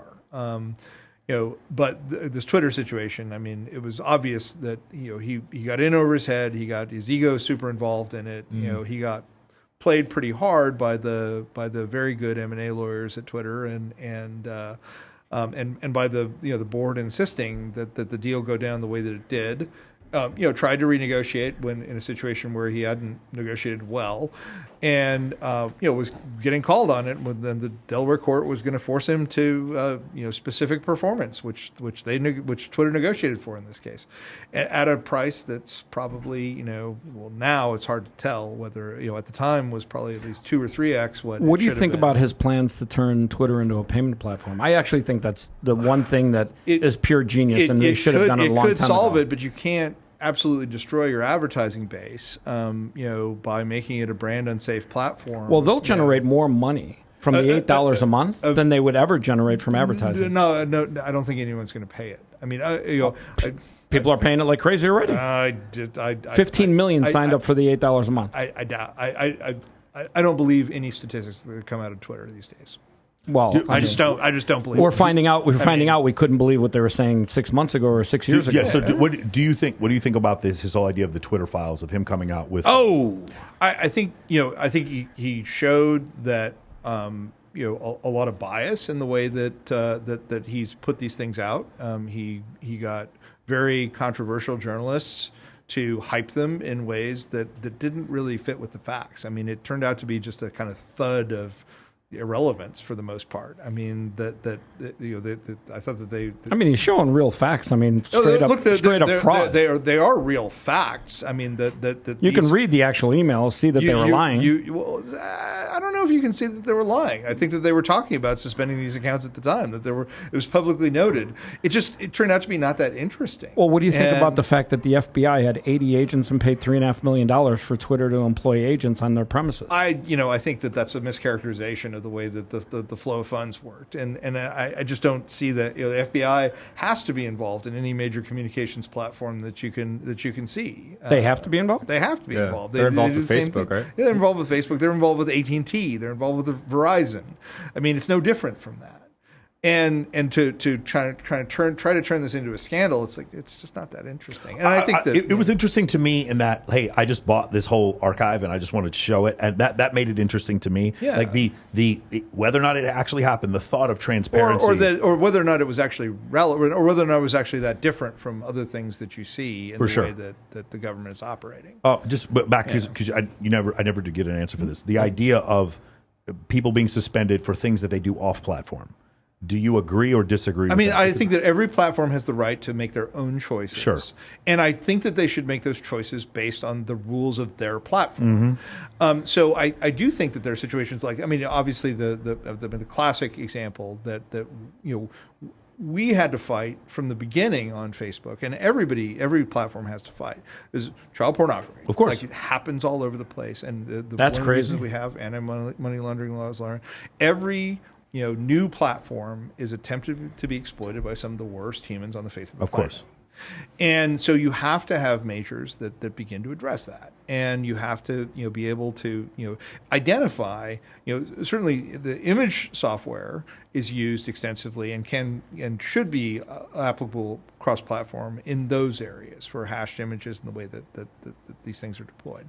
The difficulty of when it gets extended to more merely controversial content or controversial political opinions, I think that platforms should be very, very careful about looking at what happens on other platforms in those areas. But you also can't stick your head in the sand about what's going on elsewhere.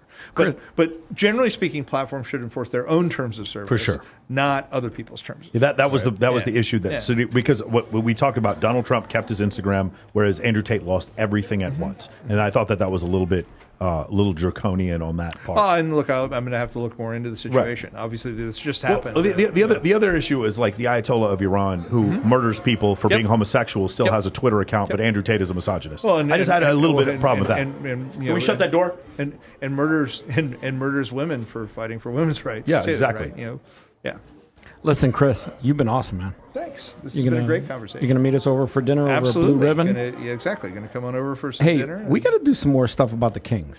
Yeah, absolutely. Let's get somebody with no legs signed to a 10-day contract, and we'll announce it at the Kings game at the L.A. Lakers on the 18th. Well, we got some beam talking to do. Some beam talking. Yeah, we got all sorts of good beam options, and hopefully we'll keep lighting it. Listen, the Kings aside, who do you see coming out of the West? The Kings are in the Western Conference Championship against who? Who else do you like? Shout out to the Denver Nuggets. Yeah, no, I think it's probably going to be Denver. Really? Yeah. So you think the whole thing with because I'm watching. I have never seen anything like what the way New Orleans is running their offense through Zion.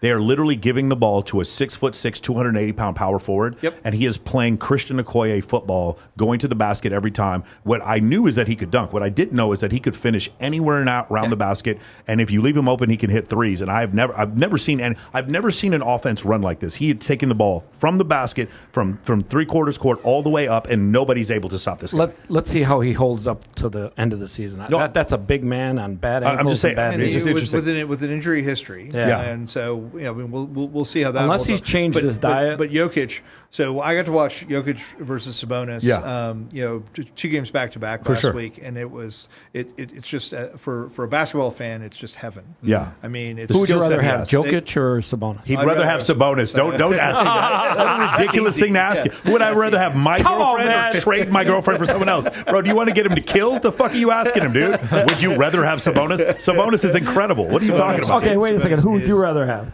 Right now, I mean, to be honest, I think Sabonis is a better athlete, but I think he is. I think he's a better athlete, but I think they both can slip a nickel under their dunks. Jokic is probably the most skilled better player. Time out. Jokic is probably the most skilled 7'1" human I've ever seen in my life. Total skill. And now I would have said that about Dirk before, but I think Jokic, from a total skill set, Dirk is obviously a fantastic rebounder and probably the best shooter over 7 feet of any human who's ever played basketball. But with the thing with Jokic, I think with the ball handling, that part is that makes him unique and makes him very different. His hands are soft as marshmallows. Yeah, for sure. That's interesting.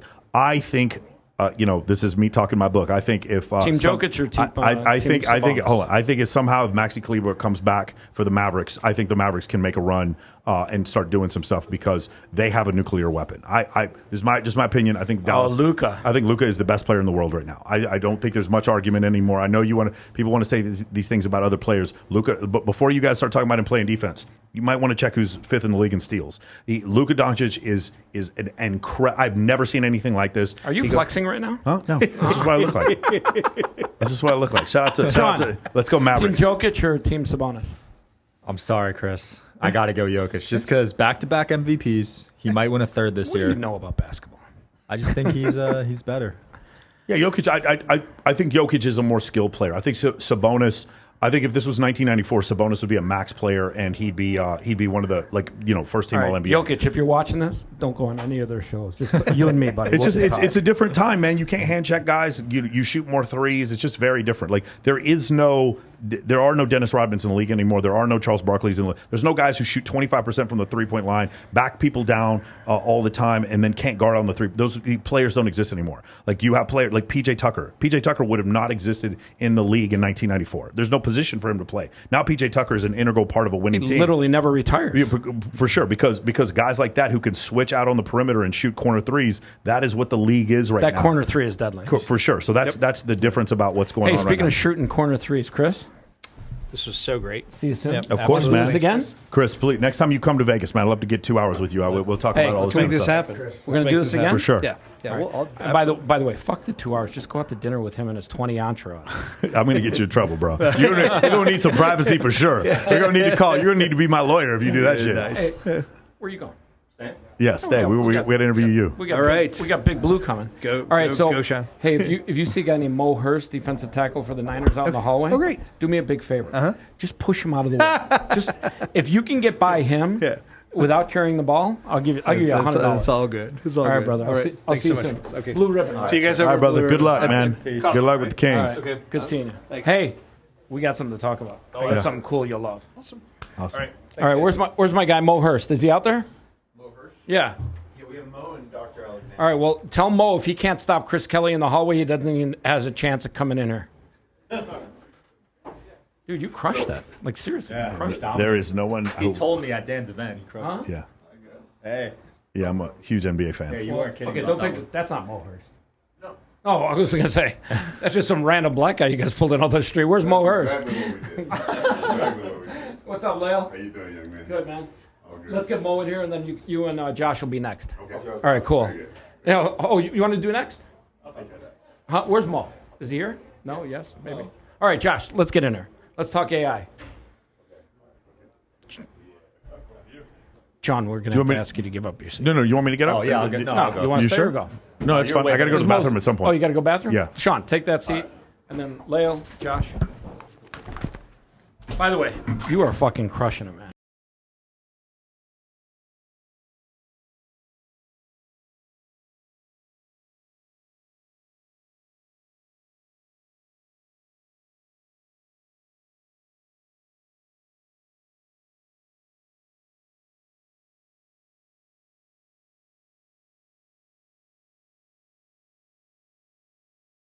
Every time he goes out to dinner. How the fuck do you get 26 people on a reservation anyhow? All right, I'll be honest, that's not Mo Hurst either. Gentlemen, align your belly buttons to the blue piece of tape. Pull the microphone in close. We are back. Is that God talking? Silo cloud. Yeah. Silo cloud. What? Silo cloud. Who's Silo Cloud? Us. Who? Silo cloud is us. Who's Silo Cloud? That's like. Don't tell the microphone. Don't tell me. I'm like, what? I thought it was a secret. I'm like, no, let's tell the world. All right, so I'm hanging out with Baron Davis one day in L.A., and the smartest guy in the room isn't me. Shocking, huh? I don't know. It's this kid.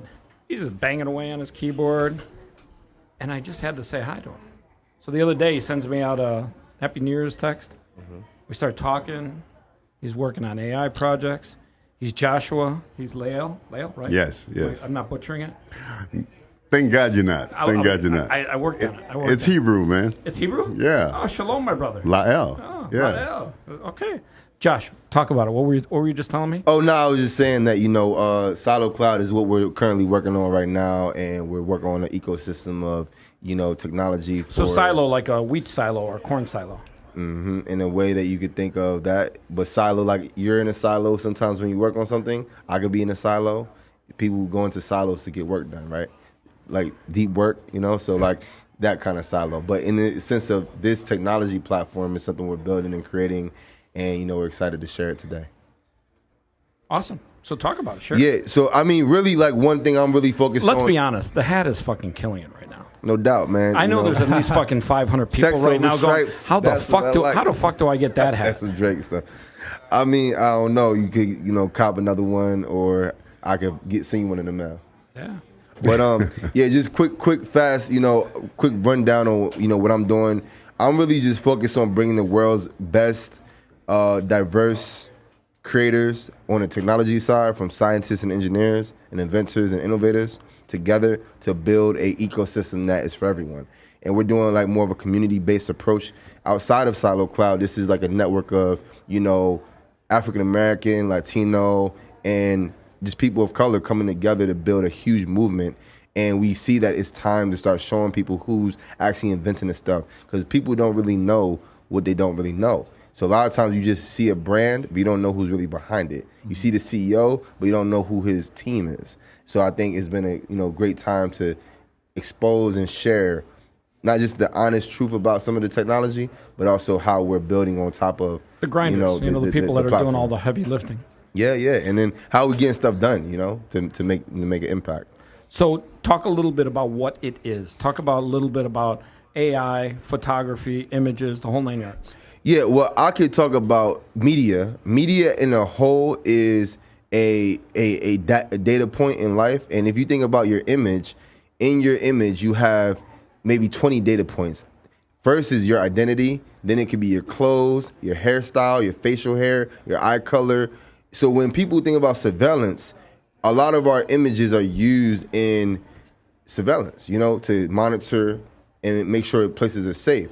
But in this scenario, media is also what's driving social networks, right? People are posting images and video all the time, but they're giving away their data and they're not necessarily monetizing it. Like right now, as an example, a bunch of TikTok creators are putting out their data and creating content, but they're not getting real money for their content. So what we're doing collectively is we're creating solutions for creators that are building and scaling their content library. And content libraries, I'm sure you have a bunch of content in your vault. Everybody does, right? If you're creating content today, you definitely want to have a content vault, right? So content libraries is the biggest opportunity. Now, Silo Cloud specifically is... So wait a second. So you could basically create a silo cloud and literally house and store all your data, all your content, your media, and literally have it securely stored in one location, which I got shit all over the place. I got Google, I got stuff stored like literally all over the place. Not even to mention the shit that I've got stored on Instagram and YouTube. A lot more than that. Huh? A lot more than that. Talk about it. I mean, well, Silo is storage is one part of it, right? The other part is social commerce. What are you going to do with that data point, right? So all of the things that you have on those 32 different platforms, now all housed in one, now gives you the ability to go ahead and monetize everything out of there. So Silo runs on its own blockchain. No longer do you have to depend on the blockchains that's coming. You guys have built your own blockchain for this? You're looking at the inventor of it all.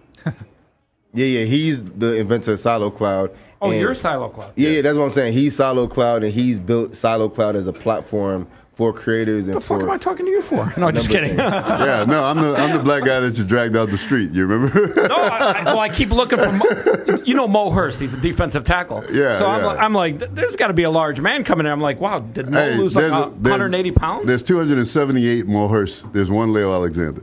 Ooh, got him. Where's the 278? Football players. Oh, football. 200. There's more than that, I think. Oh, well, probably, Yeah, probably. The thing is, no, and that's not a knock. That's not a knock. The thing is, this is what Josh was talking about. You know, I'm. Let me reintroduce myself. I'm Leo Andrew Alexander, Dr. Leo Alexander. I'm a scientist. I'm 14-year vet in consumer electronics industry. If you ever shared You this, won an award, right? CES. many of them. Yeah. Many of them. Like in CES, like Yeah, 15, right? Innovation Award. That's impressive. Yeah. I think I was the first black to ever win an award at CES. Wow. Really? Yeah, probably. That's impressive. Look, I've been exhibiting at CES for the past 12 years. There's no other African American company at scale that exhibits at CES. What's the company again? Notivani. Oh, not Porsche. Yeah, I just drive that. Did you drive? You guys drove down together, right, or not? No. That's a whole different person, though. Oh, the other guy. Yeah. Okay, the stockbroker guy. Yeah, my other friend. Yeah. No worries. Man. I'm just trying to sort out. No. silos. Let me help you. So, Were you here earlier today? No, I was supposed to be, but I was establishing the booth, man. We just built a 2,500 square foot booth at CES. Where you at? Which building? I'm at North Hall. North Hall? Yes. We're gonna come say hi. You got to, bro. You want to come Saturday? We're doing another show on I Saturday. would love that. I love that. In fact, because we're running against the clock right now. Yeah, no problem. All right, so you're the one that did Silo Cloud. Yes. So the interesting thing is you're basically putting all and organizing everything in one location, but how do the social networks access that data then? And that's the thing. We gave you your own virtual network so that you protect everything, but you can actually push to all of those other social networks. You see, right now, everyone that's using... So let's say I upload this video. I can push it to YouTube, Instagram, so on and so Everything. forth from the Silo Cloud. Yes. Interesting. And you've got those bridges built? Or All those bridges are built. Now that's impressive. How'd you do that, with APIs? Oh, man, no. We built everything. The code structure, I was one of the first 12 developers of Android when it first started, right? Silo Cloud. You were the guy. Yeah. Silo Cloud was literally a recreation of what we were doing for the Android experience before Google bought it. Now Silo is now going to the market as a new cloud-based operating system. Now that competes against Windows, Apple, and Android. Could Silo Cloud become its own app store one day? It is its own app store. Thank you. Silo Cloud is already... Huh? It's already its own app store. What? You want me to talk into the mic? Oh, I'm basically giving this thing a head. It's Yeah. Close No. So Silo is already an operating system. It's already on the same level as a Google Android, an iOS, or Is in it its Windows. own? Yes. I'll be honest with you. I think a third app store is mission critical, and I'll tell you why. Go ahead. I think the two app stores that operate right now, which is Google and Apple, Yeah. have an unfair dual It's a duality. Monopoly. It's duopoly. a duopoly. It's a duopoly. And that 30% they charge, if a third operating system came along, by the way, you know who would back the fuck out of that? A guy named Elon Musk. You know what? I'm pretty sure he's the guy that would say, listen, let's make this shit happen. And on top of it, he's going to come out with a new phone. Because I'm telling you, the phones that they have out in the marketplace right now, they ain't bad, but they're definitely not secure. You know, You've here's got everybody listening. Here's the thing, and here's the call out. Elon Musk, he's also on my hit list. Hit list? Yeah, because, you know, Apple. Did he tweet something? Apple, Android, and Elon Musk, they all have their own monopolies, right? And here's the thing. Wait, whoa. What does Elon have to do with those two?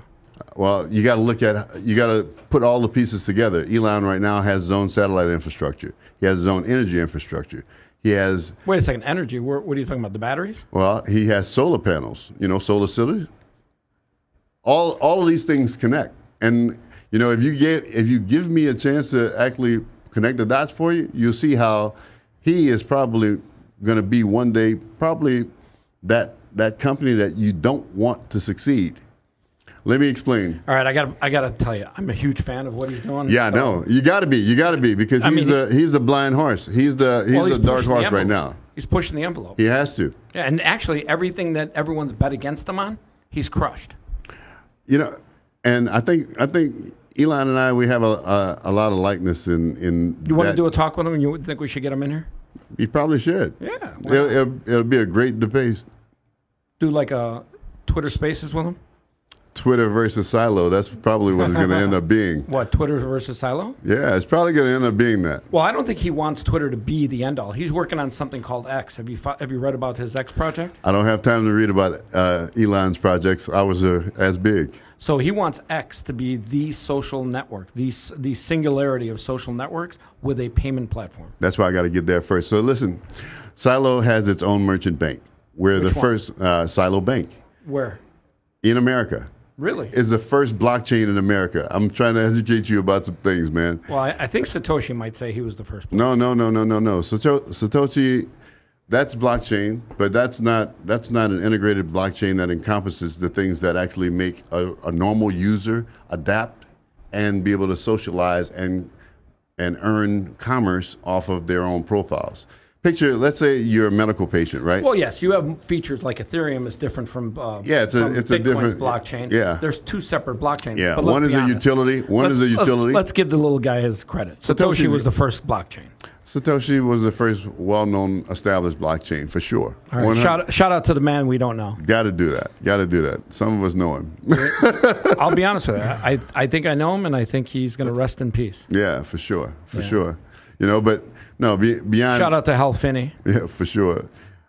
Beyond semantics, though, the things that we're doing right now is really serious. You know, you started it very off. Serious. You started it off very well when you understood. You in the hallway, I was like, "Where's Mo Hurst?" I'm like, I don't know. I thought you were bringing the other guy in. I'm like, all right, that's not him. No.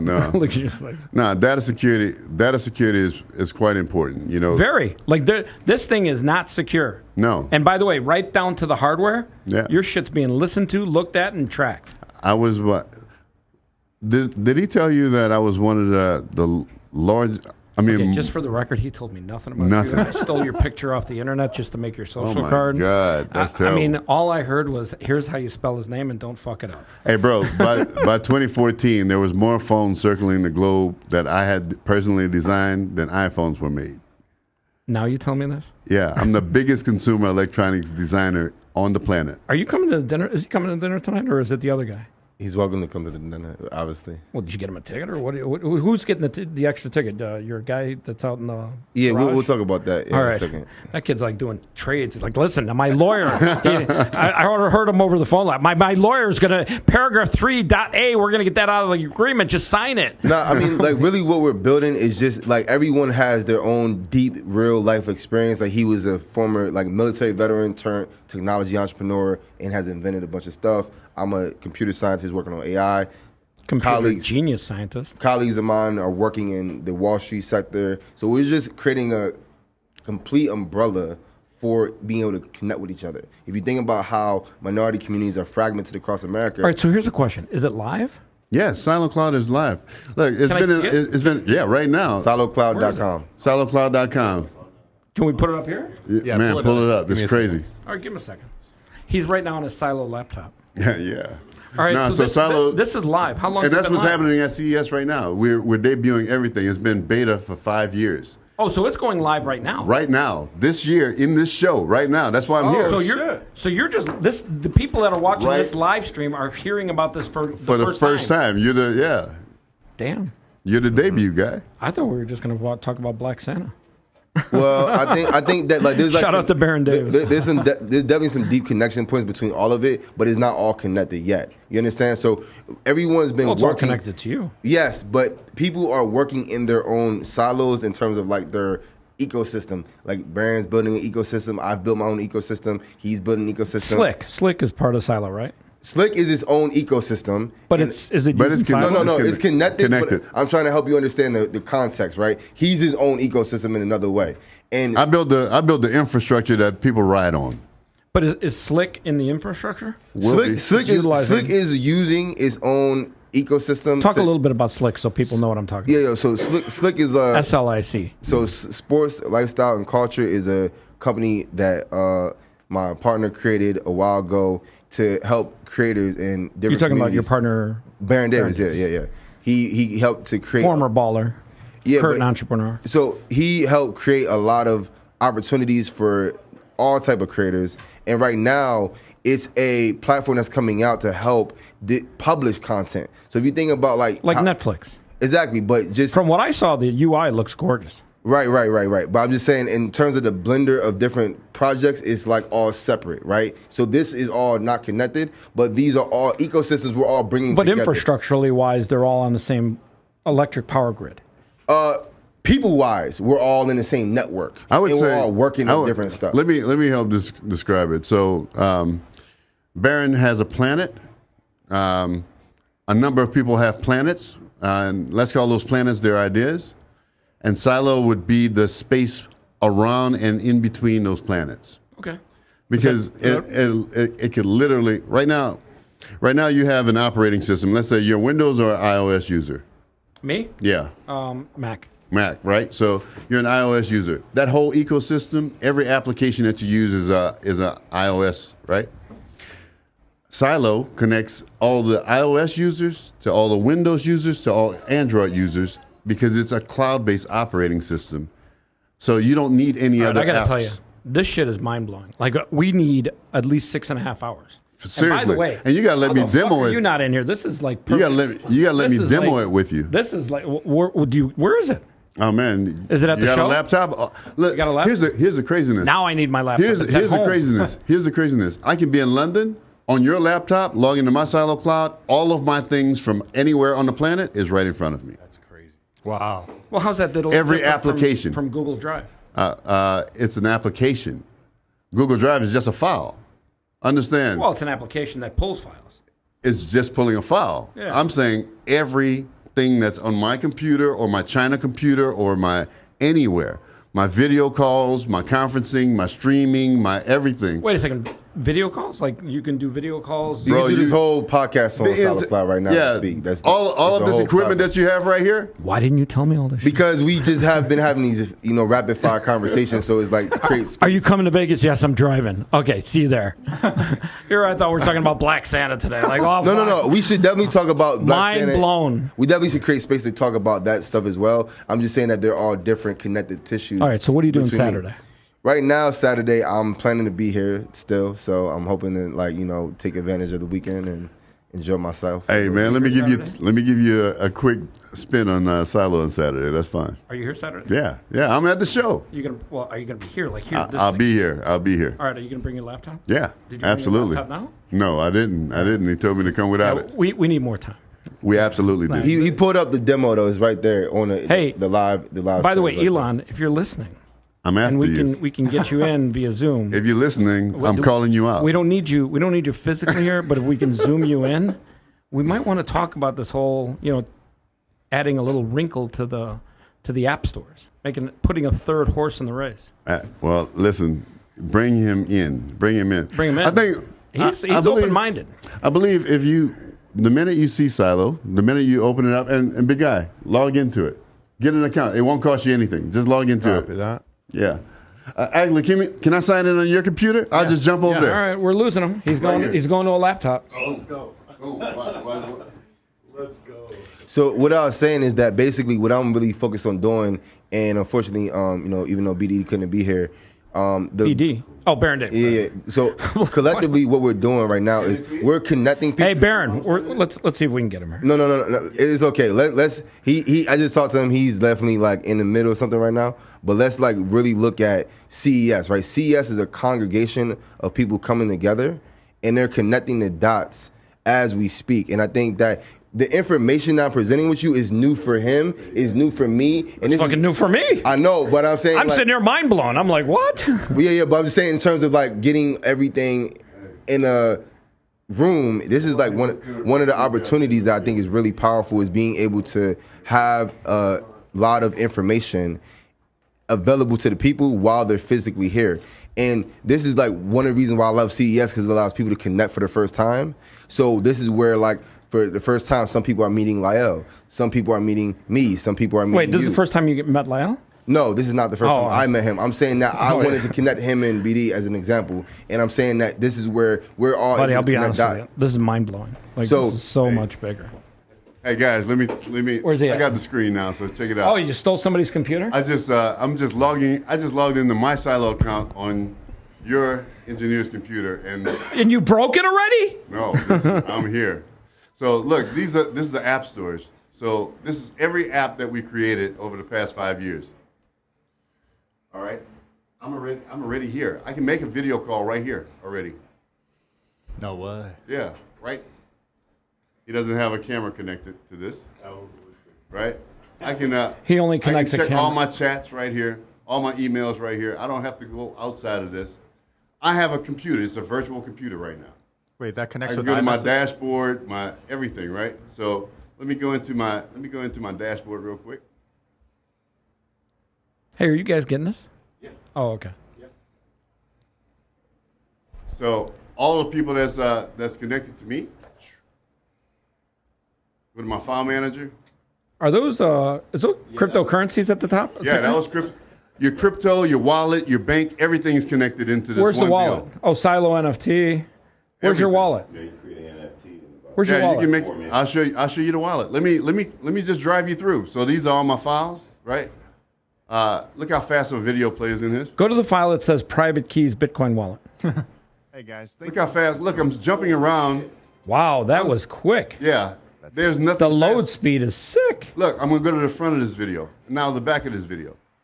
That shit's insane. All right. Is that video formatted in some different operating system? It can be any type of format. No, I know, but how did you get it to load so quick? That's crazy. That's our technology. No, I know, but is it the operating system that makes things It's faster? the cloud-based operating system that makes it faster. I got to tell you, that's the craziest. Mike, you've seen video before. That's insane fast. I have seen video before. This is a true statement. That is true. That looks pretty good. It reminds me of that. Remember Silicon Valley with their whole compression ratio? Yeah, their video is exactly, super the fast. movie. That's what it looked like. A lot of people said that whole story was written after my company. They probably stole your So picture this. Let's say you got a guy in China, right, and you want to communicate. So we're going to go to Chinese. Shout out to China, locking down the whole country. And now I'm just going to go ahead and talk because I don't have to worry about translation or anything. The fuck? No way. Yeah. Wait a second. What? Yeah. Where's the English? It just translated it for him. Where? Where's the English? Watch this. Oh. This is crazy. So it's like a bilingual platform. So Wait a second. How'd you do that? Where are you going? I'm going to go to some other things because you don't have a whole lot of time, so I'm going to show you everything. We'll make some time. so watch. Ever wanted to quickly By the way, build will your somebody tell Mo Hurst we're going to have to reschedule? No, just kidding. We'll get you in here, Mo. Hey, by the way, get Mo in here. Let Mo slide in here. Let's say you wanted to quickly build a website or launch a QR code or launch your own streaming channel. Why do I want to launch a QR code? To get paid? Well, Yeah, I mean, of course, man. I wish I had a QR code right now so people could join all my stuff. QR code for MOAmentoring.com. Like right now, it's done. Guys, listen, let the guy through. He's not a running back. He's a defensive tackle. Like QR. Mo, you want to hear some cool shit? Yeah, get over here. This is like, just, you got to stand a little bit. Hey, can we get him a box to sit on or something? Yeah. You want me to get you swap out with me? We'll just slide your chair, and then we'll get a chair over here. Okay. Hey, what was that that website that you have, big guy? What website? The website that he wanted a QR code for. Oh, here, Michael. Mike, what was that QR code? MOAmentoring.com. Here, take the chair. He's going to get another one. Mentoring. Meaning men of action. .com. Mentoring.com. Hey, check it out. Scan that one. It's done. Hey, what's up? Hey, Michael. Yeah. Michael. Hey, and then I can just take the fan off. Take the chair. Oh yeah, it's gonna go right to it. We don't need the fan. You should pull up that website. See if you can. Yeah. You might break terms of service if you pull it up there. Take the fan off. We don't need it. No, I can't. It's too high. Hey, so picture if let's say a lot of people. No, Mike, take my seat. Here, Michael. So a lot of people are now paying people to build their websites and things of that nature. Okay, listen. Let me tell you something. This shit was mind-blowing already, and this is we need more time. I know. I mean, now you're doing show and tell. You just created a QR code so he can make even more money. Watch how fast we do this website. Buddy, the speed is insane. The speed is crazy. Like you can create a website right now in real time. So it aggregates all your favorite apps to one platform so you never have to leave. And one of the value propositions of Silo Cloud is that it protects all your data at the edge. I can't talk to you anymore. You didn't tell me any of this shit. I was trying to surprise you. I'll be honest with you, I'm totally surprised. Who the fuck doesn't text me? Oh, by the way, I'm going to blow your fucking mind today. This is crazy. I was just chilling. But, being as though, like I said, we're trying to connect all these top inventors, creators. We need a way to do that. So Silo Cloud creates an ecosystem of ecosystems. So I'm just gonna put this. Mother of God, team, what the fuck are you doing? Let's put 5 members of your team here. They got ClickFunnels too. Hey, Elon, I know you don't follow me on Twitter, but you own Twitter. Just join us on a Twitter space on Saturday. Let's talk about this. It's time we threw a wrinkle into the whole Apple Google domination. What's funnier, you asked me, but he actually showed up. Now you got the code. And then you also got the source code to the same site you just seen. The fuck? Yo. So basically, you could take any idea right now. Is your mind blown on this shit? Instantly print out Came ideas. in late. Hey guys. Are you getting this? So your SEO, You seeing this shit? Oh, your SEO. Mo, this shit's fucking amazing. And now we're Listen, gonna I know launch your tech. website. This shit's fucking amazing. This is crazy good. And you're now just out. You literally are launching this right here on the show. Yeah, we're launching a website right now as we speak. No, but you're launching all this shit on the show right now. Like nobody's ever seen this shit. No. What the fuck? You know nobody watches my shit, right?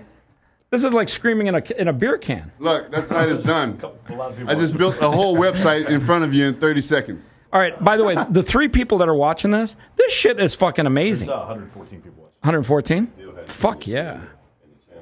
Mo, I'm telling you, this shit's a game changer. Hey, look. Here, by the way, the one thing I can tell you, your speed is sick. This is all cloud-based right now. Yeah, all cloud-based. It's almost like you're changing files and pages on a desktop. That's exactly what it is. It's desktop in the cloud. The speed is That's insane. what I'm telling you. It's ridiculous. Listen, Elon, before you buy anything else or make any more babies, you got to fucking talk to this guy.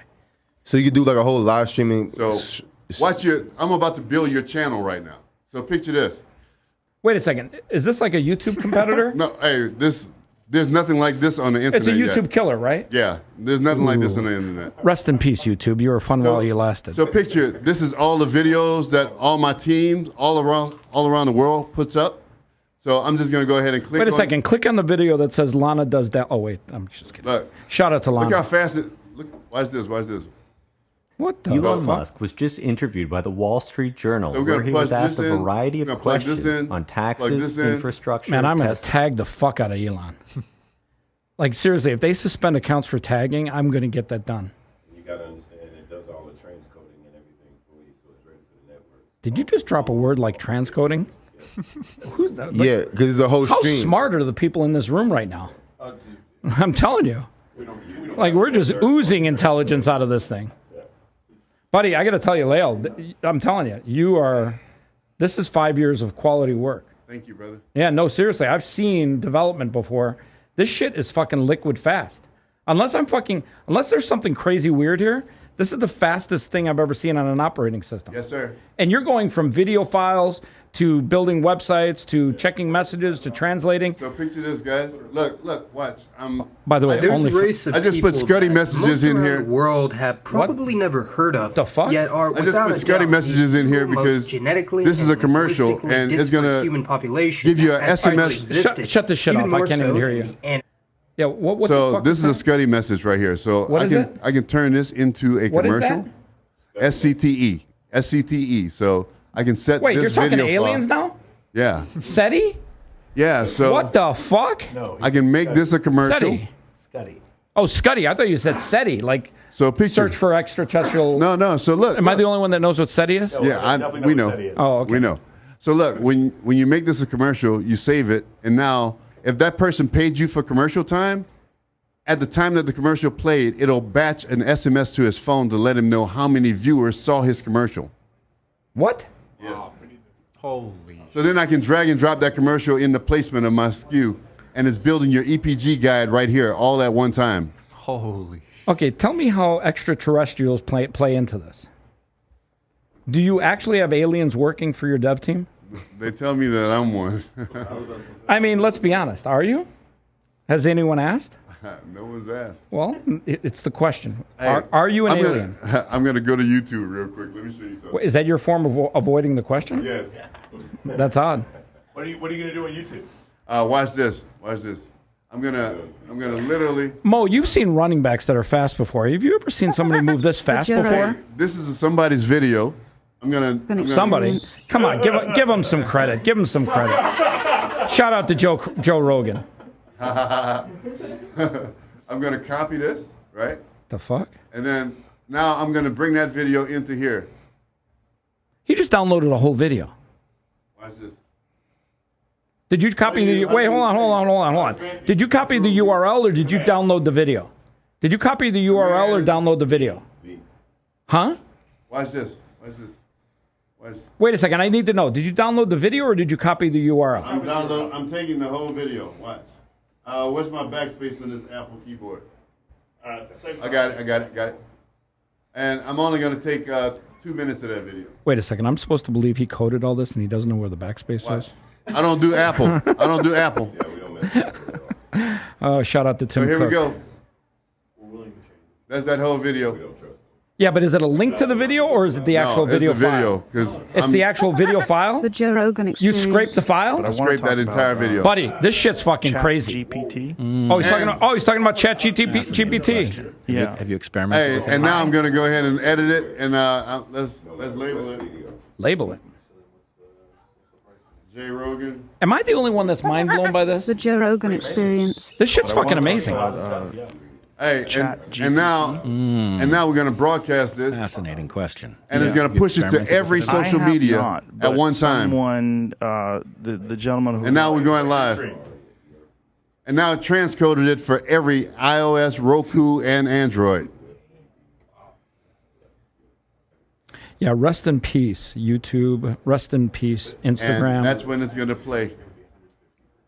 Hey, So I want to where's show you guys some other crazy stuff. So where's the social media aspect? How can people follow people inside of your operating system? Let me show you real quick.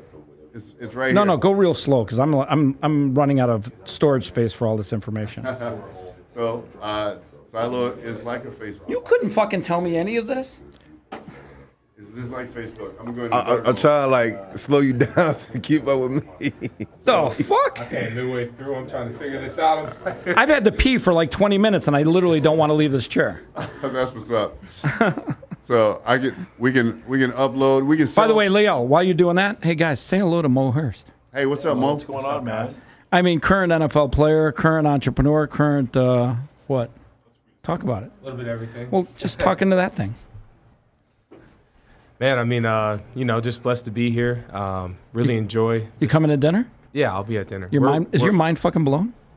Yeah, a little bit. I mean, seriously, this shit's fucking crazy. Yeah. Sean, is this shit crazy? It's the craziest thing I've seen. It's the craziest thing I've ever seen. I've never seen someone scrub a video so fast. No on shit. YouTube I had to literally ask him, are you stealing the URL or did you fucking download and scrape the file? Yeah. I asked him 3 times. He said 3 times he scraped the file. Yeah. That shit's fucking crazy. It's wild. Yeah. But yeah, I mean, obviously, excited to be here. What's faster, his operating system or the cheetah?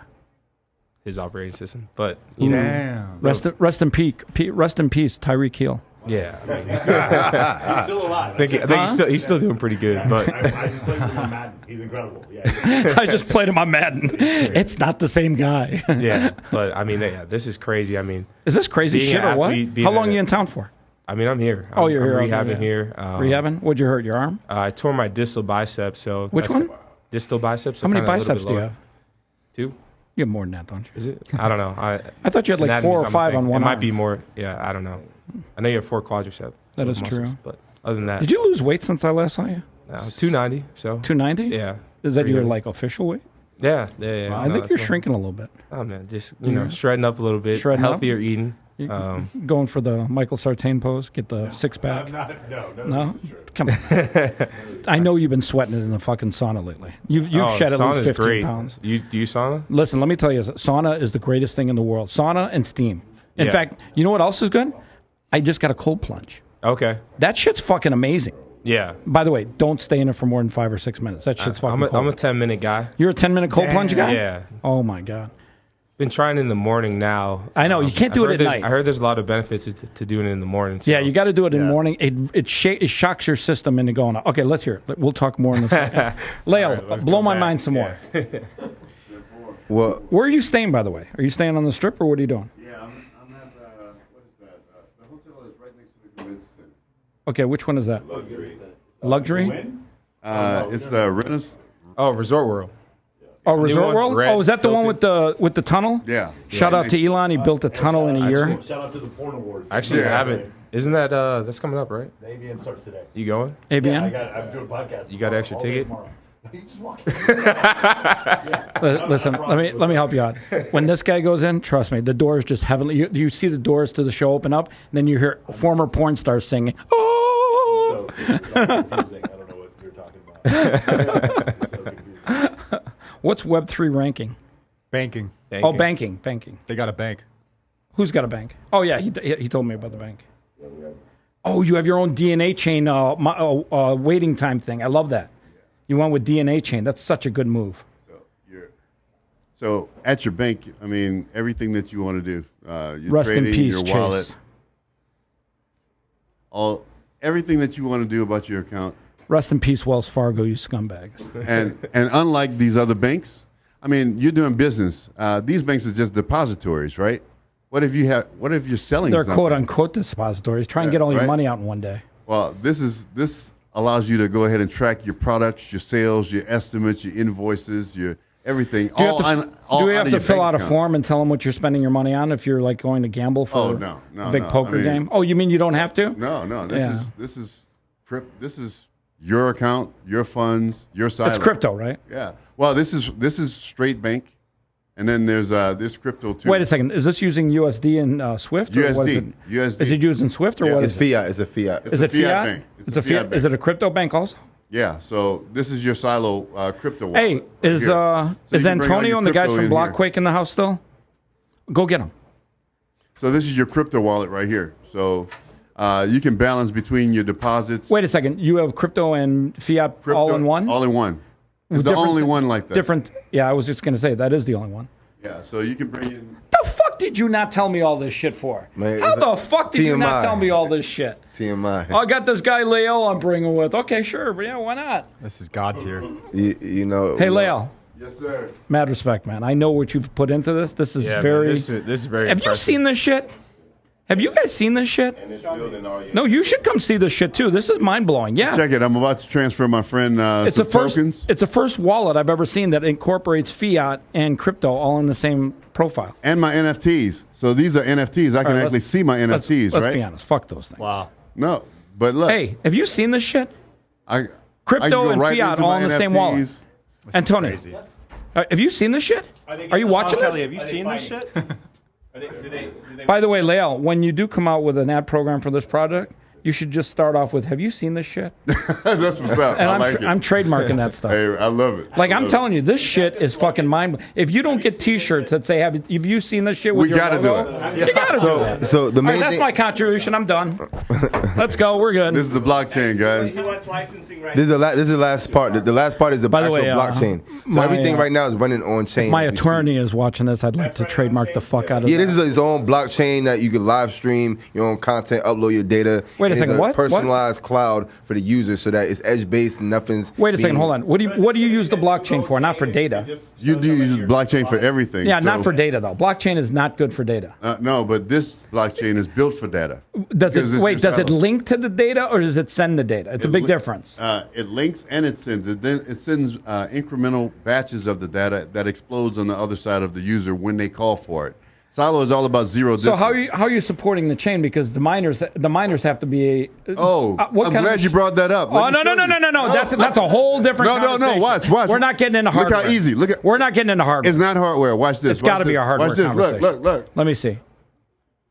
What the fuck? You broke it again? No. We're What is this? We're about to mine on his computer. Silo's going to tell me if his computer is strong enough to mine. Oh wow! See whether they have enough. Wow, you can mine The off a GPU regular. mining. Okay, now here's a real question: can I mine off a Raspberry Pi? And if the answer is yes, Absolutely. I got 4,000 of them in a warehouse. Absolutely. I'm not using. Absolutely. Fuck me. Get that going, Chris. Yeah, I never had a chance of keeping my YouTube channel after today, anyhow. Hang on. Let me get out of here real quick. Do you guys understand how big this is? By the way, this is like insane huge. They came on the This is tail end crazy of it, huge. so Huh? they came on the tail end of it. But yeah, Like, I don't think you guys are getting this. This is like. I saw part of the Did you stuff see the earlier. speed at which this operating system works at? Did you see that shit? Yeah, I saw it quickly. They're moving it in the Unless I'm being fooled here, this shit is fucking amazing. Well, I'm using your computer. That is true. So But so right okay, here, but for the record, I saw David Blaine make a plane disappear once. there you go. And let's So- be honest, he didn't really make the plane disappear. Let me. Shout out to David I Blaine. gotta pay for my mining subscription. I'm gonna do it right here. Your what? My mining subscription, because now I'll be able to do this. Dude, you're the fucking Satoshi of this chain. Why the fuck do you have to pay for anything? Just say, listen, I'm Lael, man. Don't fucking charge me. I built this shit. All right. And I like the whole blown up. So is now this it's one of checking your Elon rig Musk's profile. satellites that you blew up? Exactly. I think so. Yeah. Elon, he doesn't hate you. Space junk. Oh. Yeah, he's got like 3,800 of those fuckers up there. Yeah. We're mining. God, you know what? So it's checking your rig profile right now. My what? The rig profile. So What's his it looking for? It's looking to see if the internet speed is good, the GPU processor. I got to tell you, good. the internet speed's shit here. Yeah, we're gonna find out. 4.3 megabytes per second. Are you fucking kidding me? What? The fuck? Look at that shit. I got a gig up and a gig down in my building. Oh, another big baller brag. Is it your building or is it your mansion? Oh, it's good enough to mine. So watch this. Oh, wait a second. Watch this. February 7th, we're having a It's party good enough there. to mine. So now we're gonna start mining. Mining services. So we're clocking right here, right? We need to plan and now we're gonna. Andrew, this is not about you right now. Let's just focus on Leo. We're going to use the settings so we can see our mining in progress. Motherfucking George is And we making money hash it. already. Yo. George, is that your laptop? Yeah. Oh, there you go. You're making some cheddar. Look at look at the blocks, man. Is that blocks? Is that Yeah, blocks, that's or the wait? No. Is it transactions or blocks? That's blocks. That's a block. Yeah. That's per blocks. second. Yeah. Why don't you batch them every 10 minutes? We don't have to because Silo has 512 nodes worldwide, all synchronized. It's on an Enumium calendar, right? So that means zero distance between me and Europe. Can you pay your dinner ticket for tonight's dinner and this shit? Because I want can some pay of this everybody's shit. dinner ticket. We can do this. Now we're ready. All right. Well, hey, if we were going to end the show on a high note, this is a good one. Are we talking Saturday? Absolutely. All right. Absolutely. Get your Can't shit wait to together. see We're you gonna guys. go. I'm gonna have a lot more questions. I got one more thing to do. What? I gotta pee. What are you doing? Don't stop it. You know what? Me too. Me too. Oh, look, I'm on my silo and I'm on video, right? The fuck? I need somebody's phone number. And Here, then we're I'll give gonna you close mine. the show. I'll give you mine. 702 7-0. He's calling you right now. 389 Wait up. 389 Wait up. 999. Hey, somebody go outside and get Isaiah Jackson. 5866. Hey, touch your keyboard. My hands. Put his phone number in. I don't know why I didn't set this up earlier. Hey, Chris, how are you? I'm at... No. Oh, you got I was going to do it on my YouTube, but we just didn't get it. Oh, yeah. I know I saw you. I get mine on.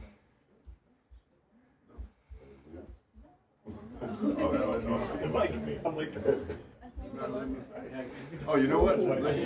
I just went down and picked up views. Hey, Haresh, I'm in the studio. We're live right now. If you go to Twitter, I'll send you the link. Hey, scan that QR code. It's that Anybody blue in the ribbon. room. Somebody scan a QR code. Hey, Haresh, it's at Blue Ribbon Cosmo. Go to Blue Ribbon Cosmo. We'll be there in 45, okay? You there? All right. Uh-oh. My audience might be... All right, I don't know what the fuck that is. Now, and do allow. Anybody got it? Huh? Anybody's on it? Are you calling me? Using this app? And join from web. Launch from web. Launch from web. What is it? What does it do? Oh, wait. Okay, so. All right. Okay, now, here we go. I'm on now. Wait. What was Yep, it? you're on. Can you put it up again? Slow learner. Oh, we live. Yo, that's crazy. Yeah, That is you're wild. on too. You're on too. Yep. Yo, that's insane. He's on a computer. Oh my God. All right, I'll be honest with you. Did it get hotter in here? You got me. Leo. Let's get busy, bro. What's up? We're going to dinner. Absolutely. Let's rock and roll. Hey. Signing off, guys. Love you guys, man. Thank you. Mm-hmm. Thanks for telling me. Yeah, sure, no problem. Hey. It's too much going on at once, so I try to keep my mouth shut. Hey, we still got to talk about your shit, but this shit's fucking insane. Yeah, Hey, you know, Mo, some AI stuff. and stay there. It's a bunch of tech. Isaiah. Leo, where is it? Silo. All right, hey, get him sorted out with tickets and stuff. What the fuck is going on with my phone? That was nuts. That's crazy. And this fucker doesn't tell me shit. Oh, yeah, we're going to talk about Black Santa. I think we're doing well. What is this? Okay, cool. I definitely want to talk about that stuff. Are you going to be here Saturday? My logistics right now. I'm like trying to like block my brain on like what I'm doing, and at the same time I have to code right now. So I'm just like, What are we doing? Huh? Oh yeah, is that Mo Hurst? Appreciate it, man. Thank You you look so so much. svelte. Like, what the? Sean, let me get right here. I got the black on, man. Have they not been? What's up, buddy? Are you seeing this shit? Did you see this shit? Hey guys, we're not done yet. Everybody stick around. Well, we're almost done. I got to be at the restaurant. Like, All right, go to the restaurant. I'll meet you there. All right. What, tomorrow? 7. Hey, only because I can't not introduce my friend. Michael. Hold on. What? Go to the restaurant. Blue Ribbon. I'll see you guys there. Hey, if they ask your name's Chris Champion, you got a table, blah, blah, blah. All right. We're supposed to be there at 5. I'll have him take my spot. Huh? What? You want me here? You stay, leave, whatever we want to do. Get the fuck out of Michael's chair, though. No, it's fine. I don't. That's mean. Oh, now you're gonna sit in Michael's chair? Have a seat. Come on, man. All right, ready? Hey, are you going to the restaurant? Blue Ribbon. Gotta go to the show floor. Okay, give me your number. Get my number from. All right. No. Oh, you got the 702 number. No. This is the messiest YouTube transition I've ever seen in my entire life. Hey, I need this guy's number right. Yeah. I can get my real number out. Hey, George. Okay, cool. Oh yeah, got it. All right, hey. All right, you want me to do this? Well, I got to help you out a little bit. Okay. To get out of here. So, my friend Isaiah Jackson, thanks for being on time, buddy. Oh yeah, appreciate it. What do you like? Can we shut that door? Did you get in from Miami last night or just now? Late last night. Late last. You couldn't get here on fucking time. I had some other stuff to do. Had stuff to do. Other interviews. Family stuff, interviews. Family stuff. Yeah, All right. I got some family out here. How's Gigi? Oh, is Gigi out here? No. No. Her aunt is. Oh, she is? Yeah. All right. So, Bitcoin Black America literally locked himself in his room, put tape over the windows, came out like, a week later, and then said, here, I got a book. Yep, couple weeks, yeah. He is as high of a character OG in the crypto space as I've ever known and met. He is a world-class human being, a below-average shooting guard, That explains why he's in crypto. I doubt that. Still the best shooter in the world until Steph Curry beats me. Oh shit. I'm 1-0, so. Oh shit. He's Isaiah Jackson. Isaiah, meet Michael. How you doing, man? Good to meet you. Nice to meet you, awesome. brother. Mo, nice to meet you. Nice to meet you, man. I don't think it's actually Mo Hurst. I remember the Mo Hurst I remember was larger. They shrunk him down. They like said, "You're hurt. Lose a few pounds. We'll bring you back in spring training as a running back." Is that the truth? They're bringing you in as a running back next? Nah, man. No? I don't think so. Elon, man. Here we go. Come on, man. You could make it through that hole. I could. You're a little petite right now. I've noticed you're a little petite. I got black on, man. It's I'm telling slim you, in color. it must be slimming the fuck out of you. Yeah. What are you at 210 now or something? 215? Yeah, I don't think he's 215. I think you may be a little bit off. You might want to get those glasses checked. Guys, you want to introduce our guest here? Yeah. He is a fifth-round pick of the Oakland Raiders. He is a 2017 All-American. He's a consensus All-American, and he was All-Big Ten in 2017. He currently plays for the San Francisco 49ers. He's a defensive tackle. Are you a nose guard or a three-technique? A little bit of both. A little bit of both. Do you ever play end? A little bit. A little bit? Oh, awesome. Please welcome Mo Hurst. It's awesome to have you here, man. Really glad to have you, man. So are you visiting CES? Are you promoting anything here at CES? Right now, I've just been working with Next Play Capital. Okay. So they're a fund of funds. And, Okay. They work with a lot of athletes, and that's sort of been a big thing for me is just finding, businesses and founders that kind of align with the athlete space and, things that I can provide value for. So, I mean, that's been extremely, extremely nice for me to do, especially while being injured. So right now, it's kind of just been that focus and then rehab, obviously. So Listen, ladies, you are in good hands with Michael. You guys got to stop with this. You're going to get me in trouble. I'm about to go see you guys are all going to meet my girl. About these two ladies, not bro. You're gonna. I say ladies, this head goes to like 13 strippers. Anyways, I'm going to the restaurant because I got to make sure we're there by 5. Yeah. When you guys are done here, go over to Cosmo Blue Ribbon. We'll have a bite. We'll sit down and talk till 10 o'clock at night. Okay. All right, let's do it. All right, nice. So here we go. Yeah. So I'm just curious. So when you, hey, how you doing, man? All right, thank you. Appreciate it, brother. See you soon. When you're doing this, what are some of the things that they're investing in so far? Right now, it's just been like a lot of like either like athlete wear, a little bit of like real estate apps, and then just like kind of like statistical data. Yeah. So sort of all those sort of different fields, and a lot of athletes I feel like have begun a lot more into sort of venture and realizing the impact that they can have. Yeah. So for me, it's just like athlete ownership, right? So For it's, sure. Instead of signing a deal with Nike, it's owning Nike and promoting Nike. That you're helping it from the ground up, opposed to like this huge like $1 billion or corporation.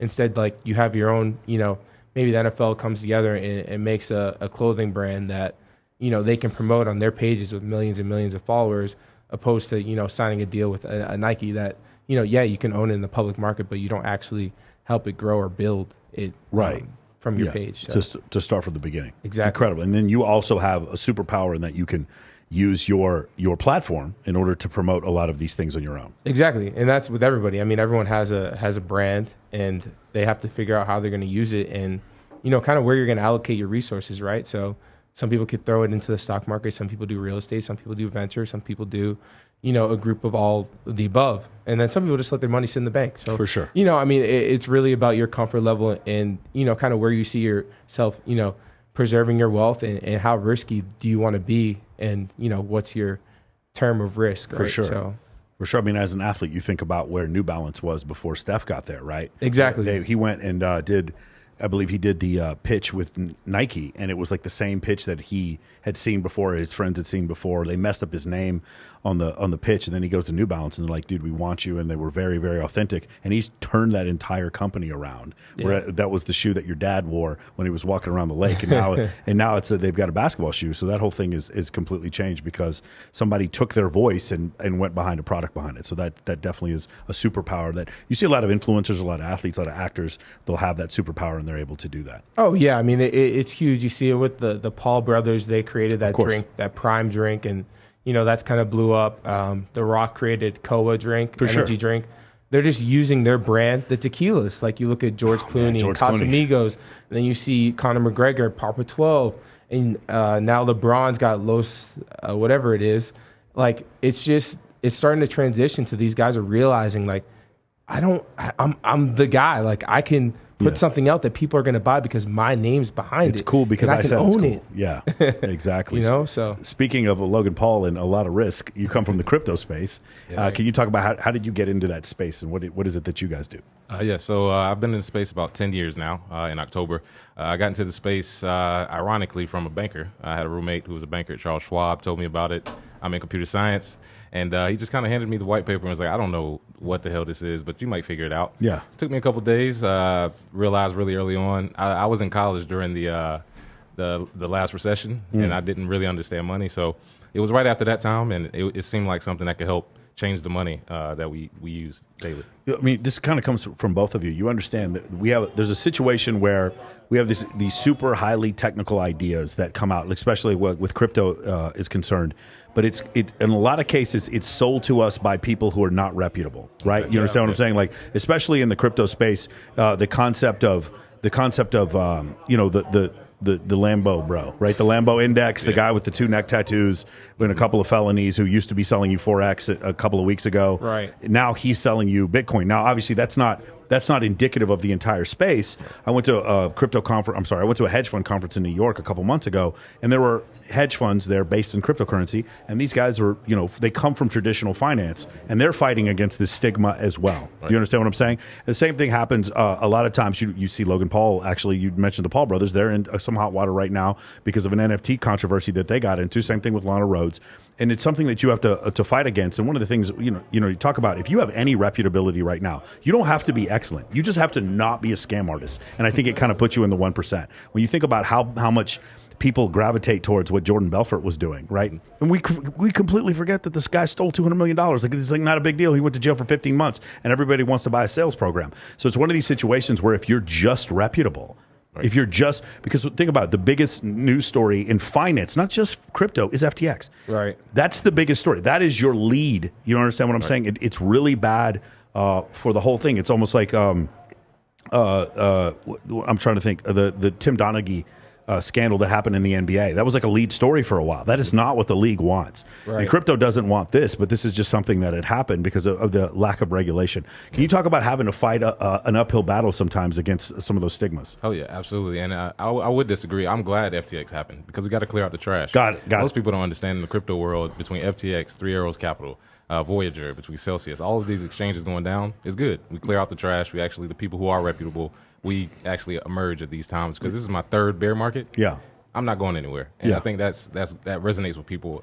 People come and go, the Lambo bros, they get rich for a year and the next year they're asking for money. It's like, yeah, these people drives you crazy, doesn't it? Yeah, they're not here for the right reason. And then they're talking shit to you when they got a bunch of money on paper. You know what I'm saying? They come home for Thanksgiving and they're like some burnout and they're like, you got to invest in crypto. Let's get into Ripple, bro. Come on, let's do this. Oh man, I've been to some conferences and seen some people, especially here in Vegas, where people would throw that at you. And it's funny because usually I'm richer than them. But it's just, why are you? It's a function. They've never had money before, it's a Dunning-Kruger effect, right? Yeah. Because somebody hits it big on the upswing on Bitcoin. Now they think they know how to do heart surgery. Like understand what I'm saying? Yeah. Or if somebody, you see this sometimes in athletics because somebody knows how to play quarterback, then all of a sudden they're a hedge fund manager. It's that kind of situation. So yeah, it's just really interesting. In your situation, do you have any mentors that you go to as far as when you look for people to support or look for businesses to support? Yeah, I mean, I just try to look for people that have done it before, right? So my biggest thing is trying to figure out kind of who are the pioneers in the space, who knows a lot about the space that you're going into before you go into it, and are you able to reach them and get their advice? So for me, whether I'm going to get into, if I decide to go to crypto, like I'm going to decide that I want to partner with the guy that knows the most about crypto, or I want to partner with the guy that knows the most about NFTs, or whatever you decide to get into. And that's what I think that's cool about being an athlete, or being someone with influence, is because I feel like you have a much easier time to reach those guys and get their opinions on, okay, is this thing legit? Like, should we be investing in this? Like, and you can kind of backpack off of them and figure out right or wrong, because you don't know what you don't know at the end of the day. And then you see someone who obviously would have the money and the experience for due diligence, like Tom Brady, get caught up in this whole FTX thing. And it makes it kind of difficult. Now, we all have kind of networks. My network is UT Austin, right? I'm a Longhorn. The Wolverines, huge network. The Wolverines will be in a huge network, and then also with the Niners, are there guys in there? Like, are there like Debo Samuels? Is he investing in stuff? Are there guys on the team that you can talk to that have some ideas like that? Oh yeah, I mean we have a huge network of teammates, and obviously being in San Francisco, like you have Silicon Valley. Of course. So, I mean we've had guys come in that run, $50 million funds, $100 million funds, $500 million funds, and you get to learn from these guys. And I guess back in the day, when Steve Young and Jerry Rice and all those guys were winning their championships, they were investing in deals during that time. And Steve Young was actually in law school during some of their Super Bowl runs. So these guys were extremely smart and took advantage of being in that area. And that's kind of where you fall into how much am I going to put into venture? You can move it a little bit when you're in the area, because if you're in Silicon Valley, you have more access to everyone there. So maybe you go from a 10% allocation to a 20% allocation just because of comfort level. Yeah. So I think the biggest thing is just understanding where you're at, understanding what you understand, and then being in that market and knowing that there's ways to create wealth within that market that you're in. One of the craziest ones is what happened to Roger Staubach. He got out of the league. He owned it. He started his own real estate investment company. And at one point, not now, he was worth over $1 billion. I believe he was the wealthiest former athlete that had ever played. He's not worth, I think, around $600 million. So hopefully he can, buy some guacamole at Chipotle with that. But I mean, it's really interesting how you see some of these guys hit it big. Obviously, Michael Jordan and the investments that he had made previously and how that had worked out for him. But yeah, some of these things are really interesting in the space. So you talked about before with Warren Buffett. He used to say when the tide goes out, you get to see who's skinny dipping. Exactly. Right. So this is that type of situation. I'm a performance coach, and that's one of the things that happens with me is that a lot of these guys, they can't back up what they say. Right. What exactly is the business that you're in specifically when it comes to crypto? Are you with an exchange or a token, or what is it? Oh yeah. So I have the longest running podcast in Bitcoin history. Okay. I have a media company, KRBE, and the show is The Gentleman of Crypto. Okay. And I also consult companies like Fidelity, Silvergate, Coinbase, Cash App, name them. That's who I consult. So I'm sort of in the background. It's really good for me because I can be quiet. But at the forefront, getting the information out there education-wise, either through podcast, books, book tour, consulting, all of that. So I come from the stock option space, Tastyworks and the TD Ameritrade Thinkorswim app. The guys who built that are the guys who taught me how to trade. Right. And I'm curious, right now, I don't feel like there's a liquid options market on crypto. Not maybe on a few, but not on very many, right? And also, shorting is not very easy. It feels like it feels like there's only one opinion that's being expressed, and that's the long opinion. And do you think that would change a lot of the volatility in some of these products if there was a liquid options market and you were able to short on a regular basis? Yes. And do you think it would take federal legislation in order to get to that point? No. The reason being is because crypto is a worldwide phenomenon, so that can actually go across different countries, and unfortunately, regulation actually holds back innovation, especially in America. When you go to Europe and you go to other countries, it actually pushes it forward. So I think it is possible. Regulation doesn't have to be there, but it does have to exist in the framework that we live in now. Yeah, so, I mean, in order for you to issue stocks on an equity in the United States, you have to be regulated. Yes, yeah, absolutely. Yes, right. But technically, if we're thinking about changing money completely, technically, no, you really wouldn't need it. I think the best part or the best thing we can do is go towards decentralized finance. However, the level of learning that has to happen for humans that are doing it, not there yet, not even close. And the regulations that will come in, if they impede innovation, people will move to other countries. So at that point, you basically have a market that is looking to be regulated in a different way, I would say. The old Howey test, the old way that they do regulations, is not going to work for this market. I mean, it's obviously not going fast enough either. No, right? It's very slow. Yeah, I've seen some of these crypto exchanges buying other companies that are already regulated by the Security and Exchange Commission. That's what happened with, Tom Sosnoff, when he created the small exchange. He sold it to Nadex, I think. I can't remember who he sold it to. He sold it for a couple $100 million. And because they had already had regulations baked in, or they already had the accreditations baked in, that's how they were able to get away with it. I'm just curious, so in the future, what do you see as this working on? Like when I see private equity coming in, you see like massive movements, huge market cap.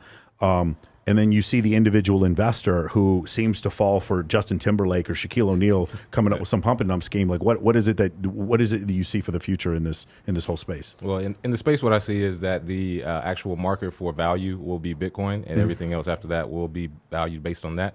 Right now, Bitcoin's value is less than $1 trillion.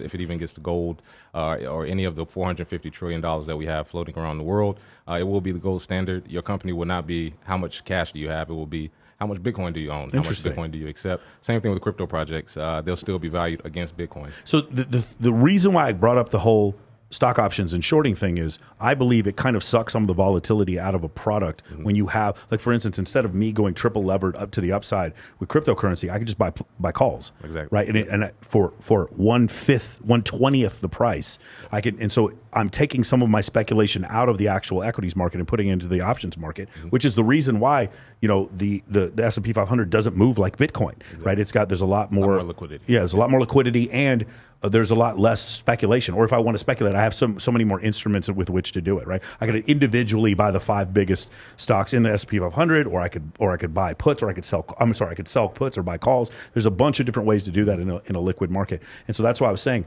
as far as Bitcoin being like the standard, right now I don't feel like it would be the standard when we had something that was at 60K before, and right, you know, we're down to like 18. That's something, as an executive of a company, I'm scared as shit to hold something like that as equity. Yeah, some people are. The main thing is Bitcoin is 14 years old. It's barely a teenager. And the thing is, again, this is my third bear market. I heard the same thing when it was 1,000, went to 200. Same thing when it went to 20,000, went to 3,000. Same thing from 60,000 to 18,000. I think we're going to hear the same thing over and over and over until it's too late for most people. And I think institutions are getting involved heavily while retail is actually scared and running away, which is the opposite of what Bitcoin was built for. It's actually meant for the regular everyday person to be able to access it.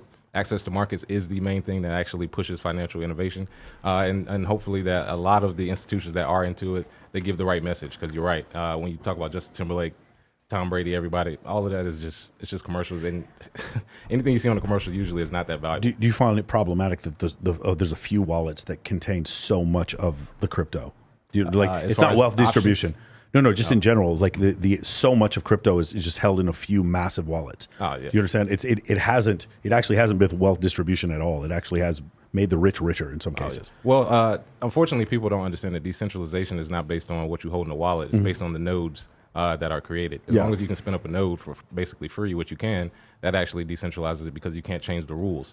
Freedom is freedom. If people want to buy more, people want to buy less. I started with way less money than a lot of people and was able to get more Bitcoin because of conviction and education as well. So the freedom that's there is not based on how much you have, it's how much that you decide to accumulate. And also, too, the price of Bitcoin now in fiat dollars makes it seem as though it's not spread out as much. But somebody who has 10 million sats, which right now is $1,600, that 10 million sats could actually make them very wealthy in the next 10, 20 years. So that distribution actually will even out over time because fiat has no bottom, Bitcoin has no top. So you're basically failing an open book test if you know what's going to happen with the fiat market, but you don't do anything about it. So that's what the cause of Bitcoin is. Mo, do you keep up with crypto a lot? A little bit. Okay, so here's the thing. No, it's perfect because I'm watching the look on your face. One of the problems is when I try to have conversations like this with people who are not heavily invested in this, it becomes very difficult. Do you understand what I'm saying? Whenever I want to talk about real estate, this is one of the things why you see so many strippers and bartenders becoming real estate agents. It's because it's so easy to understand. Very easy to understand. But when we talk about mining a coin, man, what the fuck? Like I understand what that word means, and I know what it means, but it's just one of these things where I actually had Richard Hart come on and explain all these different concepts to me. And that's one of the things that just makes it kind of difficult. People getting involved in investments that they don't understand. Again, we'll go back to Tom Brady. It's just one of these situations like who would have done more due diligence than a man who makes $40 million a year? You know what I'm saying? That part is really crazy to me. But have you seen any guys since you've been in the league that have got involved in stuff that have gotten them in trouble? Obviously, you don't want to say their names, but yeah, I mean, it definitely happens all the time, and it's a due diligence thing. I think people definitely believe they know more than they actually know, and everyone comes to you with a great idea, right? And obviously, you don't know if that idea is going to be successful or go to zero, and I think that's the biggest thing is that, like 99% of companies are going to fail, so the chance of you having that one idea or, one company that is going to be super successful, the odds are against you. Majority of the time. So just like crypto, I mean, it's a confusing space for myself. Like I'm not in it every day, so I don't understand it as well as he would. But the thing is, it's a confusing space for some people, and those people who are still confused still make money. Exactly. And there's people who research the fuck out of it and go broke. Yeah. That's the part that makes it so crazy. It's like dating. It's like dating in Las Vegas. You don't know what the fuck's going to happen. I mean, everyone was posting their crypto gains on Instagram and Facebook. It was killing me, man. I don't Dogecoin. Yeah, having to come out and basically renounce all of that stuff it was killing me. All the bull market years. You think it's confusing? I don't think it's confusing at all. What do you mean? Crypto or blockchain, I think it's pretty basic. No, I promise you, if we get the stripper from the Rhino in here and you start trying to explain how you have multiple nodes and there's a worldwide ledger, yeah, bro, it is. Well, we're not talking about you guys. Obviously, you guys are all smart. I'm saying in the general public. It's funny. I feel bad because in the DMC in Dubai, we have wallets, right, that are multi-sig that are sitting insured by the Lloyds of London for each account up to $100 million, which is why I don't promote any of this stuff. But there are some major players that are keeping wallets there in the free trade zone in crypto right now. That it's just. Is this because for tax reasons? The free zone is because it's for tax reasons. Plus, we were the first ones to get a license in Dubai for crypto. Let me ask you something. And I lobby here. Yeah. I'm so mad at the United States right now because I was born here and I want this place to be like the raging animal that it's always been. We need to get back to that. But I've been right now, as of the last 4 years, in Wyoming fighting for blockchain in a blockchain task force. There is more laws right now for the good because everybody there is pro blockchain. We've got insurance on the blockchain. We've got DAO. You can create a completely decentralized organization, legal LLC in Wyoming right now. Most people don't know that. Incredible.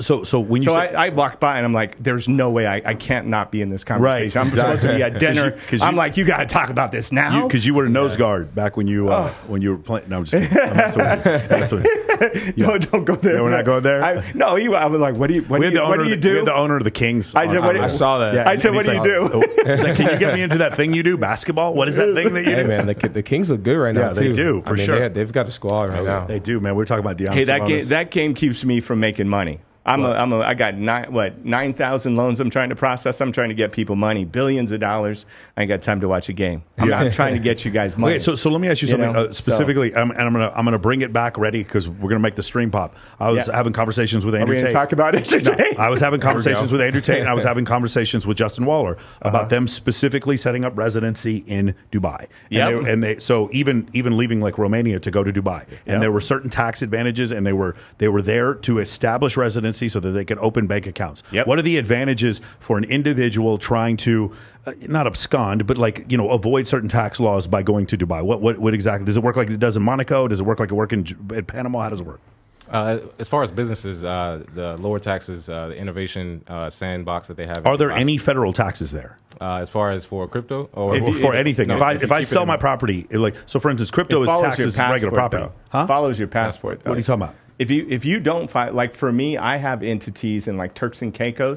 I got a deal with the government there, 30 years, no taxes for entities. I have insurance. But you're still a U.S. citizen, so don't you have to pay federal taxes? So all that money gets reported on my tax return. All the actual cash is literally held in U.S. banks. But I don't have to pay taxes on that in the insurance industry because it's one of the companies I own. I don't pay taxes on it until that insurance earns out. I can invest it like Buffett. But I can play with the money. I can make money off of your money, your premium money. So you're talking about the float for taking in a premium. So same thing like in Dubai. If I have I can build stuff in other countries. It's whether I repatriate that money and how it grows and whether it's growing. Are you saying if you never repatriate the money, you don't have to pay taxes on it? Depends on how it's made and how you own it. I'm not trying to go to jail. No one's listening. The 7,000 people that are watching, nobody's fucking listening. If you don't sell it, if you don't sell it, you don't have to pay. So it's taxed like regular property. You can take out loans on it. You can do a lot of borrow stuff against it. Borrow against but that's the thing on all even my real estate. I borrow money against every time my real estate appreciates. I borrow money, and people go, "How do you have all this? How do you get all this money?" I'm like, "It's borrowed, and I'm writing off the interest."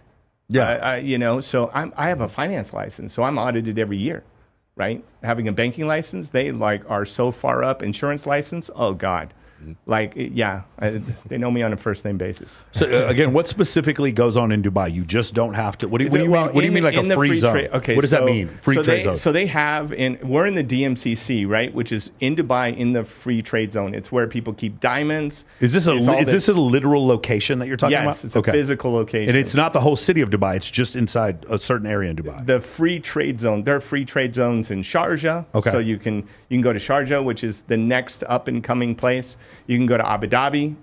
So there are places there. I spend like a month to 2 months at a time there, just because the economic freedom, it's just it's such a different. Like right now, Hong Kong's the number one as far as economically free. Singapore's number 2. We're like 11 or 12 and getting worse.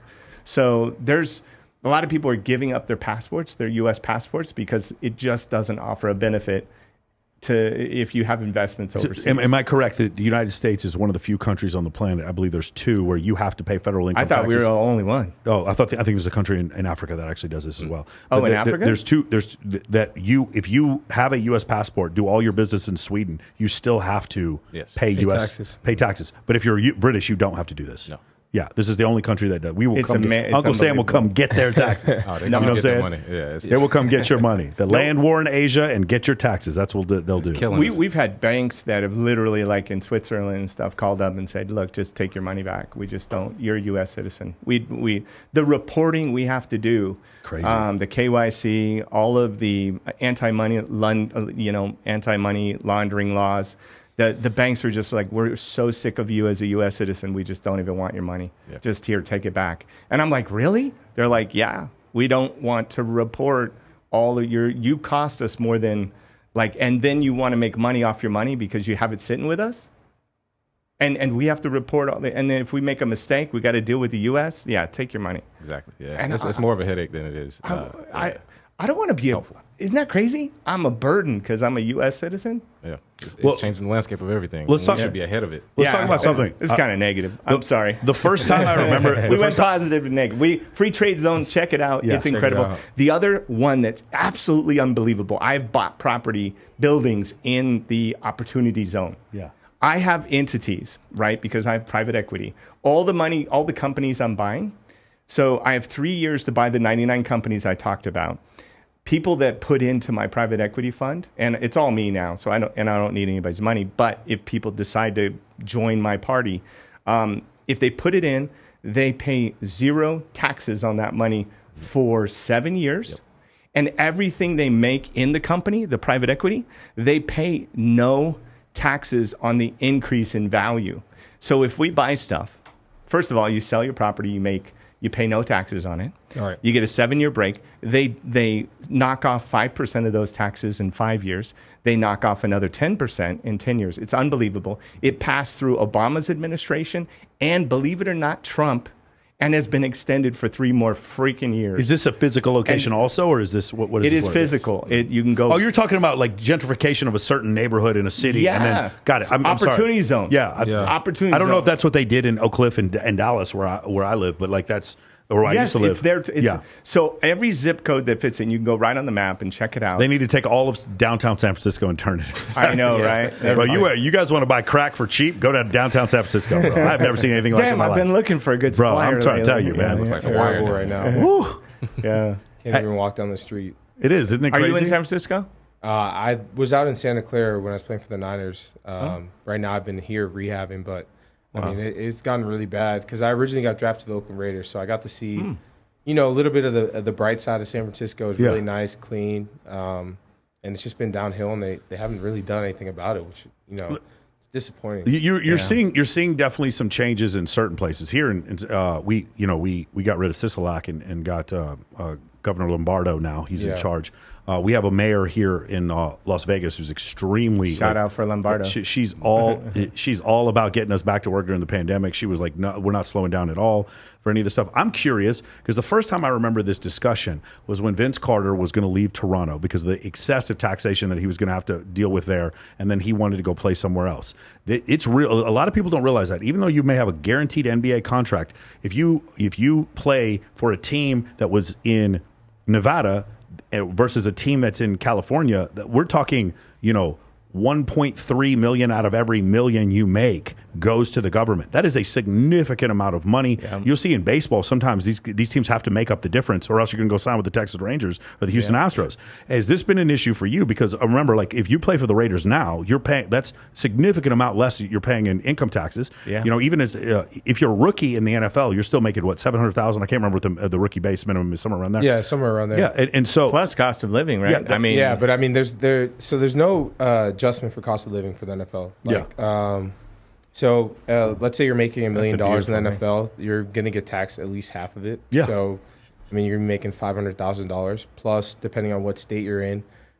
If you're in California, then you're going to be making $100,000 less, so you'll be making $400,000 off your $1 million that you're making. I mean, are guys going out and just renting out expenses as quick as they can so they don't have to pay as much in taxes? Because that's what I would be doing if I was in that kind of fucking situation. I mean, it's a little bit hard for us because there really aren't that many write-offs that you can you know, have as an athlete with an employer.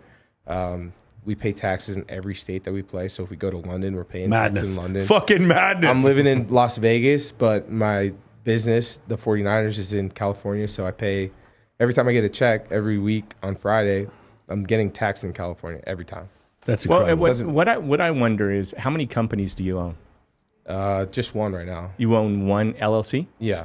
Like, because my thing would be, there's property you can buy. You could buy a plane, write that off. Right. And then resell it, get a deal on it. Right. There are lots of ways. I was buying a racetrack for $28 million in Twilla, Utah. People thought I was crazy. I could write it off in 6 years. Wow. Every year I could write off like millions of dollars. Yeah. So, of course, I'm buying a racetrack. I fought for 2.5 years to buy that racetrack. Yeah, this is one of the things as a business owner. Like we did you could eliminate almost like so much. You just got to have freaking strategy. Exactly why I asked the question. And people like me don't get to people like you because we just don't. Because like I've had to make it from nothing, homeless, like 4 different times, come up. Right. So I understand the strategies, but most people are hanging around with their cool managers, and they end up broke at the end of their career. Oh, for sure. Yeah, for me, as a business owner, we did our first $1 million in the first 10 months for me starting my business, and then we did $2 million this year in revenue. And at the end of the year, because we treat each one of the partners, we profit share. Yeah, and the fourth one is the business. And I try to stack a bunch of money in the business because we want to load up on advertising. We're doing like 26-to-1 ROI on our ads. So I want to spend a bunch of money on ads. And then our accountant comes to us and is like, dude, you got to spend way more money. You got to spend way more money. Yeah. And then I just realized like all this stuff I got to do. So you can buy into a co-op chat if you want. Yeah, there's lots of stuff. Yeah, we're buying programs from other people. We're buying sales instruction for our sales team. You need to buy some real estate. Exactly. Well, we were thinking about buying another company, but like with the company, definitely buy another company. Yeah, for sure. So that's one of the issues you find is that like you can expense $12 million easy if you want to do expense. that. Ready? Yeah, all right, let's do it. Let's go. Right. $12 million. That's my cap. I'm not comfortable after $12 million. Okay. I get uncomfortable. There we go. Yeah. Definitely buy a company. Yeah, no doubt. But yeah, that is one of the issues that happens. I think a lot of people aren't aware. I believe it's still this way. I'm not sure. But your gains on cryptocurrency are taxed as normal property. Is that the way it works? It's taxed as capital gains. They are capital gains. Short term or long term if you cash it out. If you keep it in Bitcoin, for example, if you keep it in Bitcoin, you take out a loan against it, that's not actually taxed. Okay. And the 1% or 2% interest they usually charge can be written off. So that's actually a great strategy if you have a good stack of Bitcoin. You can buy real estate, like you said. I got a boat out of it, just using what you have to get what you want. Yeah. Well, one of the things you could have easily done with crypto in December, which is part of what I looked at. I look at it as a liquidity meter. Tax harvest. But you could say that again. Tax harvest. Man, you got my heart. Yeah, I've been going all December. You got me, man. I've been teaching people all December about how to do it. Oh my God. I'm like, hi, you got a bunch of losses. You could have sold every stock I lost money in. I harvest all those losses. I was like, thank you for that loss. Thank you for screwing up. Thank you for screwing up. And I sold it. And that way I could write off those losses against. I harvest. But you got to make money in order for that to work in the first place, right? Well, I kept all the stuff that I'm up, so I don't pay taxes on anything. No, I'm saying there's a lot of downs. Like crypto bro just invested in crypto and lost his ass. Yeah. He doesn't have anything he can write off, but he has no gains to write off against. You understand what I'm saying? Yeah. If he doesn't have any other money? Some of them, yeah. Some just started 6 months ago, a year ago. Yeah. You got to have multiple businesses. Yeah, but we're talking about people. It's really no. I love this conversation. I love this conversation. This is why I keep everything filters up to your. I'm with you. I'm with you. Everything. I love this conversation, and this is the reason why I hang out with more guys like you than what I used to do. That's why we're before. not at dinner right now. But the point is we keep. I always use the stripper who just got off work at the Rhino. Right. They don't get this. Okay, so they're like, oh man, it's just obvious, but you understand, like there is a language of acquiring money. There's a language of protecting wealth. And there's keeping wealth, and there is a language of avoiding taxation. I've lost it 3 times. And most people don't know how to spend. I've lost everything I had almost twice. Yeah, right. 3 times for me, brother. For sure, and come all the way back. I lost almost $80 million, and went really. Yeah. So I bet you said more than that. I bet it wasn't just really. Yeah, actually, I bet you there's probably some fuck in there and some. There was a lot. I can't believe this shit happened. I'm not God, why? Then I'm like, this time I'm not putting a gun in my mouth like last time. So this time I just went to work and said, you know what, I'm going to get through this. And I called everybody that I was partnered with and said, I'm just going to go to work every day. I went to work for 4 years, right? And April 12, 2012. I paid back $12.8 million that I could have just easily filed bankruptcy. And I remember paying the last $50,000. I called my banks every day. Hey, I just want to let you know I'm taking care of your assets. I'm working on it. I'm fixing stuff. I'm doing this. And we're going to get through this. I'm going to sell it. I'll get top dollar. You don't have to worry about air conditioning units, nothing. Everything's taken care of. You partnered with the right guy, So, and literally I was like, what else was I going to do? I didn't fire anybody either. I kept everybody employed. Lost $50,000 a month for 4 years. So yeah. I just think while it is that wasn't virtue signaling, right? Either, no, right? I understand. I just didn't have anything else to do, right? But while you say that it's difficult, right, for a lot of people to understand. It's like Michael Jordan explaining how to shoot a turnaround jump shot with a 45-inch vertical. It's like, well, I don't have a 45-inch vertical, and when your situation, I have a 45. Half a vertical. No. But my point is the things that you learned a lot of times. We take for granted, like the write-off thing that we were just talking about. We take for granted as business people that most people don't know this. Most people think that what you do is take your money and abscond it, and you just hold it, you hoard it. You don't realize how the taxation, the tax code put it to work. The tax code encourages you to spend money to expense again, which does what? Which stimulates the economy. Yeah. That's what it encourages you to do. That it is better. We feel bad if we haven't purchased something with this money and incurred more expenses, as opposed to giving the money to Uncle Sam, in which case we get nothing. That's the point I'm trying to make. But you and I understand that. Most people, the stripper who just got off work at the Rhino, doesn't fucking understand that. I ask you a question. What business is Amazon in? Amazon is in the evolutionary psychology business of stimulation, overstimulating people. That's what I think. I think they sell things by stimulating you, by this little one swipe, this one touch. There's an object on a screen, and they somehow separate the cost of the money for the object from the object itself, and then poof, it just manifests in front of you. I think Amazon sells an experience. I'll be honest with you, because I remember going to Target, I remember going to Kroger, I remember going to Walmart, and that wasn't the same experience as me standing in a line behind fat people. That's what I remember there. But with Amazon, it's this experience that I didn't have before, and I almost feel like I'm living in the future when I order shit from there. Like sometimes in the same day, all of a sudden a bottle of fucking orange juice and some aspirin shows up at my door. How the fuck did that happen? It's crazy. That's what I feel. That's what I feel like they sell. So my world of Amazon is I have a cosmetic company that I'm automated with their copy and paste coding for robots to be able to replace the line there. Blockchain technology. They are a private equity company. They acquire companies. Like your expansion, your talk about what they're buying. Part of the reason why they pay zero taxes is because they buy companies. Yeah, exactly. That's my point. But hold on, but they have like 200 or 300 companies. But what does the average? If all you guys have heard this narrative, they're just fucking hoarding money. No, the reason why they didn't have to pay taxes is because they ran expenses against their profits. They ran expenses against created liabilities against the profits. But those liabilities did things like I love the idea of people. This is really crazy. At the end of the year, a bunch of people buy my coaching program. And I was like, why do I have so many people buy my coaching program? It's a write-off. Right. It's a fucking write-off. And I'm coaching them. I'm getting them in the gym. I'm teaching them how to do public speaking. And I'm teaching them how to throw an event with 500 girls show up. That's what I teach in my program. It's a write-off. And I didn't understand it before. And then when we started buying coaching from other people, I was like, incredible. Right. I understand you understand. But that's the point. I've been buying almost every single freaking program since I was 12 years old. Yeah. I bought a program when I was 15. 15 and had my first patent going through the patent office at 16 years old. By 17, I had 200 employees and licensing rights to all of California to distribute 13 different products. And my youngest manager was 37 years old. You know what's crazy? If you walked into a high school and said that, you would have 1,000 teenagers had no clue what she said. That's basically what. That's what I'm saying. People don't you didn't understand that? No. We understood. The point is, but like when I'm on a book tour and I'm in the South Side of Chicago or I'm in South Central LA, just saying saving versus investing. People are minds are blown when you say what's education. Where are we now? Like, God, you understand? Like, literally, when this is done, probably 10,000 people watched us today on my live stream. Right? Do you understand? That's who you're talking to. It's not us. It's not the educated ones of us that are sitting in this room. But I try not to distill down anything I do because I'm hoping people will want to come up for sure. And I came up by picking up a dictionary, buying courses, right? Sitting across from guys like us, paying the money. It's a small price. Like, I bought a course. It was like everything I had when I was 15 years old, right?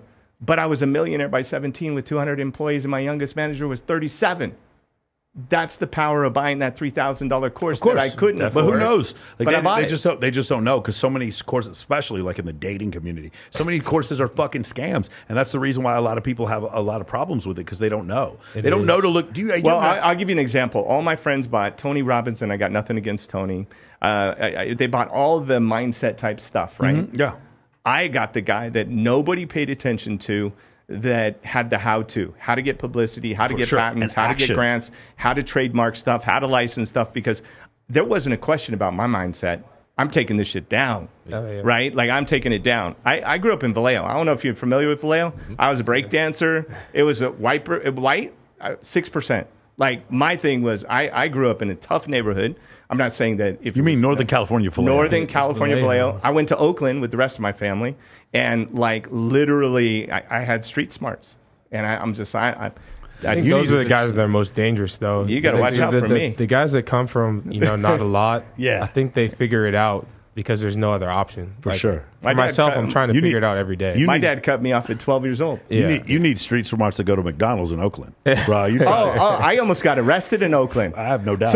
So I took my crew there, and what do you call it? We're sitting there, and the manager, I bought there was 100 people or 150 people. I bought all their food, and they messed up my food. So this is terrible that I'm going to say this. I can't believe I'm going to say it. Nobody's going to probably watch it or remember who I am even. But they got my food wrong like 2 times. And I said, would you just please give me what I want? And the guy goes, no. I'm like, I just bought 150. I couldn't believe it. So the guy turned around, the manager, he was so disrespectful. I threw my burger at him.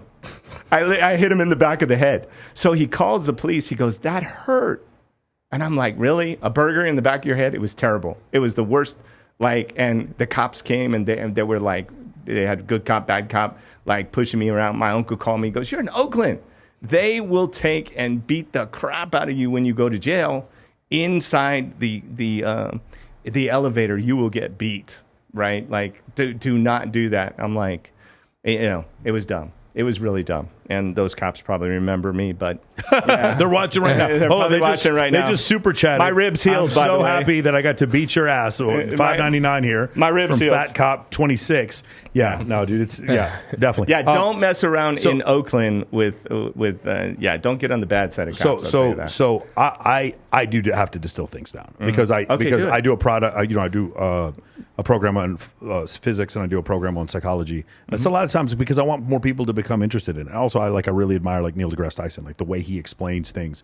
That's just kind of the way it is. But I totally again, I'm not saying what you're saying is wrong. What I'm saying is there's a lot of people I think a lot of times we take for granted that so many people just grow up in a situation where they don't know anything more. Here's the thing, right? Think of all the guys on TV right now trying to do self-improvement stuff. You were complaining about Grant Cardone before, right? Okay.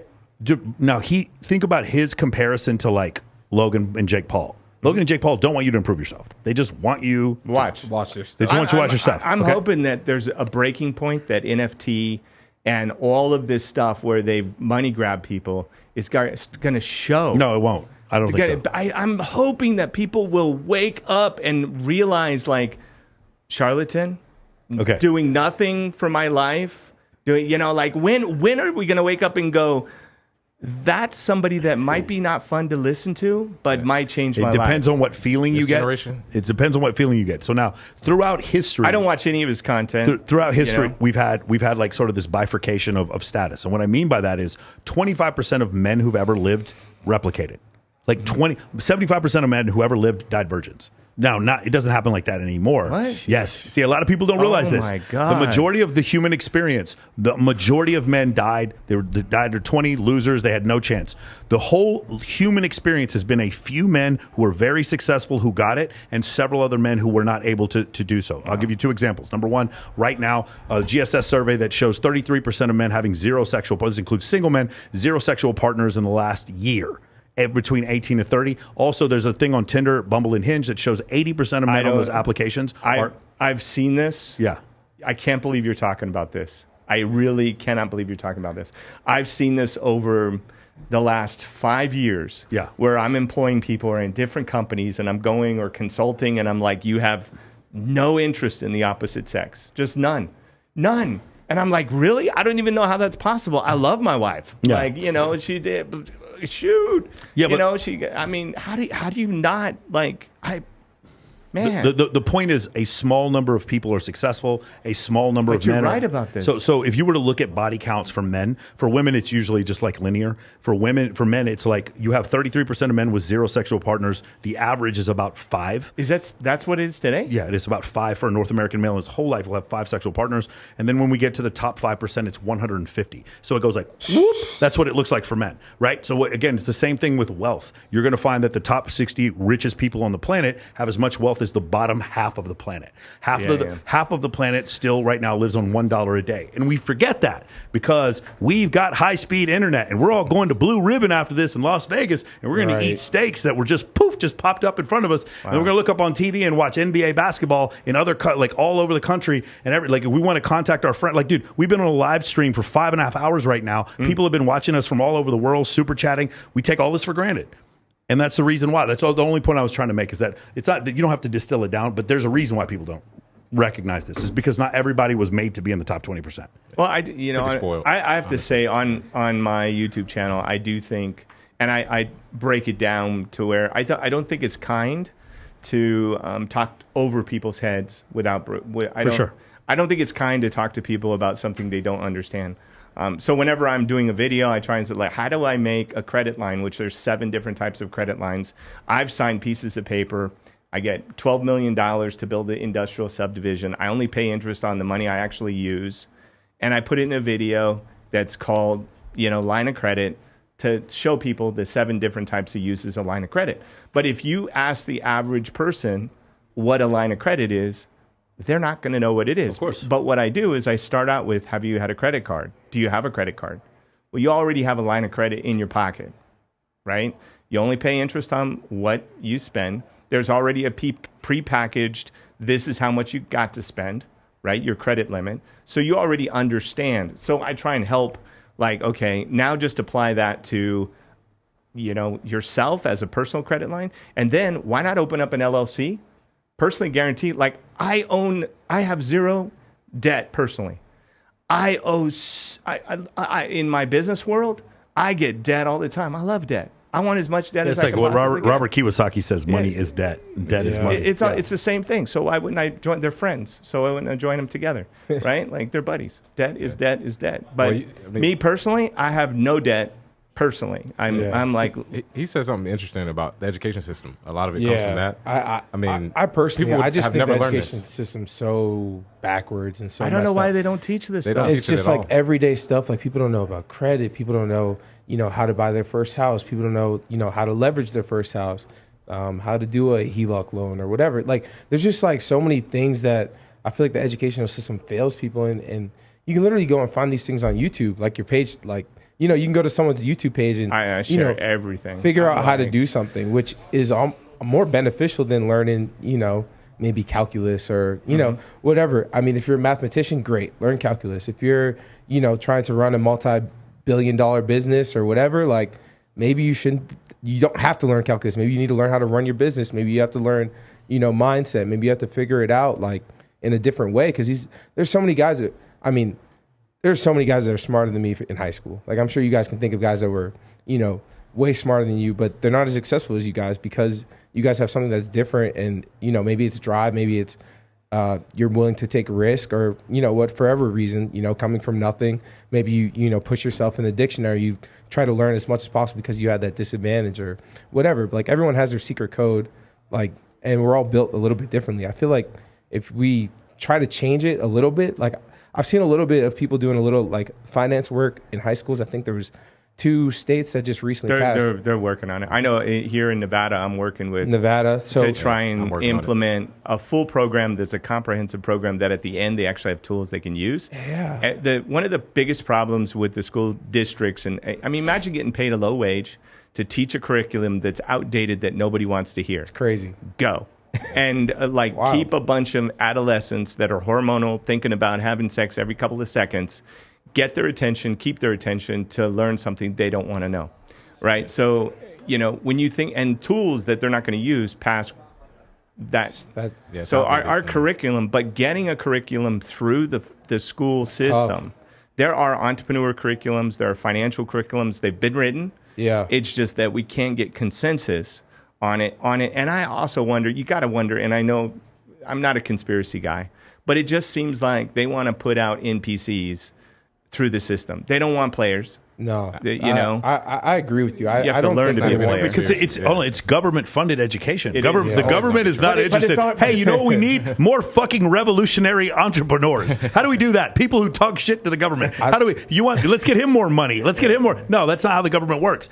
Our money. Our education system is based on a Prussian model that's over 150 years old, and we manufacture people when they're turning 18. Did you say Prussian? Prussian, yes. It goes. That's my ancestry. Yeah, you should read the Prussian. Really? Read the book. It doesn't exist anymore. Read the book by Sal Khan. It's called The One World Schoolhouse. He talks about the old model of education where everybody's like, you go through 10th grade math, then you go through 11th grade math, then you go through 12th grade math, and then you come out of the you are turned out of the system. That's the way it works. The way Sal Khan from the Khan Academy wants to do it is, I'm really good at trigonometry, I'm not really good at English, and we're just going to go through, but you don't pass any level until you get an A in everything. Total proficiency or nothing. And it's really amazing when you see how they do this. Anyway, guys, it's already 5 o'clock. Well, let's go. Let's go eat. Here, let's do something real quick. Do we have the decals on everybody here? My phone died. Oh, it's all good. Hey, man, that's cool. I've never seen that happen before. That's awesome. No, don't touch it. It's fine. It's perfect. We lost it. We lost it. Okay, yeah, don't touch it. It's fine. All right, so here's the thing, guys. If you guys want to go ahead and shout out your social media, and if you guys would contact me, I want to put you. I'm going to tag you in this thing so that you'll all be on this, and you guys can grab clips. No, it's totally on camera. Go ahead. What's your social media? Where can they find you? You can find me on YouTube at Andrew Cartwright. Just type in Andrew Cartwright. Please, hey, send that to me so I'm going to tag you in the title for this. Okay. I'm at Mo Hurst Jr. on everything. Instagram. Oh, do you have a YouTube channel? Instagram. No YouTube channel yet. Okay. I need to start one up soon though. Yeah, definitely. At Bitcoin Zay, Z-A-Y. Z-A-Y? The Gentleman of Crypto on YouTube. Gentleman of Crypto. Hey, guys, please write me. I want to tag you in this. If you guys want to rip any kind of quotes or anything out of this, that's what we're going to do. That's what I have a company that's all we do. All right, guys, thank you so much for joining us. We have gone 10 to 5, 7 hours. This is a 7-hour live stream, and we appreciate you guys staying with us. And we will see you all next week. Stay tuned. Hey, if you guys are subscribed to this channel, we're going to be doing a bunch of live streams from the Adult Video News Awards this week. And then next week, I got Dr. Trevor Backmeyer coming on as a guest on the podcast, and a bunch of other huge guests. I got Cole Hatter just said he's going to come on. A bunch of other huge guests coming on. So, guys, stay tuned, and we'll see you. Thank you so much to Chris Champion for setting this up. We've gone the entire day. Now let's go eat.